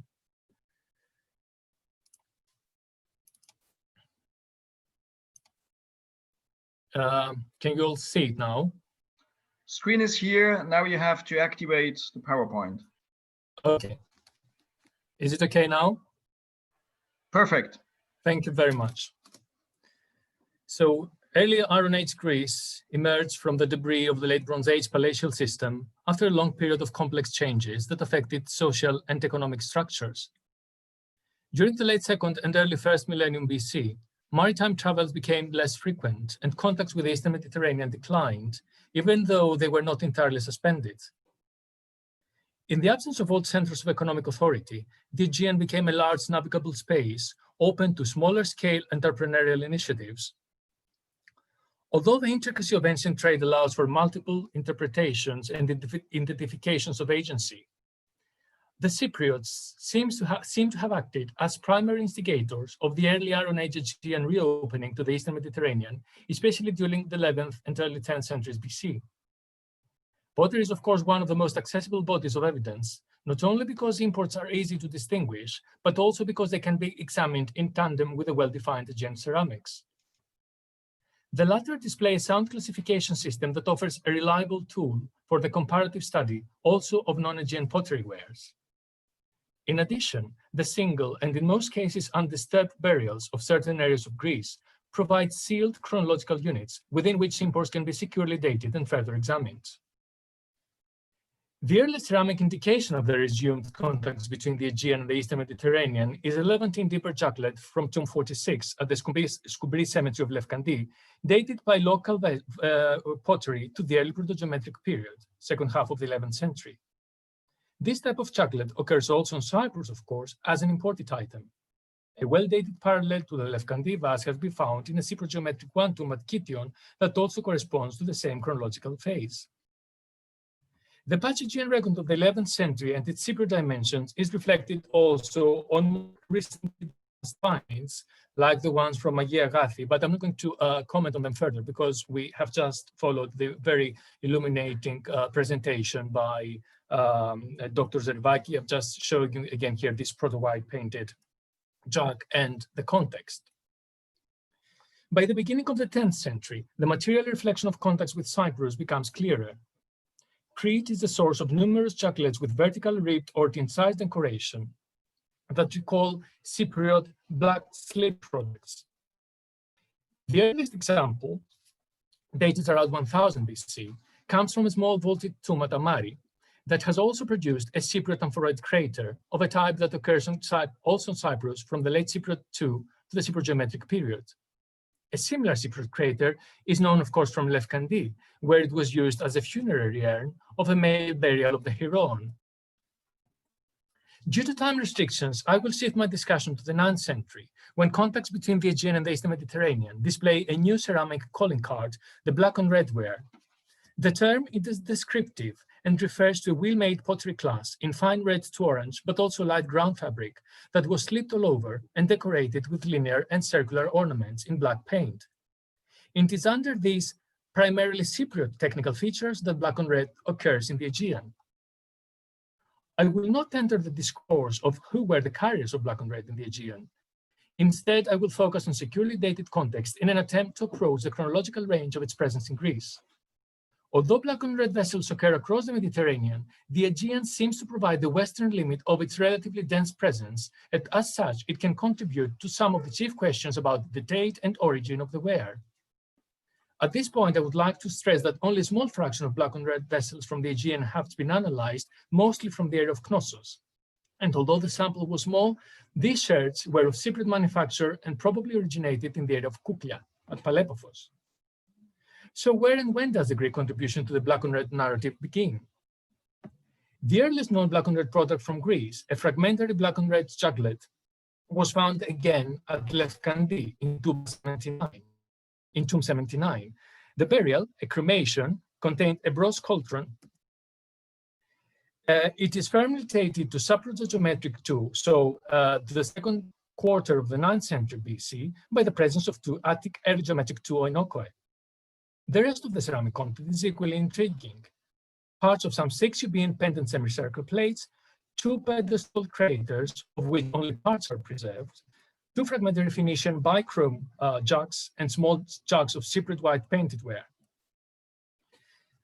The tomb also included metal weapons, stone weights, and a North Syrian cylinder seal. This is by all means an extraordinary burial context. In order to verify whether this early 9th century black on red import to the Aegean is an extraordinary find, one has to look at Kos. The cemeteries of Kos have yielded several hundred vases produced in undisturbed contexts. Since hardly any of the graves held more than one burial, the Koan tombs offer reliable chronological tools, even though the conservatism of Koan pottery is not always ideal in terms of relative chronology. The largest early Iron Age Koan cemetery, the Serrallo, which lies underneath the island's present-day capital, is the only site in the Aegean to provide a continuous sequence of graves from the Middle Proto-Geometric to the Late Geometric period, which in the case of Kos displays a limited visibility after the late 8th century BC. The first black on red imports occur at 2 burials of the Serrallo area, Piccoli Tomb 5 and Sabriye Tomb A, both dating to the Middle Geometric. Tomb 5 produced 3 Cypriot juglets of black on red 1. The tomb, you can see only 2 here. The tomb can be securely dated around 800 BC on the basis of a small pedestal crater that follows Attic Middle Geometric II prototypes. Notwithstanding the reliable chronological attribution of the Piccoli tomb, the question of the precise dating of the first black on red imports and Kos remains open. Did they really reach the island only around 800 BC?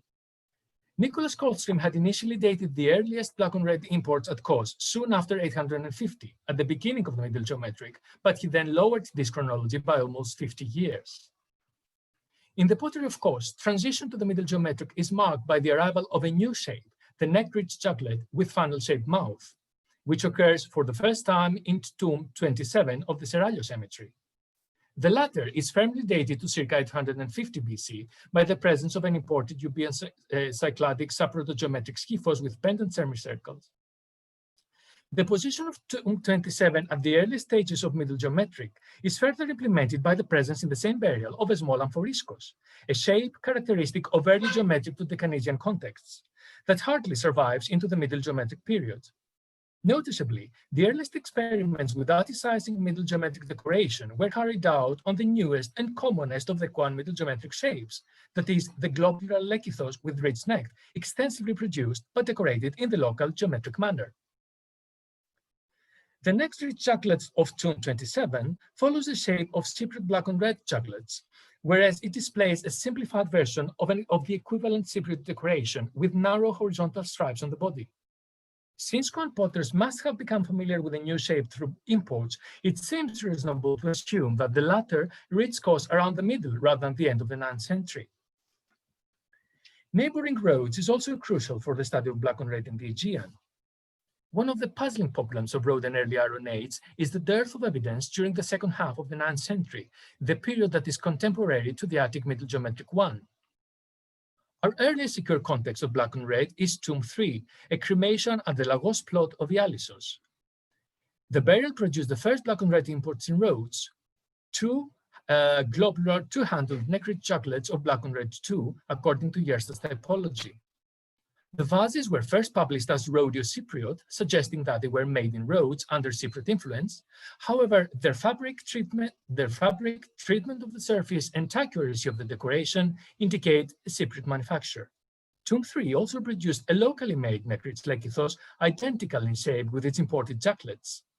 Its decoration echoes the local geometric taste, although the group of thin encircling lines and the vertical row of small circles on the lower body mirror Cypriot influence. This locally produced vase testifies to the immediate adoption of the Cypriot chocolate by the Rhodian repertoire, further attested through lekithoi from Middle Geometric cameras. Tomb 3 is firmly dated around 800 BC by the presence of an important Attic neck-handled amphora that follows the Middle Geometric II type, with a fine proportion attenuated shape. In Rhodes, therefore, the first black on red imports appear by 800 BC. I will now move to Crete and try to investigate the chronology of the first black on red imports there. Together with Kos and Rhodes, Crete is one of the three principal sources of black on red in the Aegean and the major producer of locally manufactured imitations of the Cypriot pottery class. In spite of its importance, the precise dating of black on red on the island is hampered by the prevailing Cretan custom of accommodating multiple burials into the same chambered tomb. Despite these difficulties, the beginning of black on red in Crete seems to be yielded by two important tombs at Fortezza and the North Cemetery, both at Knossos. The first securely dated imports were found in the Fortezza tomb TFT. The tomb accommodated 15 burials dated from the local proto-geometric B to the earlier Orientalizing periods, roughly between the middle 9th and the 7th century. The small black on red 1 chocolate from tomb TMT was found inside a Middle Geometric pithos and can be securely dated to the early 8th century BC. Noticeably, an excellent quality black on red chocolate of Cnosian manufacture was found inside another Middle Geometric pithos of the same tomb, suggesting that imitation of Cypriot black on red occurred soon after, if not simultaneously, with the first imports. Moving to the North Cemetery, tomb 285 contained 14 burials dating from the proto-geometric B to the early Orientalizing periods. The tomb produced 3 Cypriot black on red chocolates that were found inside a cremation pithos of an austere Middle Geometric style decorated with hats, meander, and swastikas. The chocolates can be safely dated to the early 8th century. In Crete, therefore, the scarcity of firm chronological context for the second half of the 9th century that would demonstrate the presence of black on red imports already in this period seems striking. Elefthera, however, may provide part of this missing evidence. Chamber 2A1K1 produced an extremely rich ceramic assemblage dated from the advanced stage of the Cretan late proto-geometric to the late proto-archaic periods, about 850 to 650 BC. Of particular interest are the black on red imports from this assemblage. A black on red 1 oinokoi of heavier proportions that was found together with local proto-geometric B pottery, indicating a date between the middle and the late 9th century. When we look at the second Cypriot import, a black on red 2 trefoil lip jug, we stand on a safer chronological ground. The vessel was found inside a local Middle Geometric neck jar and can be dated around the first half of the 8th century. Although Crete and the Deccanese have produced the vast majority of black and red imports in Greece, distribution of the ware also encompassed other parts of the Aegean. During the 8th century in particular, the presence of black and red imports reached as far as Thermi at Karabounaki in the northern Thermaic Gulf.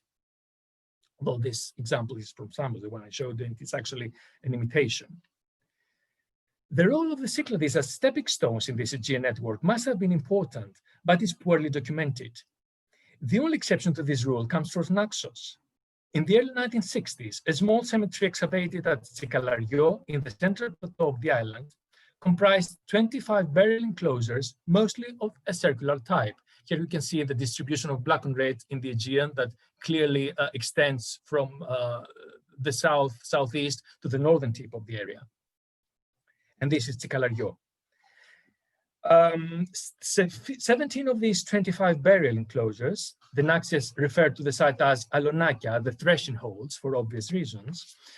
Among them was an intact tomb that included 3 groups of finds, of which group 1, you can see it in the middle, contained was the central larger context. It produced a 2-handle jacklet of black and red too.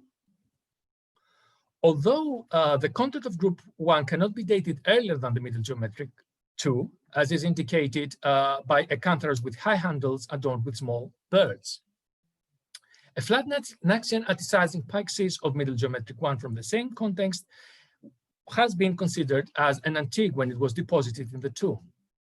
So this single find, securely dated find from Naxos, seemed to indicate that black and red was definitely imported in the island during the Middle Geometric 2 period. Preceding analysis of the earliest stages of black and red in the Aegean suggests that although the first import from Lefkandi is dated to the second quarter of the 9th century, Cypriot black and red appears more systematically from the Middle Geometric period onwards. Yet when one tries to define this stage more accurately, evidence is not always satisfactory. My impression is that the steadier flow of black and red in the Aegean can be dated already to the Middle Geometric 1, around the middle of the 9th century BC or slightly later, and certainly not much later than the transition of Koan, and perhaps we should add Cretan pottery to its Middle Geometric style.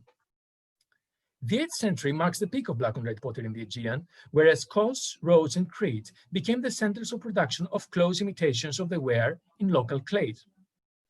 Although this phenomenon occurs already in the Middle Geometric period, as these Koan examples demonstrate, it is only from the middle of the 8th century that it becomes systematic. And here you can see some examples from Crete, from Kos, and from Rhodes. These imitations gradually outnumber the actual imports, even though their quality rarely reaches that of the Cypriot originals. Yet, when do black and red imports cease? There are 2 main difficulties when dealing with this question. The scarcity of evidence from Kos after circa 710 BC, and the dearth of well-defined context in the multiple burials of Crete. Euboea is not very helpful in this respect either. The last securely dated black and red from the island was found in a very rich cremation at Eretria, dated to the transition from Middle Geometric 2 to Late Geometric 1, so around the middle of the 8th century by context. A large pedestal crater, here you can see the import, the style of which recalled the Cesnola painter, a pyxis following Attic Middle Geometric 2 to Late Geometric 1 prototypes, and the skiphoi with offset lip, drawing from Attic Middle Geometric types, although the shape continues to be popular in the Late Geometric 1 period. Moving to Kos, the last securely dated jacklet was found in tomb 3 of the Fadil plot. The tomb marks the final stage of the Koan Late Geometric sequence and can be dated around 710 BC. This dating is supported by the style of several vases, decorated with the so-called tree ornament, one of the most typical Late Geometric motifs of East Greece. In these late examples, we have a more complex variant, where the 2 main pairs of hooks are combined with 2 rounded versions on either side of the triangle. Equally interesting as a chronological mark is another lekithos from the same burial. This vessel, the vessel displays both decorative novelties that entered the Deccanesian repertoire at an advanced stage of the 8th century, the palm tree and the cabled pattern, both possibly introduced through ivory prototypes towards the end of the 8th century. For cause, therefore, black on red imports seem to cease around 710 to 700 BC. A similar date is likely for the latest black on red imports in Rhodes. Tomb 51 of the Tsambikos cemetery at the Alissos contains 2 trefoil-lipped jugs and a small nacre juglet of black on red too. The content of the grave is of an advanced late geometric style. One of the most characteristic vessels is a lekithos with multiple ridges on the neck, a feature that echoes metallic prototypes. The closest Rhodian parallels come from a late geometric cemetery of Exochi, dated around 700 BC. The Exochi specimens feature an almost complete absence of discipline in the arrangement of the decoration, which suggests a slightly lower chronology. The Alissos lekithos is also lavishly decorated, and the extravagant tree ornament of the main shoulder panel indicates a date late in the 8th century. An ovoid oinokoi from the same burial outlines in similar chronology. The vase belongs to a local series of jugs dated towards the end of the 8th century that merge elements of Cypriot and Phoenician origin. This type of Rhodian oinokoi also occurs at Exochi, where it is securely dated around 700 BC by context, local imitations of early Proto-Corinthian kotyle. This leaves us with a question of Crete. Tomb A at Atsalenio of Knossos produced 2 imports of black on red too, a trefoil-lipped jug and two-handled juglet. The small juglet was found inside a large 4-handled pithos decorated with hatch battlement, dotted lozenge chains, and quadruple zigzag that you can see here. The pithos from Atsalenio Tomb A is identical to a pithos from Tomb at Fortezza, apparently the products of the same workshop. Both vessels are arrayed in the group of late geometric Cnossian pithoi and have been dated around 720 to 710 BC. The same late 8th century date is implied by Tomb P2 at Fortezza that contained a small trefoil-lipped juglet of black on red too. It was found inside the 4-handled pithos that marks the initial stage of the early Orientalizing style and can thus be dated close to the end of the 8th century. It seems, therefore, that black on red imports cease or reduce dramatically in the Dodecanese and Crete towards the end of the 8th century, most probably before 700. This date is further supported by the complete absence of black on red from Exochi on Rhodes that marks the final late geometric and subgeometric style on the island. So to conclude, if previously discussed contexts are trustworthy, and I think they are, then the first Cypriot black on red vessels occur in the Aegean early in the 9th century, although they become more visible after the middle of the century and the transition to the Middle Geometric. Given that the beginning of the production of black on red on Cyprus is set at the very beginning of the Cyprological 3, traditionally dated around 900 BC, then the ware was exported to the Aegean soon after its production was established on Cyprus, unless we revise completely the chronology. Imports seem to cease by the end of the 8th century, possibly before 700. 2. All imported specimens of black and red from Greek contexts are of Cypriot manufacture and of a very limited range of shapes, namely juglets and jugs. Parallels and the very limited scientific analysis conducted on them tend to relate them primarily to the area of Paphos, that was the chief production center of the ware on Cyprus, at least for the time in question here. Third, the presence of black on red 2 types before the middle of the 8th century, again the traditional dating of the beginning of the Cypro-Archaic 1 period, indicates either that the appearance of type 4 vessels should be raised chronologically, or that certain types should move from Gerson's type 4 to type 3. Alternatively, as has been suggested also from similar vessels from Levantine sites, types 3 and 4 may only reflect different Cypriot workshops that were in operation more or less simultaneously, in which case the distinction between the 2 types and its chronological implications should be revised. Thank you very much for your attention. Thank you indeed, Yorgos, for this very precise and illuminating presentation of Cypriot black on red in the Aegean. Here too, I'm sure that we will have an animated discussion, but only at the end of our session. And this gives me the occasion to welcome our fourth speaker, Dr. Anastasia Christofilopoulou from the Fitzwilliam Museum in Cambridge, where she is a curator of Cypriot antiquities, as well as assistant keeper in the same institution. Previously, she held, within others, postdoctoral positions in Berlin at the Excellence Cluster Topoi here in Berlin. And she has a detailed and long record of active participation on several excavations, and there are specific reasons why I'm mentioning Eritrea within others. Hello, Anastasia, good to see you. The floor is yours. Your presentation is entitled the Ancient Migration or Ancient Mobility Perspectives from Cyprus. Please. Thank you very much, Stefan. It's a real pleasure to see you again. First of all, I would like to thank Γιώργο Μπουρογιάννη for masterminding this wonderful conference that we have all enjoyed so much for the past 3 days, but also all the team behind him and the Εθνικό Ίδρυμα Ερευνών for providing this opportunity. It is a wonderful occasion, although virtual. I would start sharing my screen.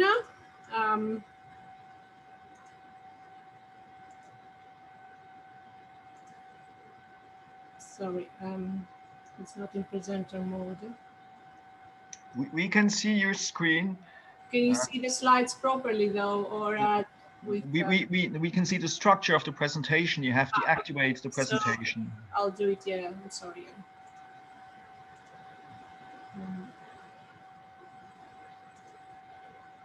Just a moment.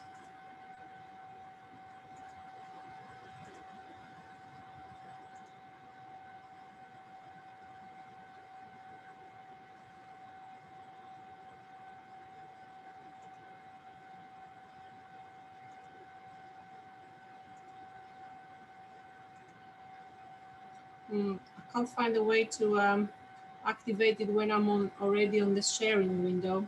Yeah, you simply use your mouse and you do activate as for any other presentation. Yes, okay, sorry, yeah. Yeah, perfect. Yeah, thank you, sorry for that. So in this paper, I'd like to explore the topic of population movement and mobility during the Iron Age, and in particular, any evidence for people moving into and through the Cyprus-Cilicia area. Secondly, I want to use this case to draw more general conclusions about the nature of population movements at this time, a time when arguably sweeping movements between the Aegean, Cyprus, and Near East happened, but also chaotic individual and entrepreneurial movements occurred. So our focus here is the combined region of Cyprus-Cilicia, the crucial crossroads between the Levantine city-states and Mesopotamian empires on one hand, and through there, of course, the rest of the Near East, and the emerging polities of Anatolia, Cyprus, and the Aegean in the other hand, and through there, the rest of the Mediterranean and continental Europe. So I'm myself very new into looking at this topic from the point of view of the Near East and Cilicia, as the central node of my research for some time has been Cyprus and the Aegean.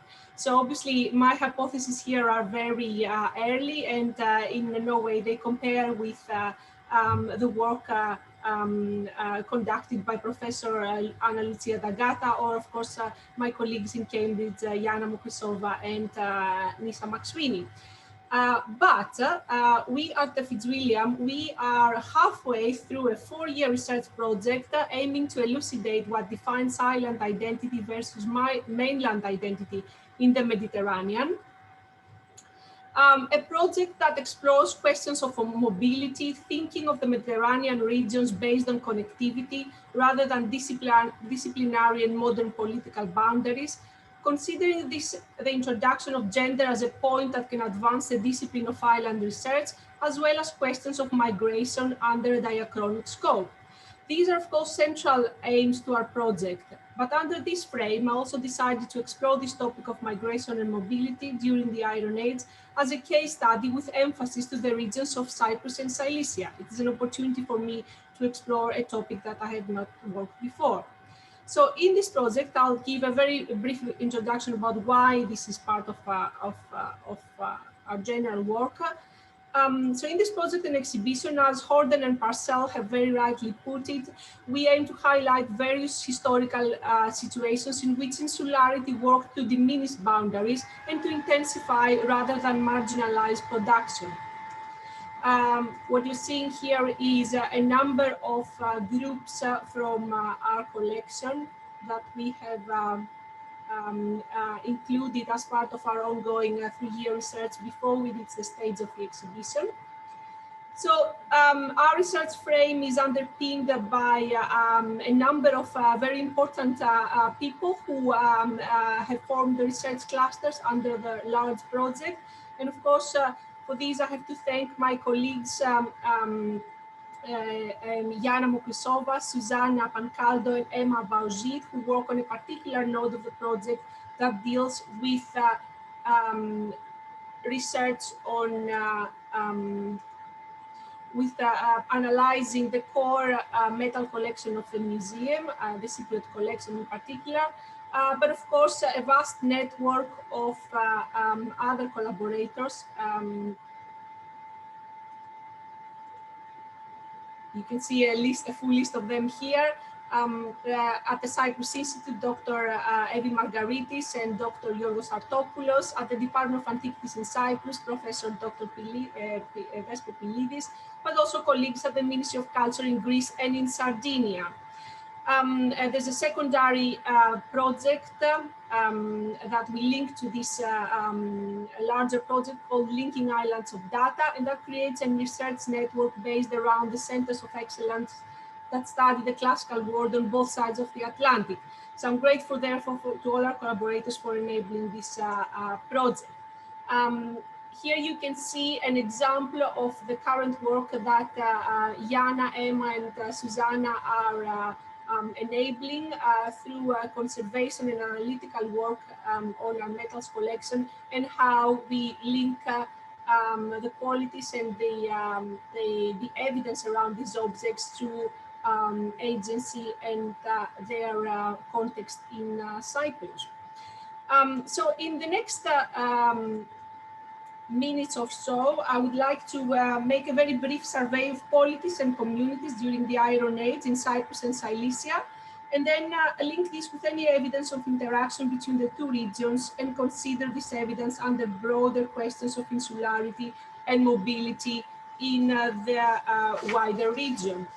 Finally, I would like to think of migration in broader diachronic context, including analogies from today's waves of migration. Let's see the view from Cyprus first. During the early Iron Age, as we all know, archaeological evidence discloses the existence of a number of settlements with a leading role during the period. These settlements appear to have been the central places that manage the economic resources of their respective regions. The politico-economic segmentation continues after the late Bronze Age, with sites either at small distance from the coast or inland. And these developed into the leading administrative centers in their respective peripheries. Until the abolition of the Cypriot city kingdoms at the end of the 4th century BC, no single Cypriot state ever managed or attempted to acquire control of the entire island, with the exception, of course, of Salamis. Archaeological research has demonstrated that material and cultural continuities and discontinuities define the relationship of the early Iron Age to the preceding period. The start of the Cypro-Archaic, still in scope of our case study today, although settlements evidence is poor, royal inscriptions and coins struck by state leaders constitute a remarkable guide for the identification of the polities of this period, as expressed by Dr. Satraki. What we need to apply caution, though, is employing methodological models tailored for the international era of the late Bronze Age states to the early Iron Age evidence, fundamental settlement to the early Iron Age evidence. In that case, fundamental settlement continuities define the transition from the late Bronze Age to the early Iron Age, and several settlements that were not abandoned and continue to accommodate urban settlements in the Iron Age, or others established late in the late Bronze Age, and display continuous habitation to the Cypro-geometric period testify to this. These sites indicate that the economy of the Iron Age Cypriot polities continued to be based on seaborne trade, and that the inception of the Age of Iron did not bring the copper industry to an end. Even in Cyprus, where the development of utilitarian iron appears quickly, iron did not substitute bronze overnight. Nevertheless, the circulation of Cypriot ceramics and other artifacts found abroad implies that Cypriot harbors continued to participate in trade networks in the Mediterranean during the early Iron Age. Cypriot pottery confirms that contact with sites to the east, namely the Phoenician coastline, continued almost uninterruptedly throughout the transition from the late Bronze Age to the early Iron Age. Let's see now the view from Cilicia. So ancient Cilicia is naturally divided into Cilicia Trachea and Cilicia Pedias, to use the Greek names for it, by the Limon River. Cilicia Trachea, or otherwise as Raft Cilicia, is a rugged mountain district formed by the spurs of Taurus, a feature which in classical times made the coast a string of havens for pirates. The district is watered by the Kalykadmus River and was covered in ancient times by forests that supplied timber to Phoenicia and Egypt. Cilicia generally lacked large cities. Plain Cilicia, Kilikia Pedias, to the east is an alluvial farm covering approximately 8,000 square meters and one of the most fertile regions in modern-day Turkey. The plain of Cilicia, plain Cilicia sites mentioned in, you can see here, sorry, some of the sites relevant to that period. The fertile alluvial plain allows both dry farming and irrigation agriculture, which have supported a dense settlement pattern since the Hellenic period. The archaeological richness of the region has been well known since the early excavations of sites like Tarsus, Mersina, Kazanliho, Yuka, Sirkeliho, Yuka, and Karatepeas Lantash, but also, of course, in Missis, as we heard earlier today, as well as the Cilician surveys that have been conducted in the past 20 years. New data has been steadily accumulating, providing insights into the cultural history and archaeology of the Cilician plain. The importance of a solid chronology based on a thorough comparative stratigraphy of all investigated sites is apparent, and only very recently workshops on Cilicia chronology have taken place. So this is obviously something that needs further investigation. I'll be returning shortly to sites such as Tarsus, Kiliseta, Peth, Sirkeli, and Kinet, sites that hold key characteristics in progressing our understanding of economic interaction in the Eastern Mediterranean, and with Cyprus in particular. In this section, we are concerned with any evidence of interaction between Cyprus and Cilicia, as well as the question of whether this interaction was based on the assumption that the two regions shared cultural characteristics or practices, or indeed material culture that testifies to the above. Evidence of Cypriot Iron Age white painted wares, bicorn wares, as well as black and white wares to a lesser extent exists, of course. Cypriot white painted ware, a wide-ranging family of wares spanning the Cypro-geometric, Cypro-archaic, and Cypro-classical, finds earlier exists as well in Cilicia. Attempts to analyze ceramics from the Iron Age Cilicia have yielded evidence of contact with Cyprus. For example, a variety of imported Cypriot shapes are found in Cilicia, both open and closed forms, the footed cup, amphorae or amphoriski, jugs, and bowls. But also highlight the fact that the role of Cyprus in material culture of the late Bronze Age and early Iron Age in Cilicia must have been important. Large quantities of white painted ware at Kinet Koyuk, a mound site on easternmost part of plain Cilicia, on the east of Gulf of Iskenderun, suggest extensive local production in imitation of Cypriot Iron Age styles until the 8th century BC. While later the influence seems to shift to Aegean types, Aegean wares, more material needs to be analyzed from other corresponding sites with this pattern in order to establish the percentage of Cypriot imports versus local imitations. No Cypriot import pottery has been discovered in Iron Age funerary context in Cilicia, however, but a lot of the imitations have, ranging between the 11th and the 9th century BC, and they originate mostly in rough Cilicia. However, this phenomenon has attracted less attention in the research community than, for example, the growing interest of other regions of the Eastern Mediterranean trade. Still, the role of pottery in interregional exchange between Cyprus and Cilicia has not been properly recognized. More evidence points to other types of material culture testifying to relations with Cyprus, for example, material excavated in Tarsus. Others include new burial customs that speak of arrival of new customs from outside.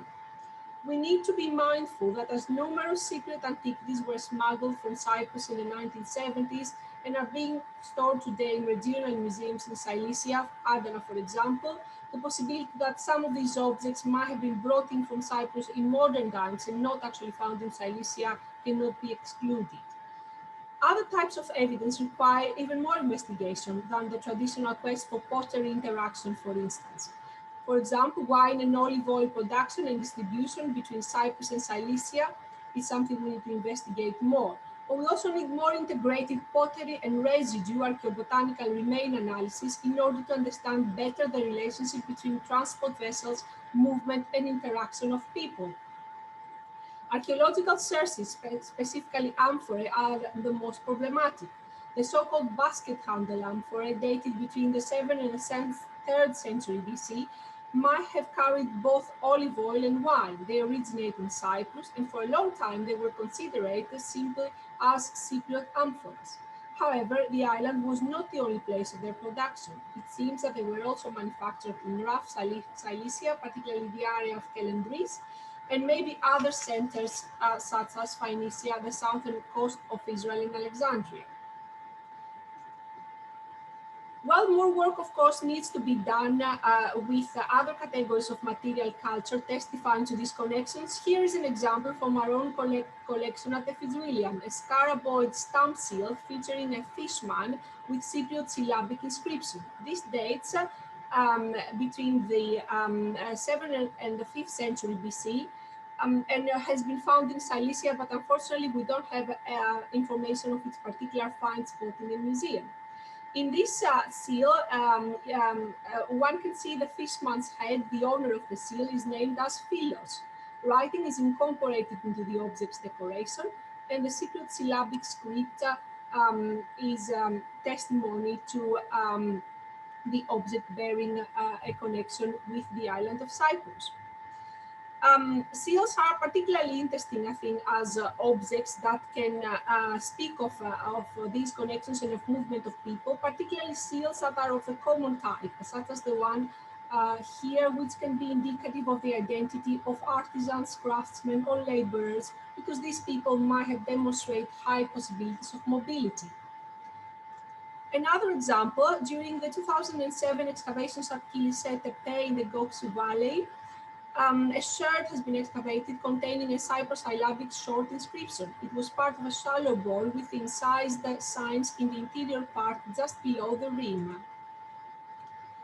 It is linked to an Iron Age surface unit, which contained also white painted pottery deposits. So the shirt is assumed to be predate these and is dated around the late 8th to the early 7th century.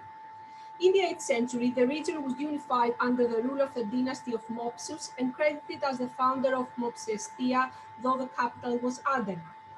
Mopsiestia's multicultural character is reflected in the bilingual inscriptions of the 9th and the 8th centuries, written both in Indo-European hieroglyphic Luwian and the West Semitic Phoenician. In the 9th century BC, it became part of Assyria and remained so until the late 7th century BC. And I want to show here evidence of two bilingual inscriptions. One is the famous Karatepe bilingual inscription, which consists of stone slabs with Phoenician and Luwian text, and the other one is the inscription from Tsunekoi, which is a hieroglyphic Luwian and Phoenician bilingual again. This is stated at the 8th century BC. Both of these inscriptions trace the kings of ancient Adana from the house of Mopsus. Okay, I'll rush quickly. So what I want to do here is to compare this situation with another case of a bilingual inscription, the famous Idalion bilingual inscription from the sanctuary of Reshef Apollo of the city of Idalion. This is, of course, much later and out of the chronological scope of this study, but I'm using this example to draw an analogy. I think you're all familiar with this. I don't need to explain much of what it is. It is the base of a statue offered to Reshef in the Phoenician text, and then the text referring to Apollo in Greek. So the situation of Idalion, of course, is a very interesting story. It was ruled by a Phoenician-speaking dynasty based at Kition, modern Larnaca, and was ethnically mixed, but shared the same cult places, which I think is relevant to our quest here. So by the 4th century BC, a Phoenician annexation of Idalion was, of course, had clearly happened, and the Idalion bilingual inscription dates from this period, the reign of a Phoenician king called Miltiaton. We had the pleasure, this is an image from the city of Idalion. We had the pleasure to host a wonderful display of writing systems in the Eastern Mediterranean, which was a collaboration with our colleagues at the Faculty of Classics and the Cruise project, from which we already had another very interesting paper in this conference. And of course, the bilingual inscription of Idalion, who normally lives at the British Museum, came to the Fitzwilliam for a number of months as a law. So my conclusions, the state of play. Although long-term analysis have been produced for themes such as late Bronze Age, early Iron Age settlement trends, and socio-political organization, mortuary practices, and monumentality, migrations and the hybridization of cultures are still not adequately researched. In general, there is still a reluctance to address this topic, the topic of migration. Other researchers have recently argued that the mainland of Cilicia and the island of Cyprus could in fact be understood as a single integrated region, argued on the basis of their cultural commonalities across the two regions, such as the pottery styles we have seen before. This interpretation has recently also been challenged together with the previous Cilicia cultural koine format, as we heard also this morning. Others have also argued that the prevailing trend in the island of Cyprus already during the 11th century, sometimes after people from the Aegean had come to the island, represents a new kind of elite identity that emerged on Cyprus, and that identities of migrants and local peoples were altered as a result of cultural encounters and mixings. Social processes here defined as aspects of hybridization. This makes the visibility, what I want to argue is that this makes the visibility of any other migrant or migrant communities that might exist from the island, particularly from the area of Cilicia, and vice versa, even more difficult. So, migration is a divisive and elusive topic in archaeology and in other disciplines as well, whether we encounter and examine it in an organized and substantial way, or whether we observe it in a sort of a Brownian motion, or otherwise known, to borrow the term from sociology, a random walk. In its modern sense, there is not a universally accepted definition for migration, or rather, there are many definitions of human migration, each of them answering the question in a rather different way. No matter its definition, migration is a crucial characteristic of both ancient and modern worlds. Today, for example, this trend is a defining global issue, with more and more people on the move at any other point in human history. Documenting this global phenomenon today requires a huge amount of quantitative and qualitative aspects, many of them needing to be interdisciplinary in nature. When these are not documented in real time, it is very hard to prove that large population movements have happened when the transition is over and they leave very little material trace behind. And I want to draw here an example from our modern perspective. I'm sure you've all witnessed the huge migration waves that have occurred in the past 10 years between Syria, Turkey, the Aegean, Greece, and from there, Northern Europe. Think of the two biggest migrant camps today at the Aegean, the one of Moria and Karatepe in Lesbos, These are camps that house thousands of migrants temporarily, but when these are moved by the state or destroyed by fire, as it happened a few months ago, what stays there is very, very little material evidence of the thousands of people that have actually been in this place as a result of migration. Another contemporary example is that's my last, is the wave of Cypriot immigrants to the UK, an immigration that started, as we know, in 1902, and of course increased dramatically in the 1950s when violence in the island intensified during the anti-colonial struggles. Today, when we look at the Greek Cypriot expatriate community, which is one of the 200 minorities that compose the United Kingdom's diverse population, the exact size of the community is very difficult to determine. It's also evidence of and concrete evidence of the ethno-linguistic difference of the community versus the wider population is again very difficult to establish. Language is a key characteristic though for this community, because although it is still being projected by these heritage communities as an important part of an island identity, it is almost completely assimilated as English, with a certain aspect of Cypriot idioms, is a main form of communication. You might be wondering why I'm stating this. What I would like to do here is to use these contemporary examples to rethink of our practice of studying migration in the ancient world.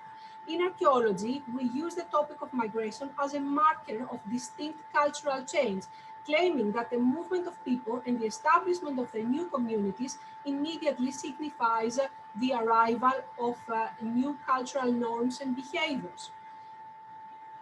Also, very recently, we have begun to see the movement of people as a social phenomenon and a structured process that can indeed be investigated archaeologically. Some scholars have turned to scientific approaches in order to establish this, based on ancient DNA and stable isotopes analysis, to explore the movement in the past. So, what can we learn from contemporary migration trends when trying to better understand ancient migrant communities? Two things. First, that strong material and linguistic evidence, such as, for example, can be the presence of a bilingual inscription, such as the ones we witnessed in Cilicia or in Igalion, may look to the archaeological record as undisputable proof of the presence of a foreign migrant or culturally and ethnically different group, but could at the same time be perceived by the population living there at the time as already something of their local mixed and shared identity.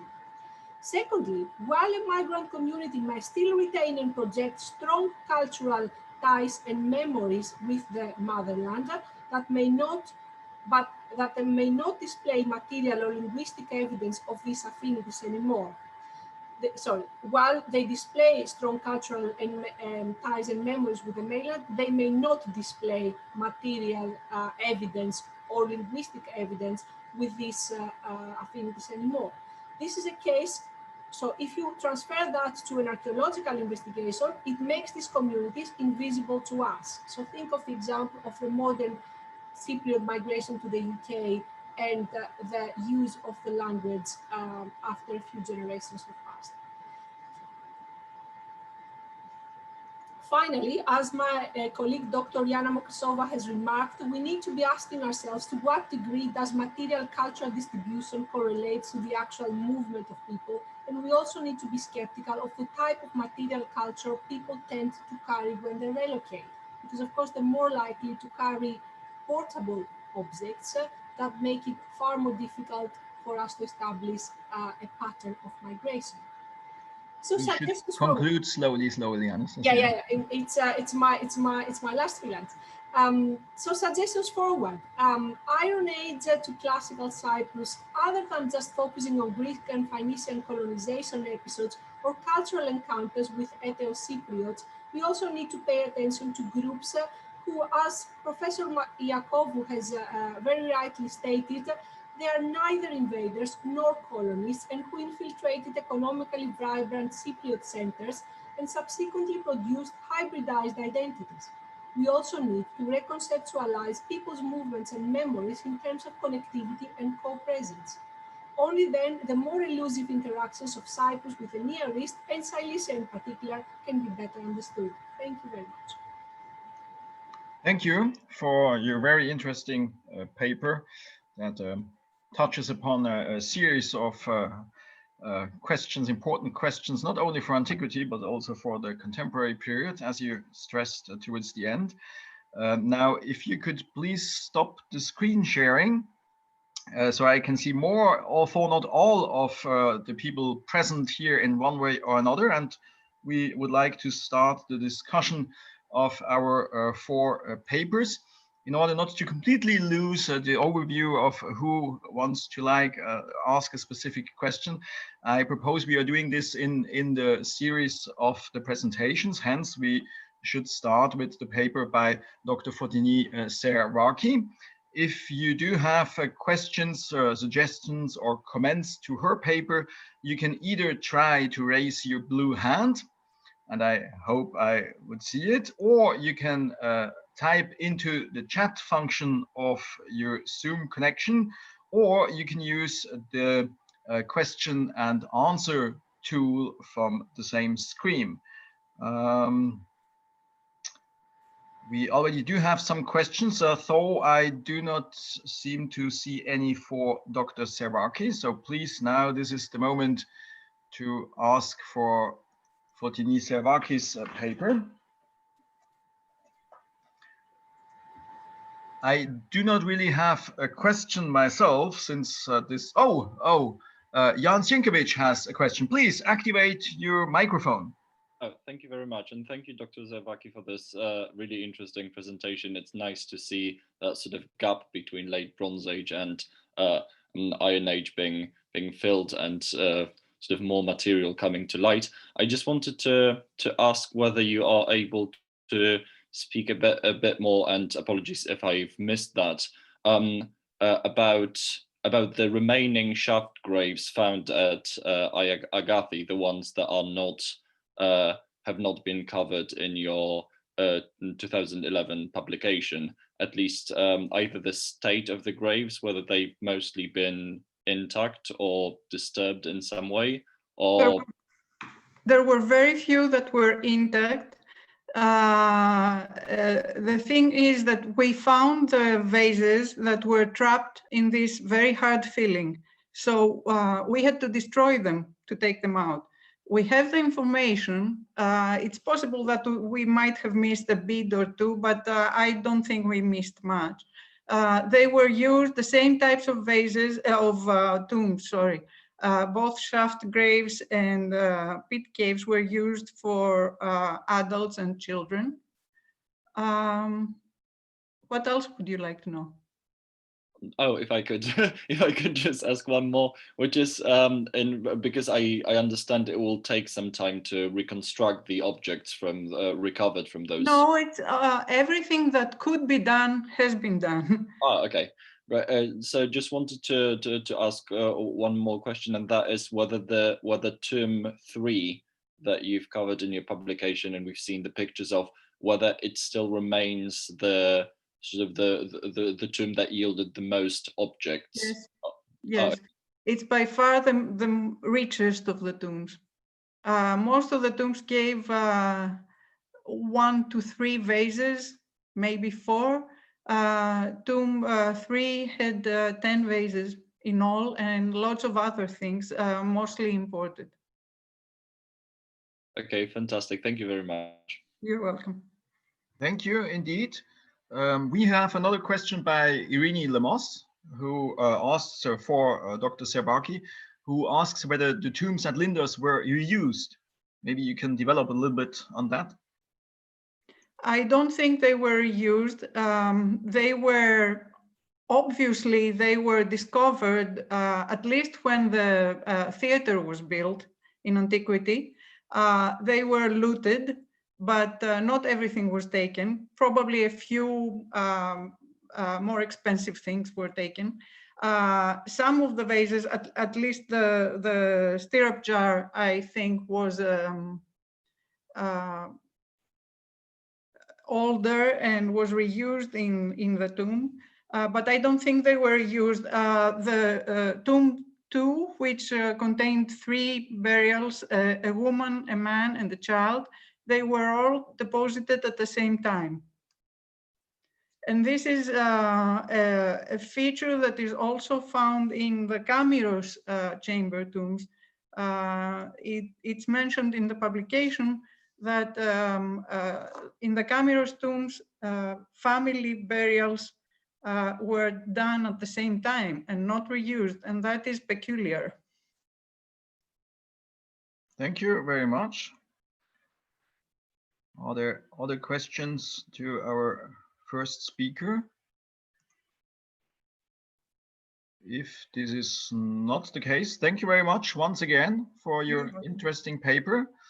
And we move on to Nicholas Salmon. We stay in Rhodes to a certain extent and are looking for questions related to the spaghetti workshop.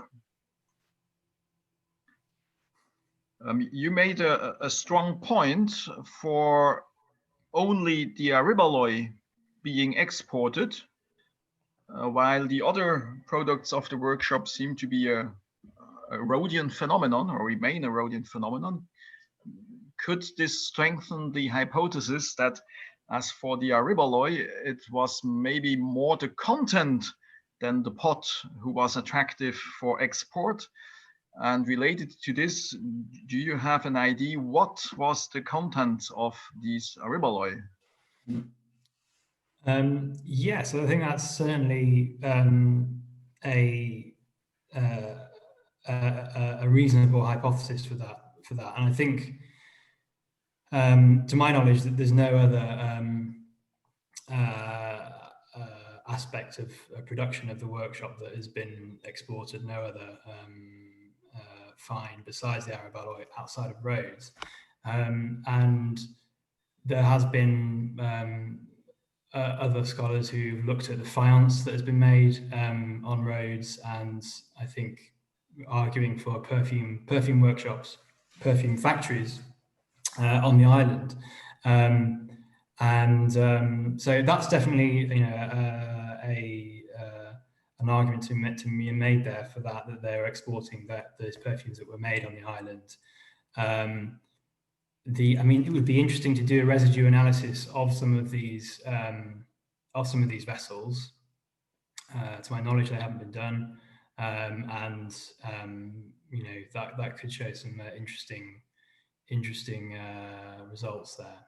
But yeah, I think definitely the export, the actual possible production of perfume on the island and oils probably drove that. Thank you very much. And Irene Lemos has a question asking whether the spaghetti aribaloi at Pitekussai were locally produced or imported.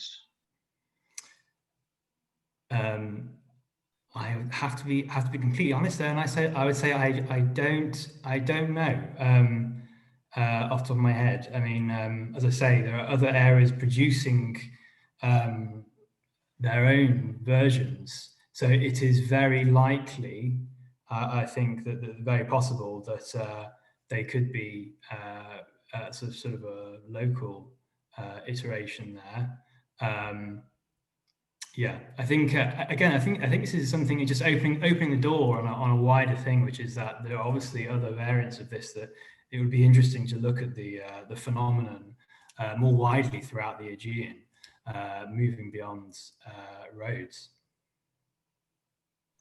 Thank you very much. And on the same time, the ones from Pitekussai and Kume, they seem to be the most Western ones. Did I get this correctly? Yeah.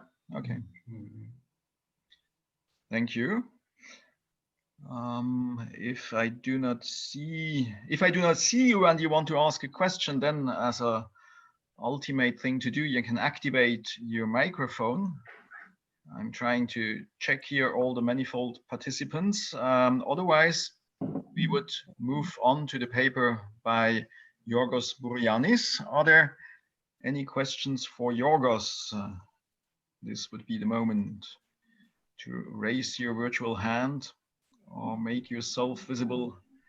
Stefan, I think there is one written in the question and answer section. Yes, you should check this out on your computer, but I think this, the question and answer, sorry.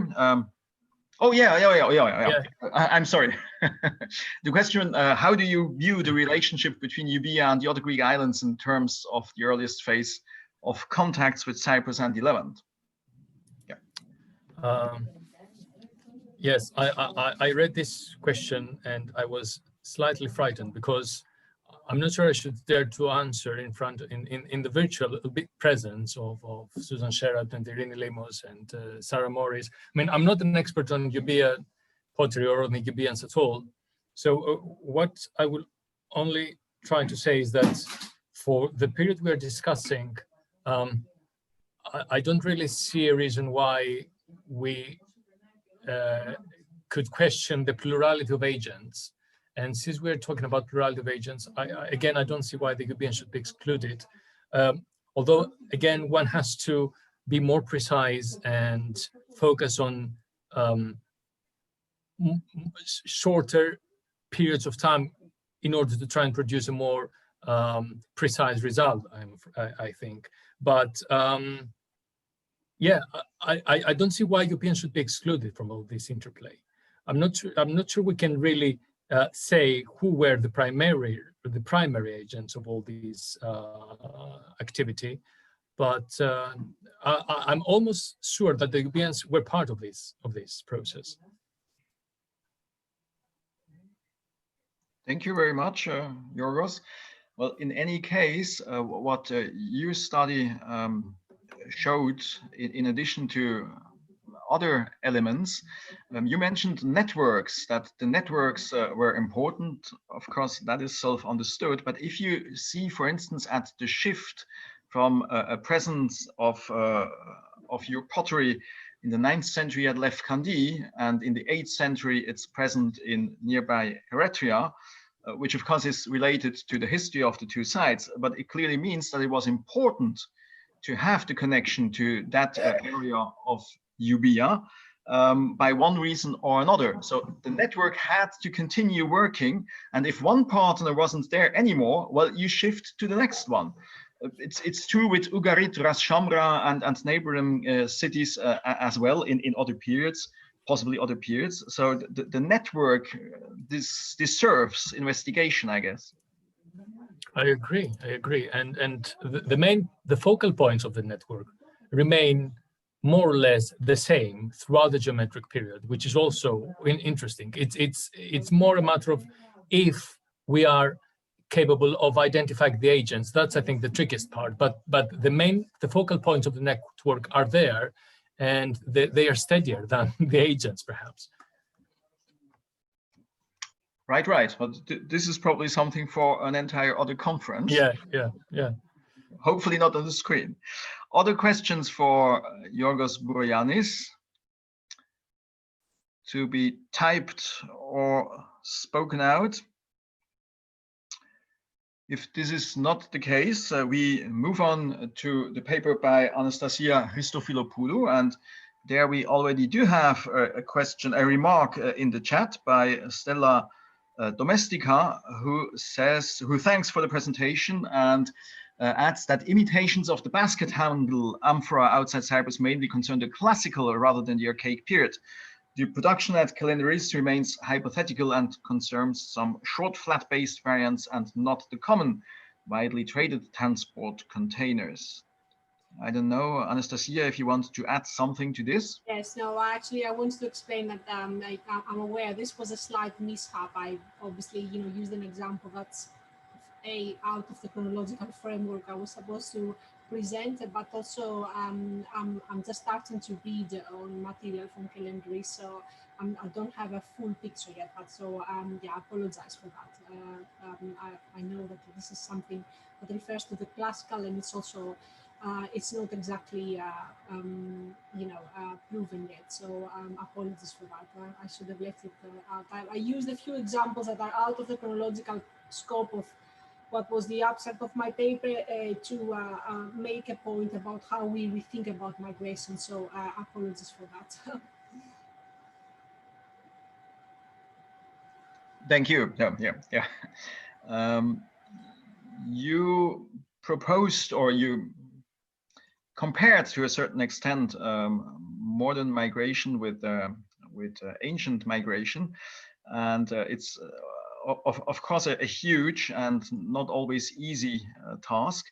Would you agree that in both cases, what one could say or pretend or hypothesize that at the end what we have in the archaeological or historical record is related to a kind of elite migration?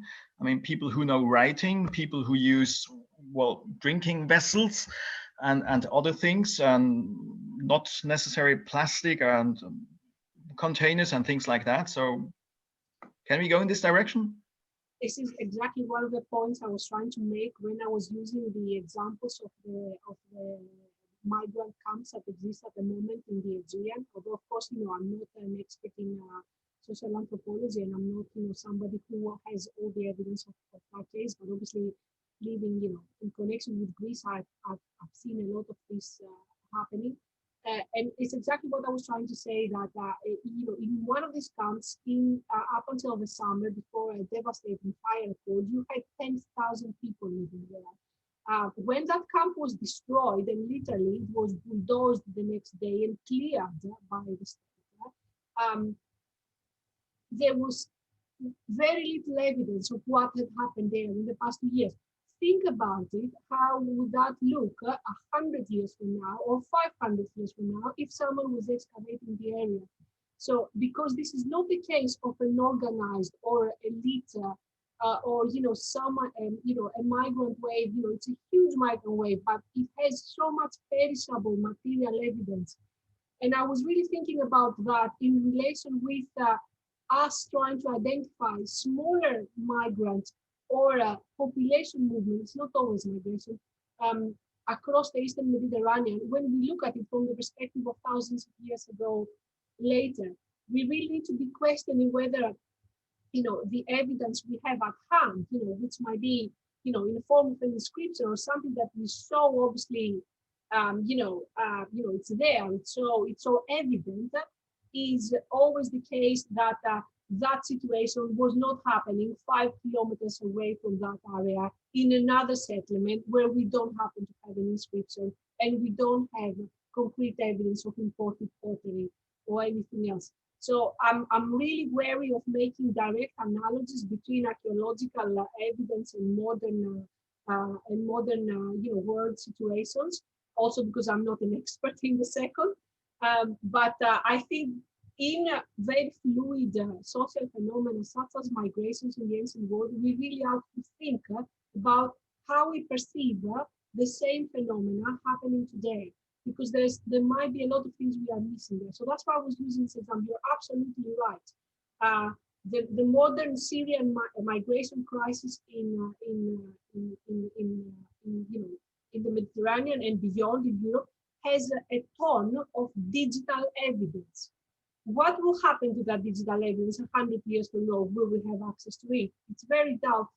So how will be, if we're not documenting this in a sort of way to preserve it in the future, how will we be able to prove that it did happen 500 years later? So yes, you're right.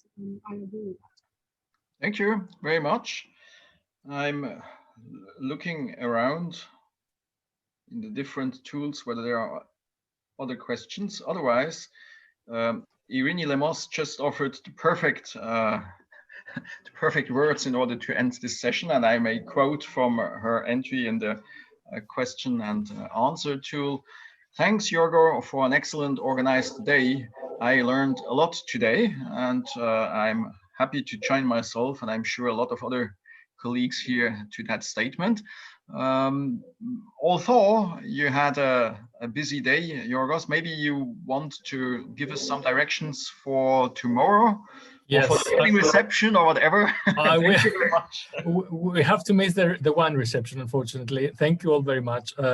Just a very brief comment on Nicholas's paper. It's not really a question, that's why I didn't raise my hand earlier.